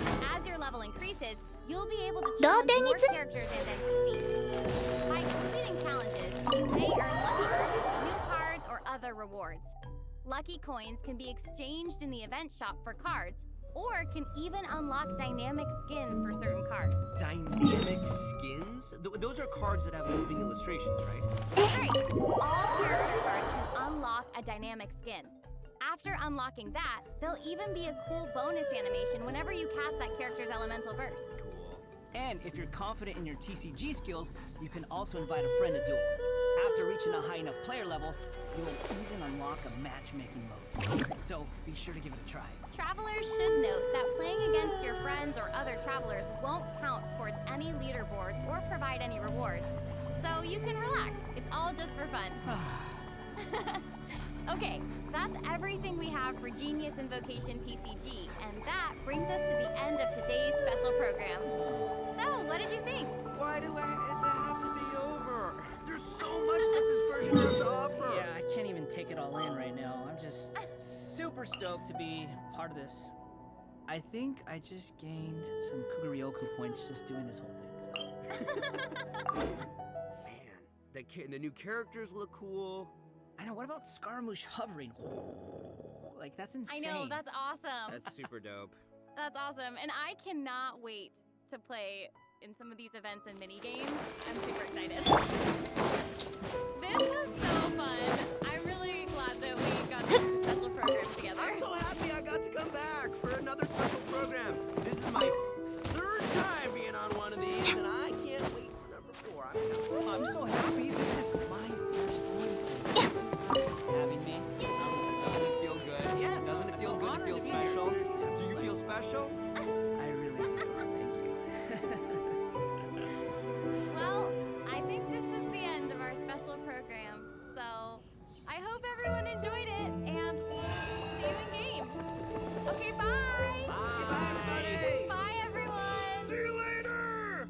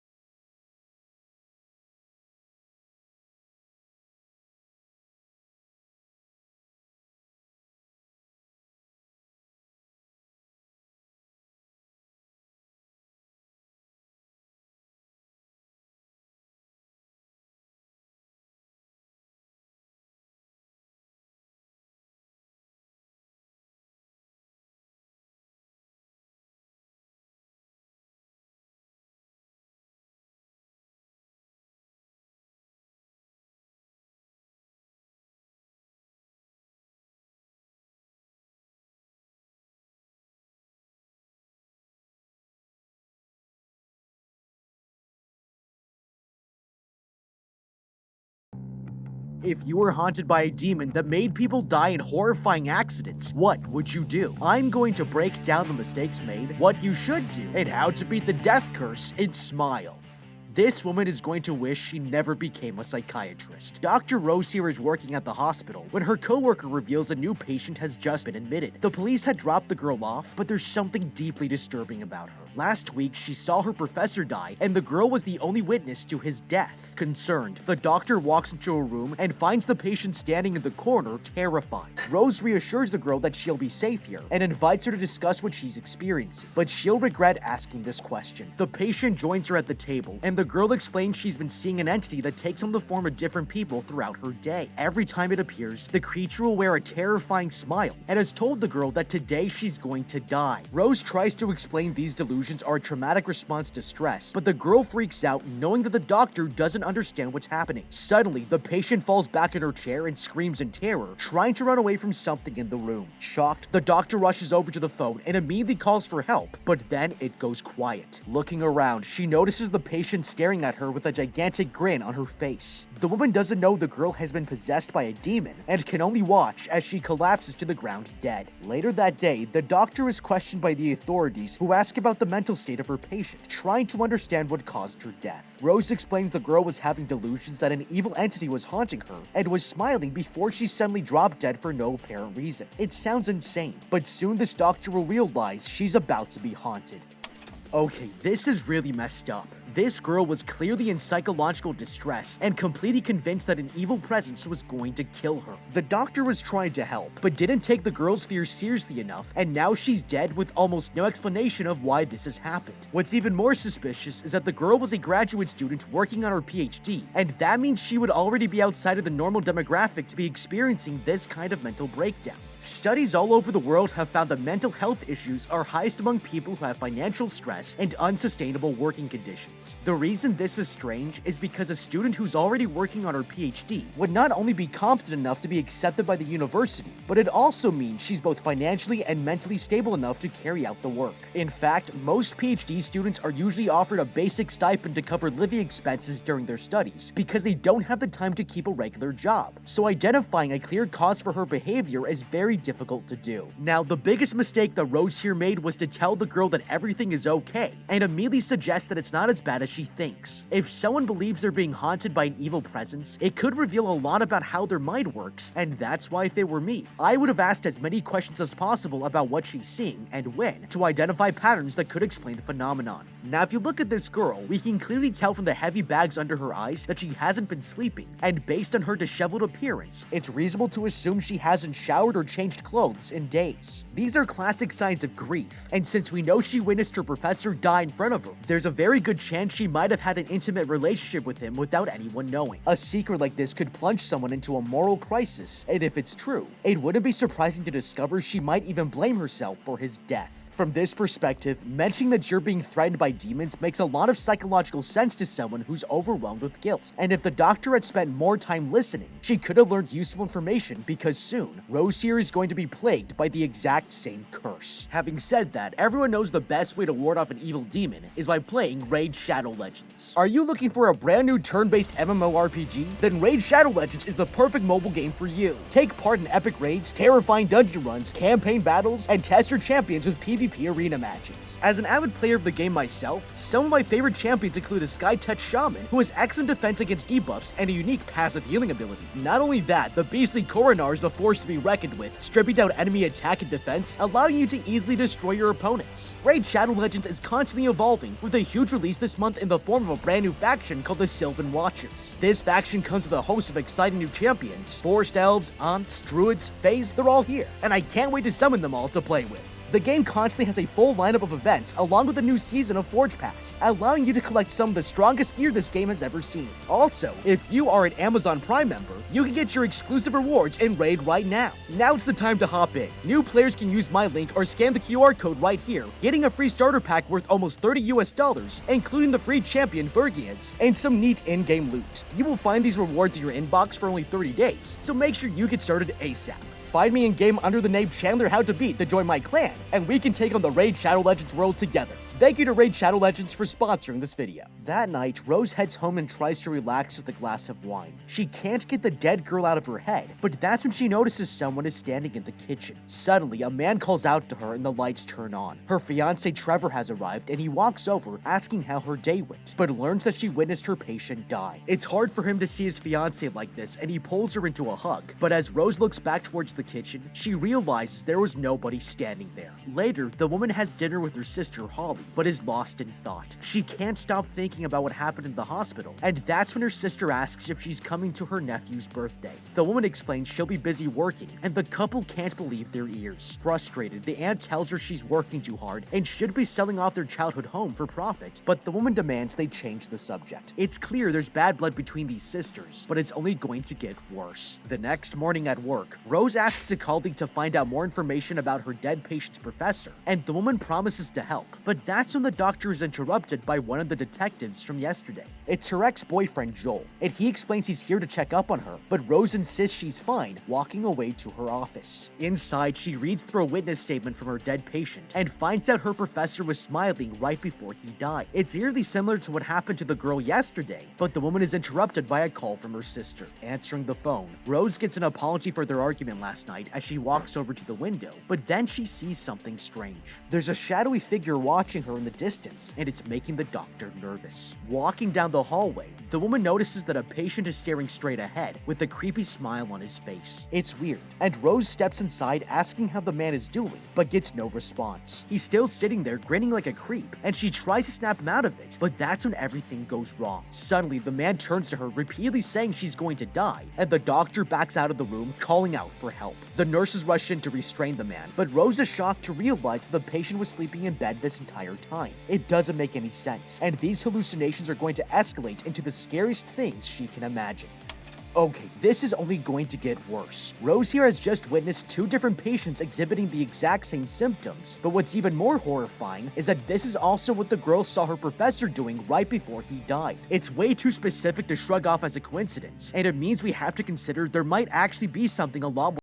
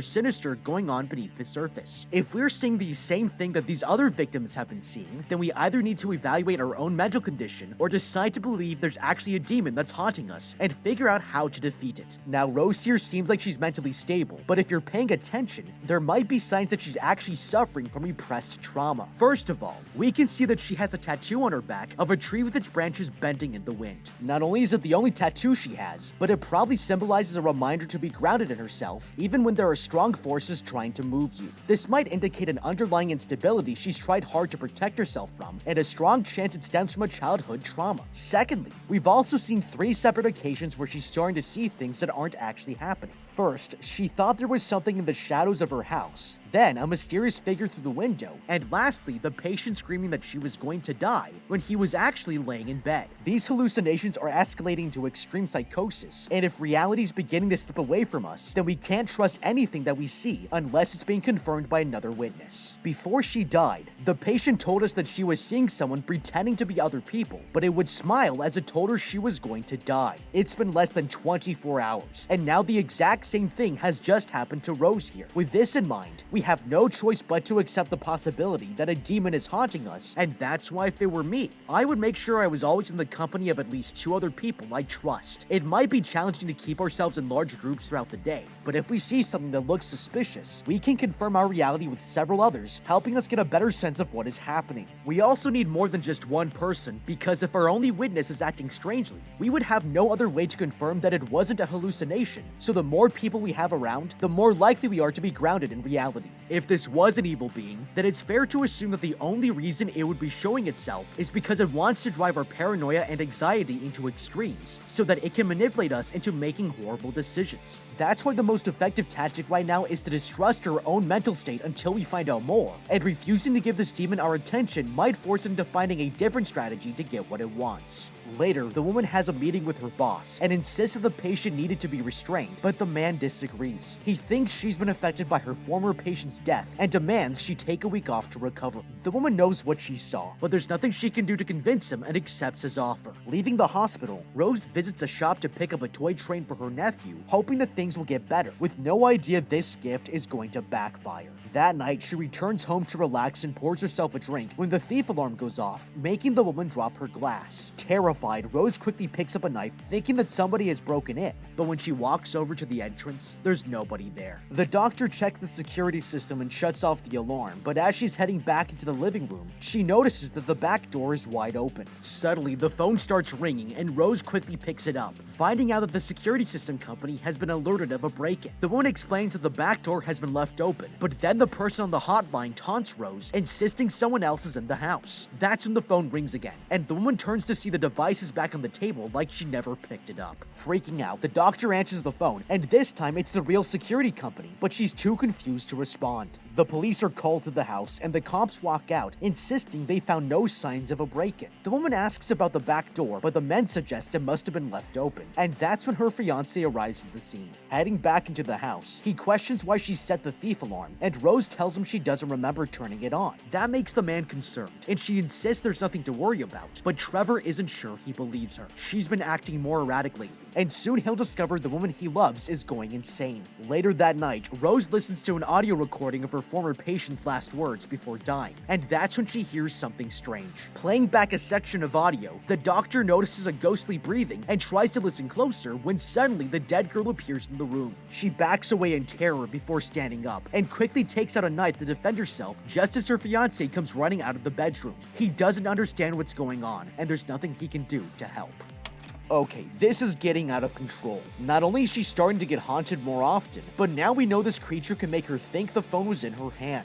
This means we can't trust what we hear or what we see, and it makes the situation scary as hell. Every single person we meet could be this evil entity hiding in plain sight, so we need to come up with a strategy to figure out exactly when we're being haunted before it's too late. Now, as terrifying as this seems, there might actually be a way we can take advantage of the situation. Based on what we know, this evil being is manipulating our perception of reality, but can only seem to do this externally. In other words, we haven't been possessed yet, and even though the demon has a lot of information about us, it doesn't know everything. One of the most important things to realize about demons is that they can't read your thoughts. Even though they're supernatural, they still rely on making observations about your behavior and what you say, and try to use it against you. We should expect that they also know our entire history, because a supernatural entity would live outside of time, and it means they would have access to a record of your entire life, like it was an encyclopedia. With all of this in mind, we have to assume we are being watched 24/7, and be extremely careful not to say anything that can be used against us. But the more information we can hide from the creature, the easier it will be to stop this thing from tricking us. That's why if it were me, I would look for something I can use as a totem, so that only I know the exact texture and weight of the object. This way, if we think there's a chance the demon has warped our reality somehow, then we can feel the totem, and if there are any differences, it will let us know that what's happening isn't real. This has to be done with a lot of secrecy, because if we are spending time selecting and studying special objects, it's going to figure out what we're doing. That's why the smartest way to handle this is to grab something small, put it in your pocket, and study its texture out of the demon's view. This one simple tactic could make a big difference, because keeping crucial information private will limit the demon and how much it can manipulate us. If we're aware that the evil entity is starting to play tricks, then we'll have more time to do something about the situation, such as defend ourselves or run away before it's too late. The next morning, the doctor visits her therapist and tells the woman about her dead patient. She suggests her obsession with the girl might be related to her mother's death, but Rose changes the subject, revealing she's been hallucinating ever since the patient died.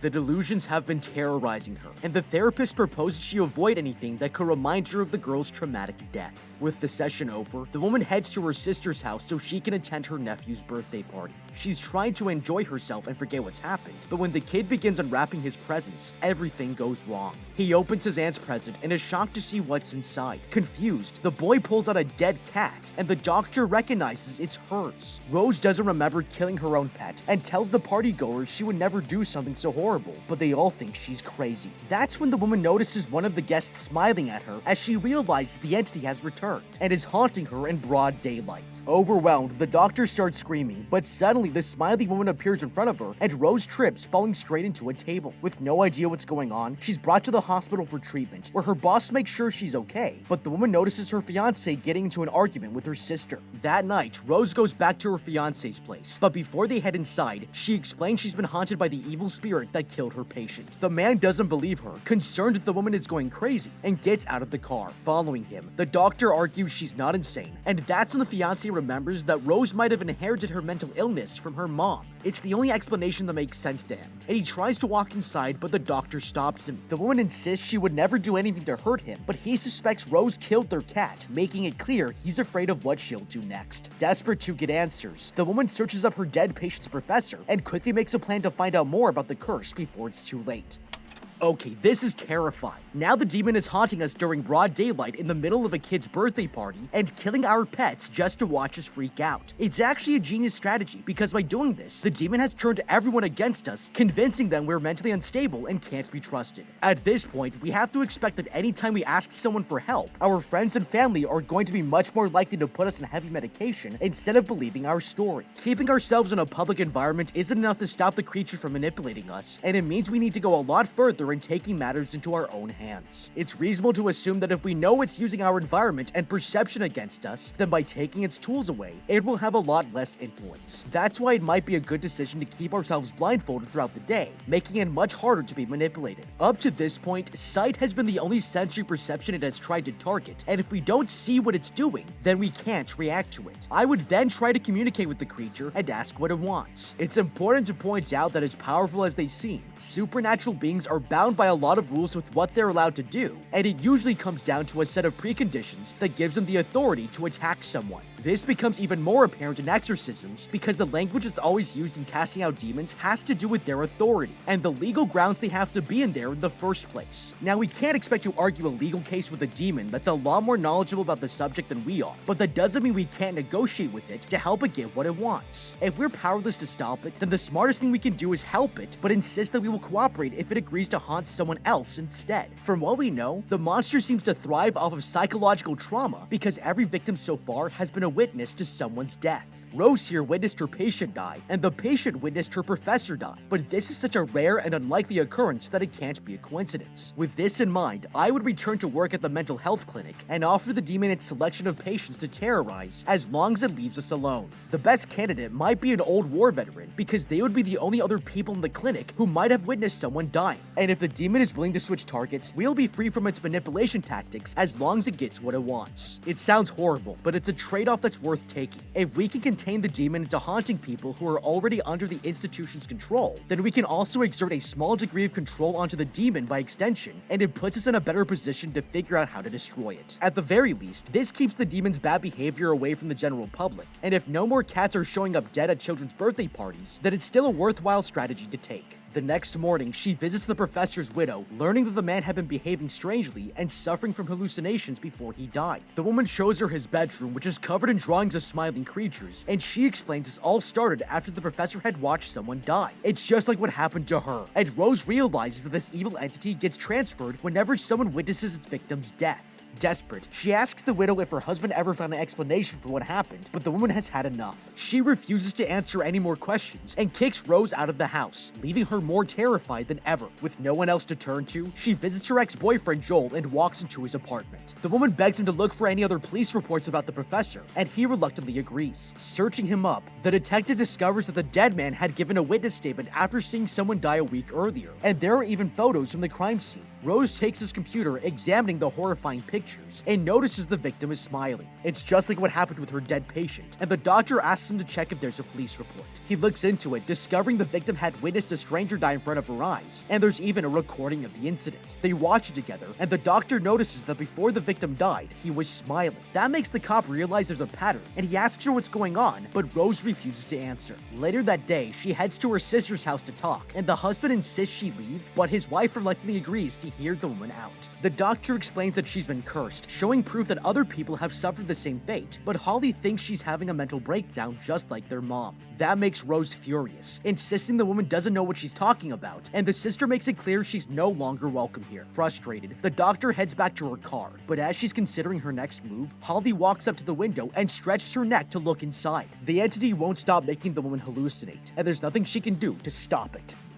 Okay, we finally confirmed that there's a clear pattern here. As I mentioned before, most supernatural beings are bound by a strict set of rules that allow them to operate in the physical realm, and identifying this is the most important step we can take towards figuring out how to stop it. From what we've learned, there's a long history of this thing making people die with the witness present, and will then haunt the witness until it's ready to kill them too. As terrifying as this sounds, it's actually revealing a fantastic strategy we can use against it, because we don't just know what it wants, but also what it needs. With all this research, not one of these victims died without a witness present, and it likely means that as long as we isolate and avoid contact with anyone, the demon won't kill us. That's why if it were me, I would strongly consider booking an Airbnb somewhere in the mountains, making sure it's as far from civilization as possible. As long as there isn't anyone around for the evil entity to use as a witness to our death, then it's the best way to stop the demon from getting what it wants. It's not a long-term strategy, but we can use the time to investigate as much as we can find, and if we aren't constantly worried about getting murdered, it will be a lot easier to focus on finding clues that can destroy this demon or drive it out of our lives for good. Now with that said, there might actually be a loophole here that we could take advantage of. According to their research, the demon would get transferred to the witness when the victim dies, but based on these past cases, the cause of death is always from a different method. If we had the time we needed to plan out a strategy, then I'd make sure I had as much control over this outcome as possible. That's why if it were me, I would cheat the demon by asking professional doctors to stop my heart, and then bring me back like the Flatliners did. This way, we would be giving the demon exactly what it needs to get transferred to someone else, but without me having to die permanently in order to achieve it. It's obviously a risky strategy to take, but it's very possible that taking charge and exerting as much control over the situation as we can will effectively remove the demon's only weapon it has against us. Staging our deaths might even force the demon onto someone else that witnessed our heart stopping, and if it doesn't have any legal ground to haunt us anymore, then the demon would have no choice but to move on.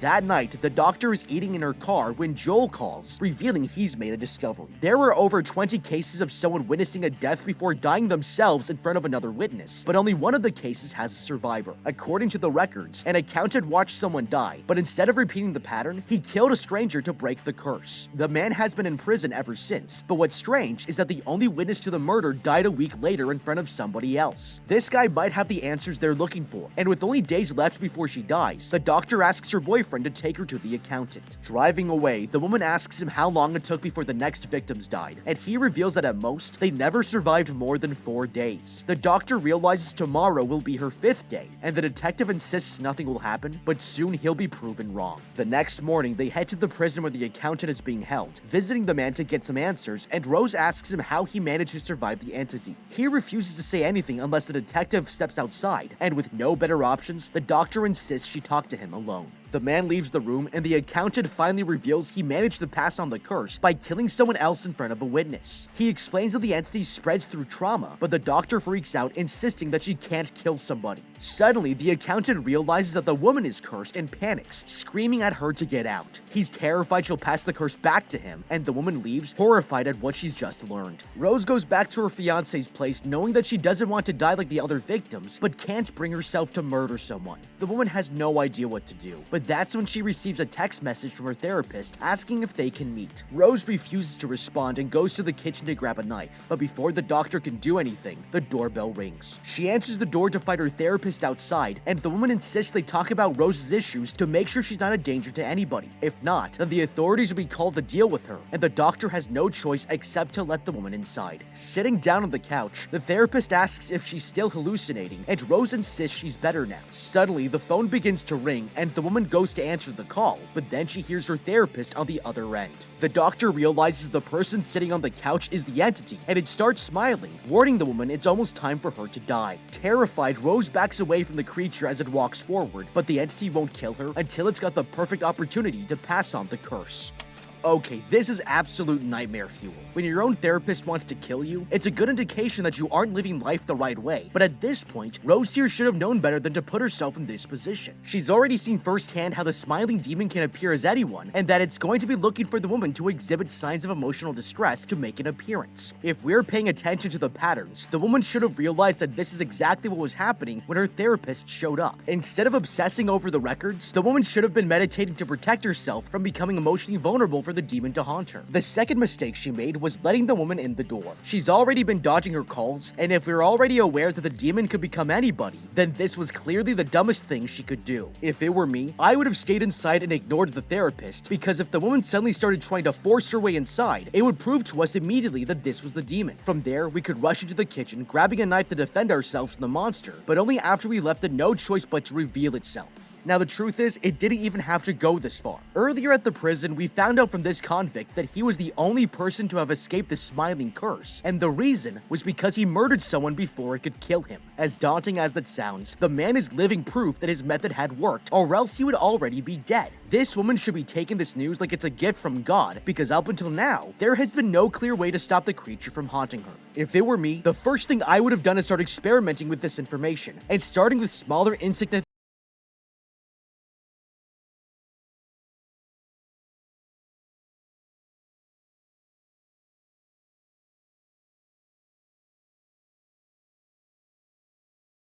We don't want to escape the curse only to wind up in prison like this guy, and that's why the smartest approach here would be to make a poison. It just so happens that one of the easiest and most accessible poisons to create is ricin, because the toxins come naturally from castor oil seeds, and you don't need anything more than everyday.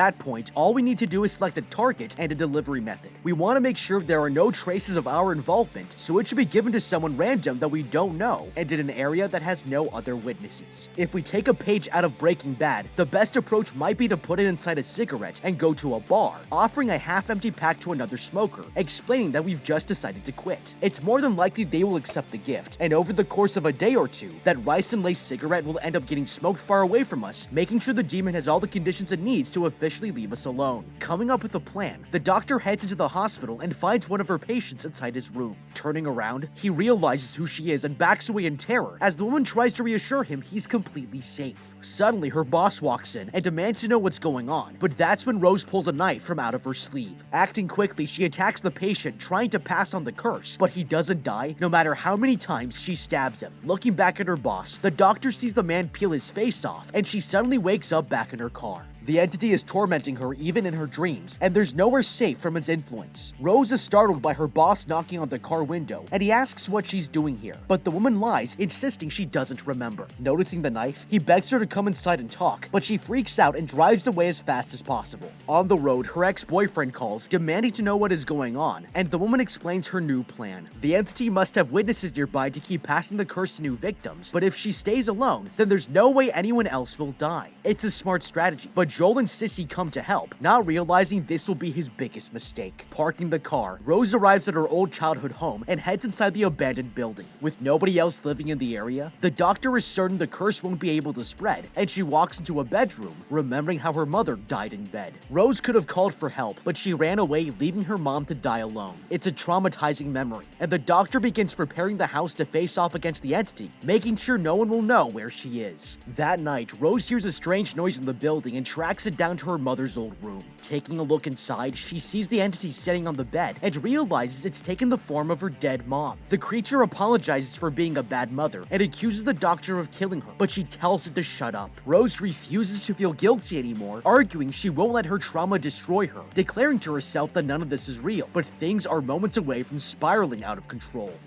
Okay, at this point, this demon is starting to get a little too transparent. Appearing as someone's mother who has already passed away is a clear sign that it's trying everything it can to get under her skin. The reason this is interesting is because if the creature is already inside the house and choosing to confront the woman, it would seem like there's no reason why it doesn't just kill her. Pretending to be someone's dead mother is very different from pretending to be another living human, because it's an immediate giveaway that you're talking to a supernatural being. With that in mind, this actually might reveal something really important about this evil monster, because the only reason it would take this approach is to drive up her trauma as much as it can. It can't be a coincidence that Rose has recently admitted to feeling traumatized by her mother's death, and now she's being forced to confront one of her oldest emotional wounds. The demon is clearly using this against her, but it also suggests that causing traumatic stress or anxiety must be a precondition for it to be able to actually haunt or kill you. Now the truth is, Rose should have already been able to see through all of this evil entity's tactics, and if she had considered this revelation, she would have realized that the smartest thing she could do is close her eyes, laugh at the creature, and smile back. If we know it needs our trauma to take advantage of us, then this should be our first line of defense to make sure we aren't letting it affect us emotionally. Even meditating could be a useful tactic to fend off the demon, because it would help us block out external and internal emotional stimuli that could trigger our trauma. As silly as it sounds, it might be a lot more effective than trying to kill someone or attacking the demon, because a violent assault, even in self-defense, would only increase the trauma that you're putting yourself through. Soldiers have to go through unbelievably intense training just so that they're mentally prepared for the psychological horrors of killing someone. So it's reasonable to assume a doctor who spent her entire career trying to help others would have a very hard time doing something like that. If Rose had taken more time to think things through and analyze the evil entity's patterns of behavior, she could have reached the same conclusion and wouldn't be as vulnerable to the creature's tactics. The entity starts smiling at the woman and Rose backs away trying to escape, but the creature follows after her. It steps into the hallway and she runs off into the living room, but as she checks to see if the creature is close by, it suddenly appears behind her. The entity throws the doctor to the ground and starts strangling her, but then Rose spots the burning lamp on the ground. Coming up with a plan, she rips the creature's hand off of her neck and slams the lantern into its face. The entity lets go of her and the doctor quickly backs away, leaving the building as fast as she can. With the monster dead, Rose heads all the way to her ex-boyfriend's place and he welcomes her in, asking what happened. Relieved, she apologizes for all the trouble she's caused him and begs him to keep her company tonight. The man forgives her, promising to stay with the woman forever, and that's when she realizes this isn't her ex-boyfriend.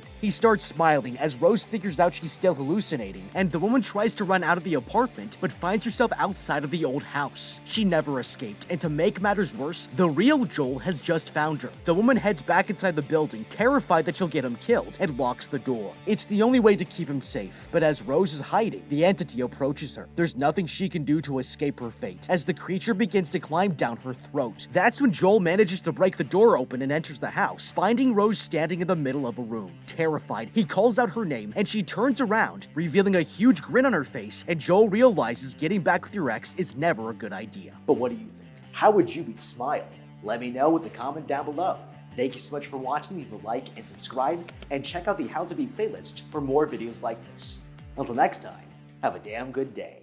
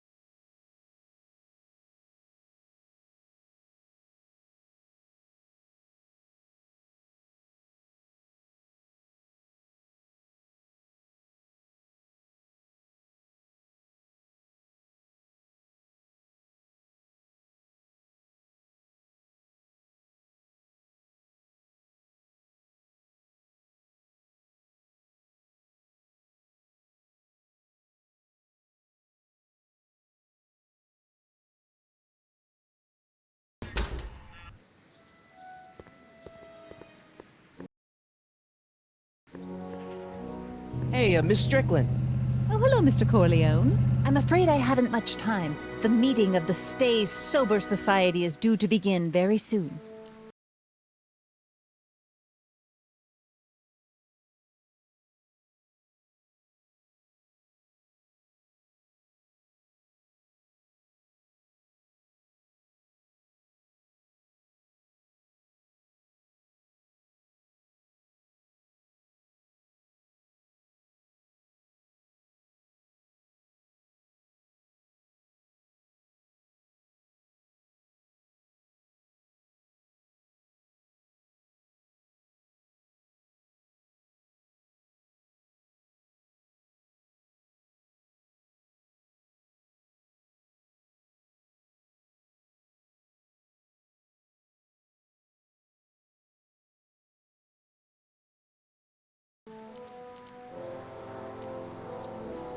As a matter of fact, I do know a local charity that's running low on soup.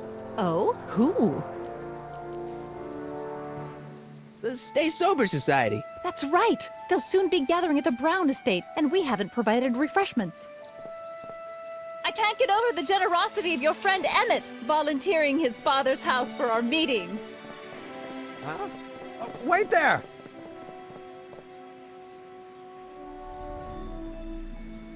Michael! What in the name of Thomas Alva Edison do you think you're doing? Don't you get it? You need alcohol to run your drill, right?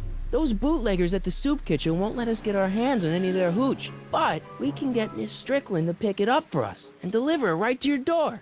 No, out of the question. Why? I can't just let strangers invade my parents' house. What do we know about these people? They're sober. It says so right in the name. Well, okay, but a Pop needs his peace and quiet at the end of the day. This meeting is sure to be too noisy for him. They'll be quiet. You'll be quiet, right? Oh, yes!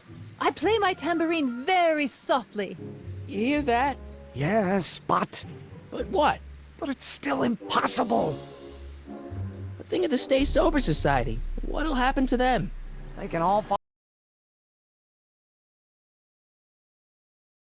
It means so much to her. The answer is still no. Okay, forget the whole thing. We don't have to test your rocket-powered drill tonight. We don't?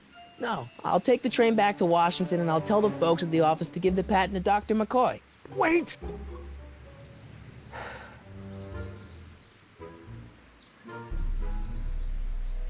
You will instruct the members of the society to wipe their feet before they come inside. Then you are Emmett Brown. I thought as much. You have such a righteous face. Edna Strickland, I don't know how to thank you for your generosity. Pleased to meet you. The feeling is mutual. I've got a bad feeling about this. You worry too much, Emmett. Well, we've served the subpoena and gotten a barrel of booze delivered to your house. Looks like we're off to your lab to build your rocket drill. You do have a lab, right? What kind of future patent holder would I be without a lab? Come on. Doc! I'm off to get the rocket drill. Good.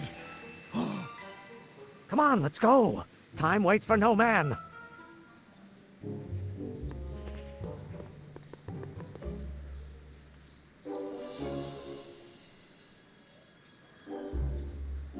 Are you sure this is gonna work, Emmett? Don't let the ramshackle nature of my laboratory fool you. If all goes according to plan, we'll soon be in possession of the most powerful rocket fuel known to man. That's great. How? Well, it's very simple. This crankshaft induces a powerful direct current into the electrolysis chamber, producing hydrogen, which must be periodically released into the primary distillation barrel. While tending to the hydrogen, we'll also need to regularly sprinkle these shredded protein flakes into this aquarium of tuber bacteria to generate the necessary nitrogen to catalyze the reaction. Cool. Oh, hot! Extremely hot! The temperature of the reaction must be kept at a steady temperature of 623 degrees Kelvin by carefully pumping these bellows. Any questions? Emmett? Why is there a brace of drunkards gathering on our lawn? Sweet fancy Moses, it's my father! So? So, he doesn't know I'm engaging in acts of scientific exploration in here. He thinks this is where I go to pour through my law books. Oh. You tend to the reaction. I'll try to get rid of him. Tend to the what? Can't we just start over after he's gone? It's too late. The reaction's already started. Don't worry. I'll try to help you out where I can. But... coming, Father! Father! Don't you father me, child.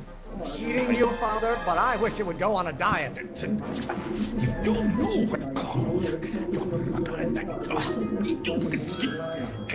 Someday you... There is a flame inside me that cannot be quelled by your legalistic gobbledygook, Father.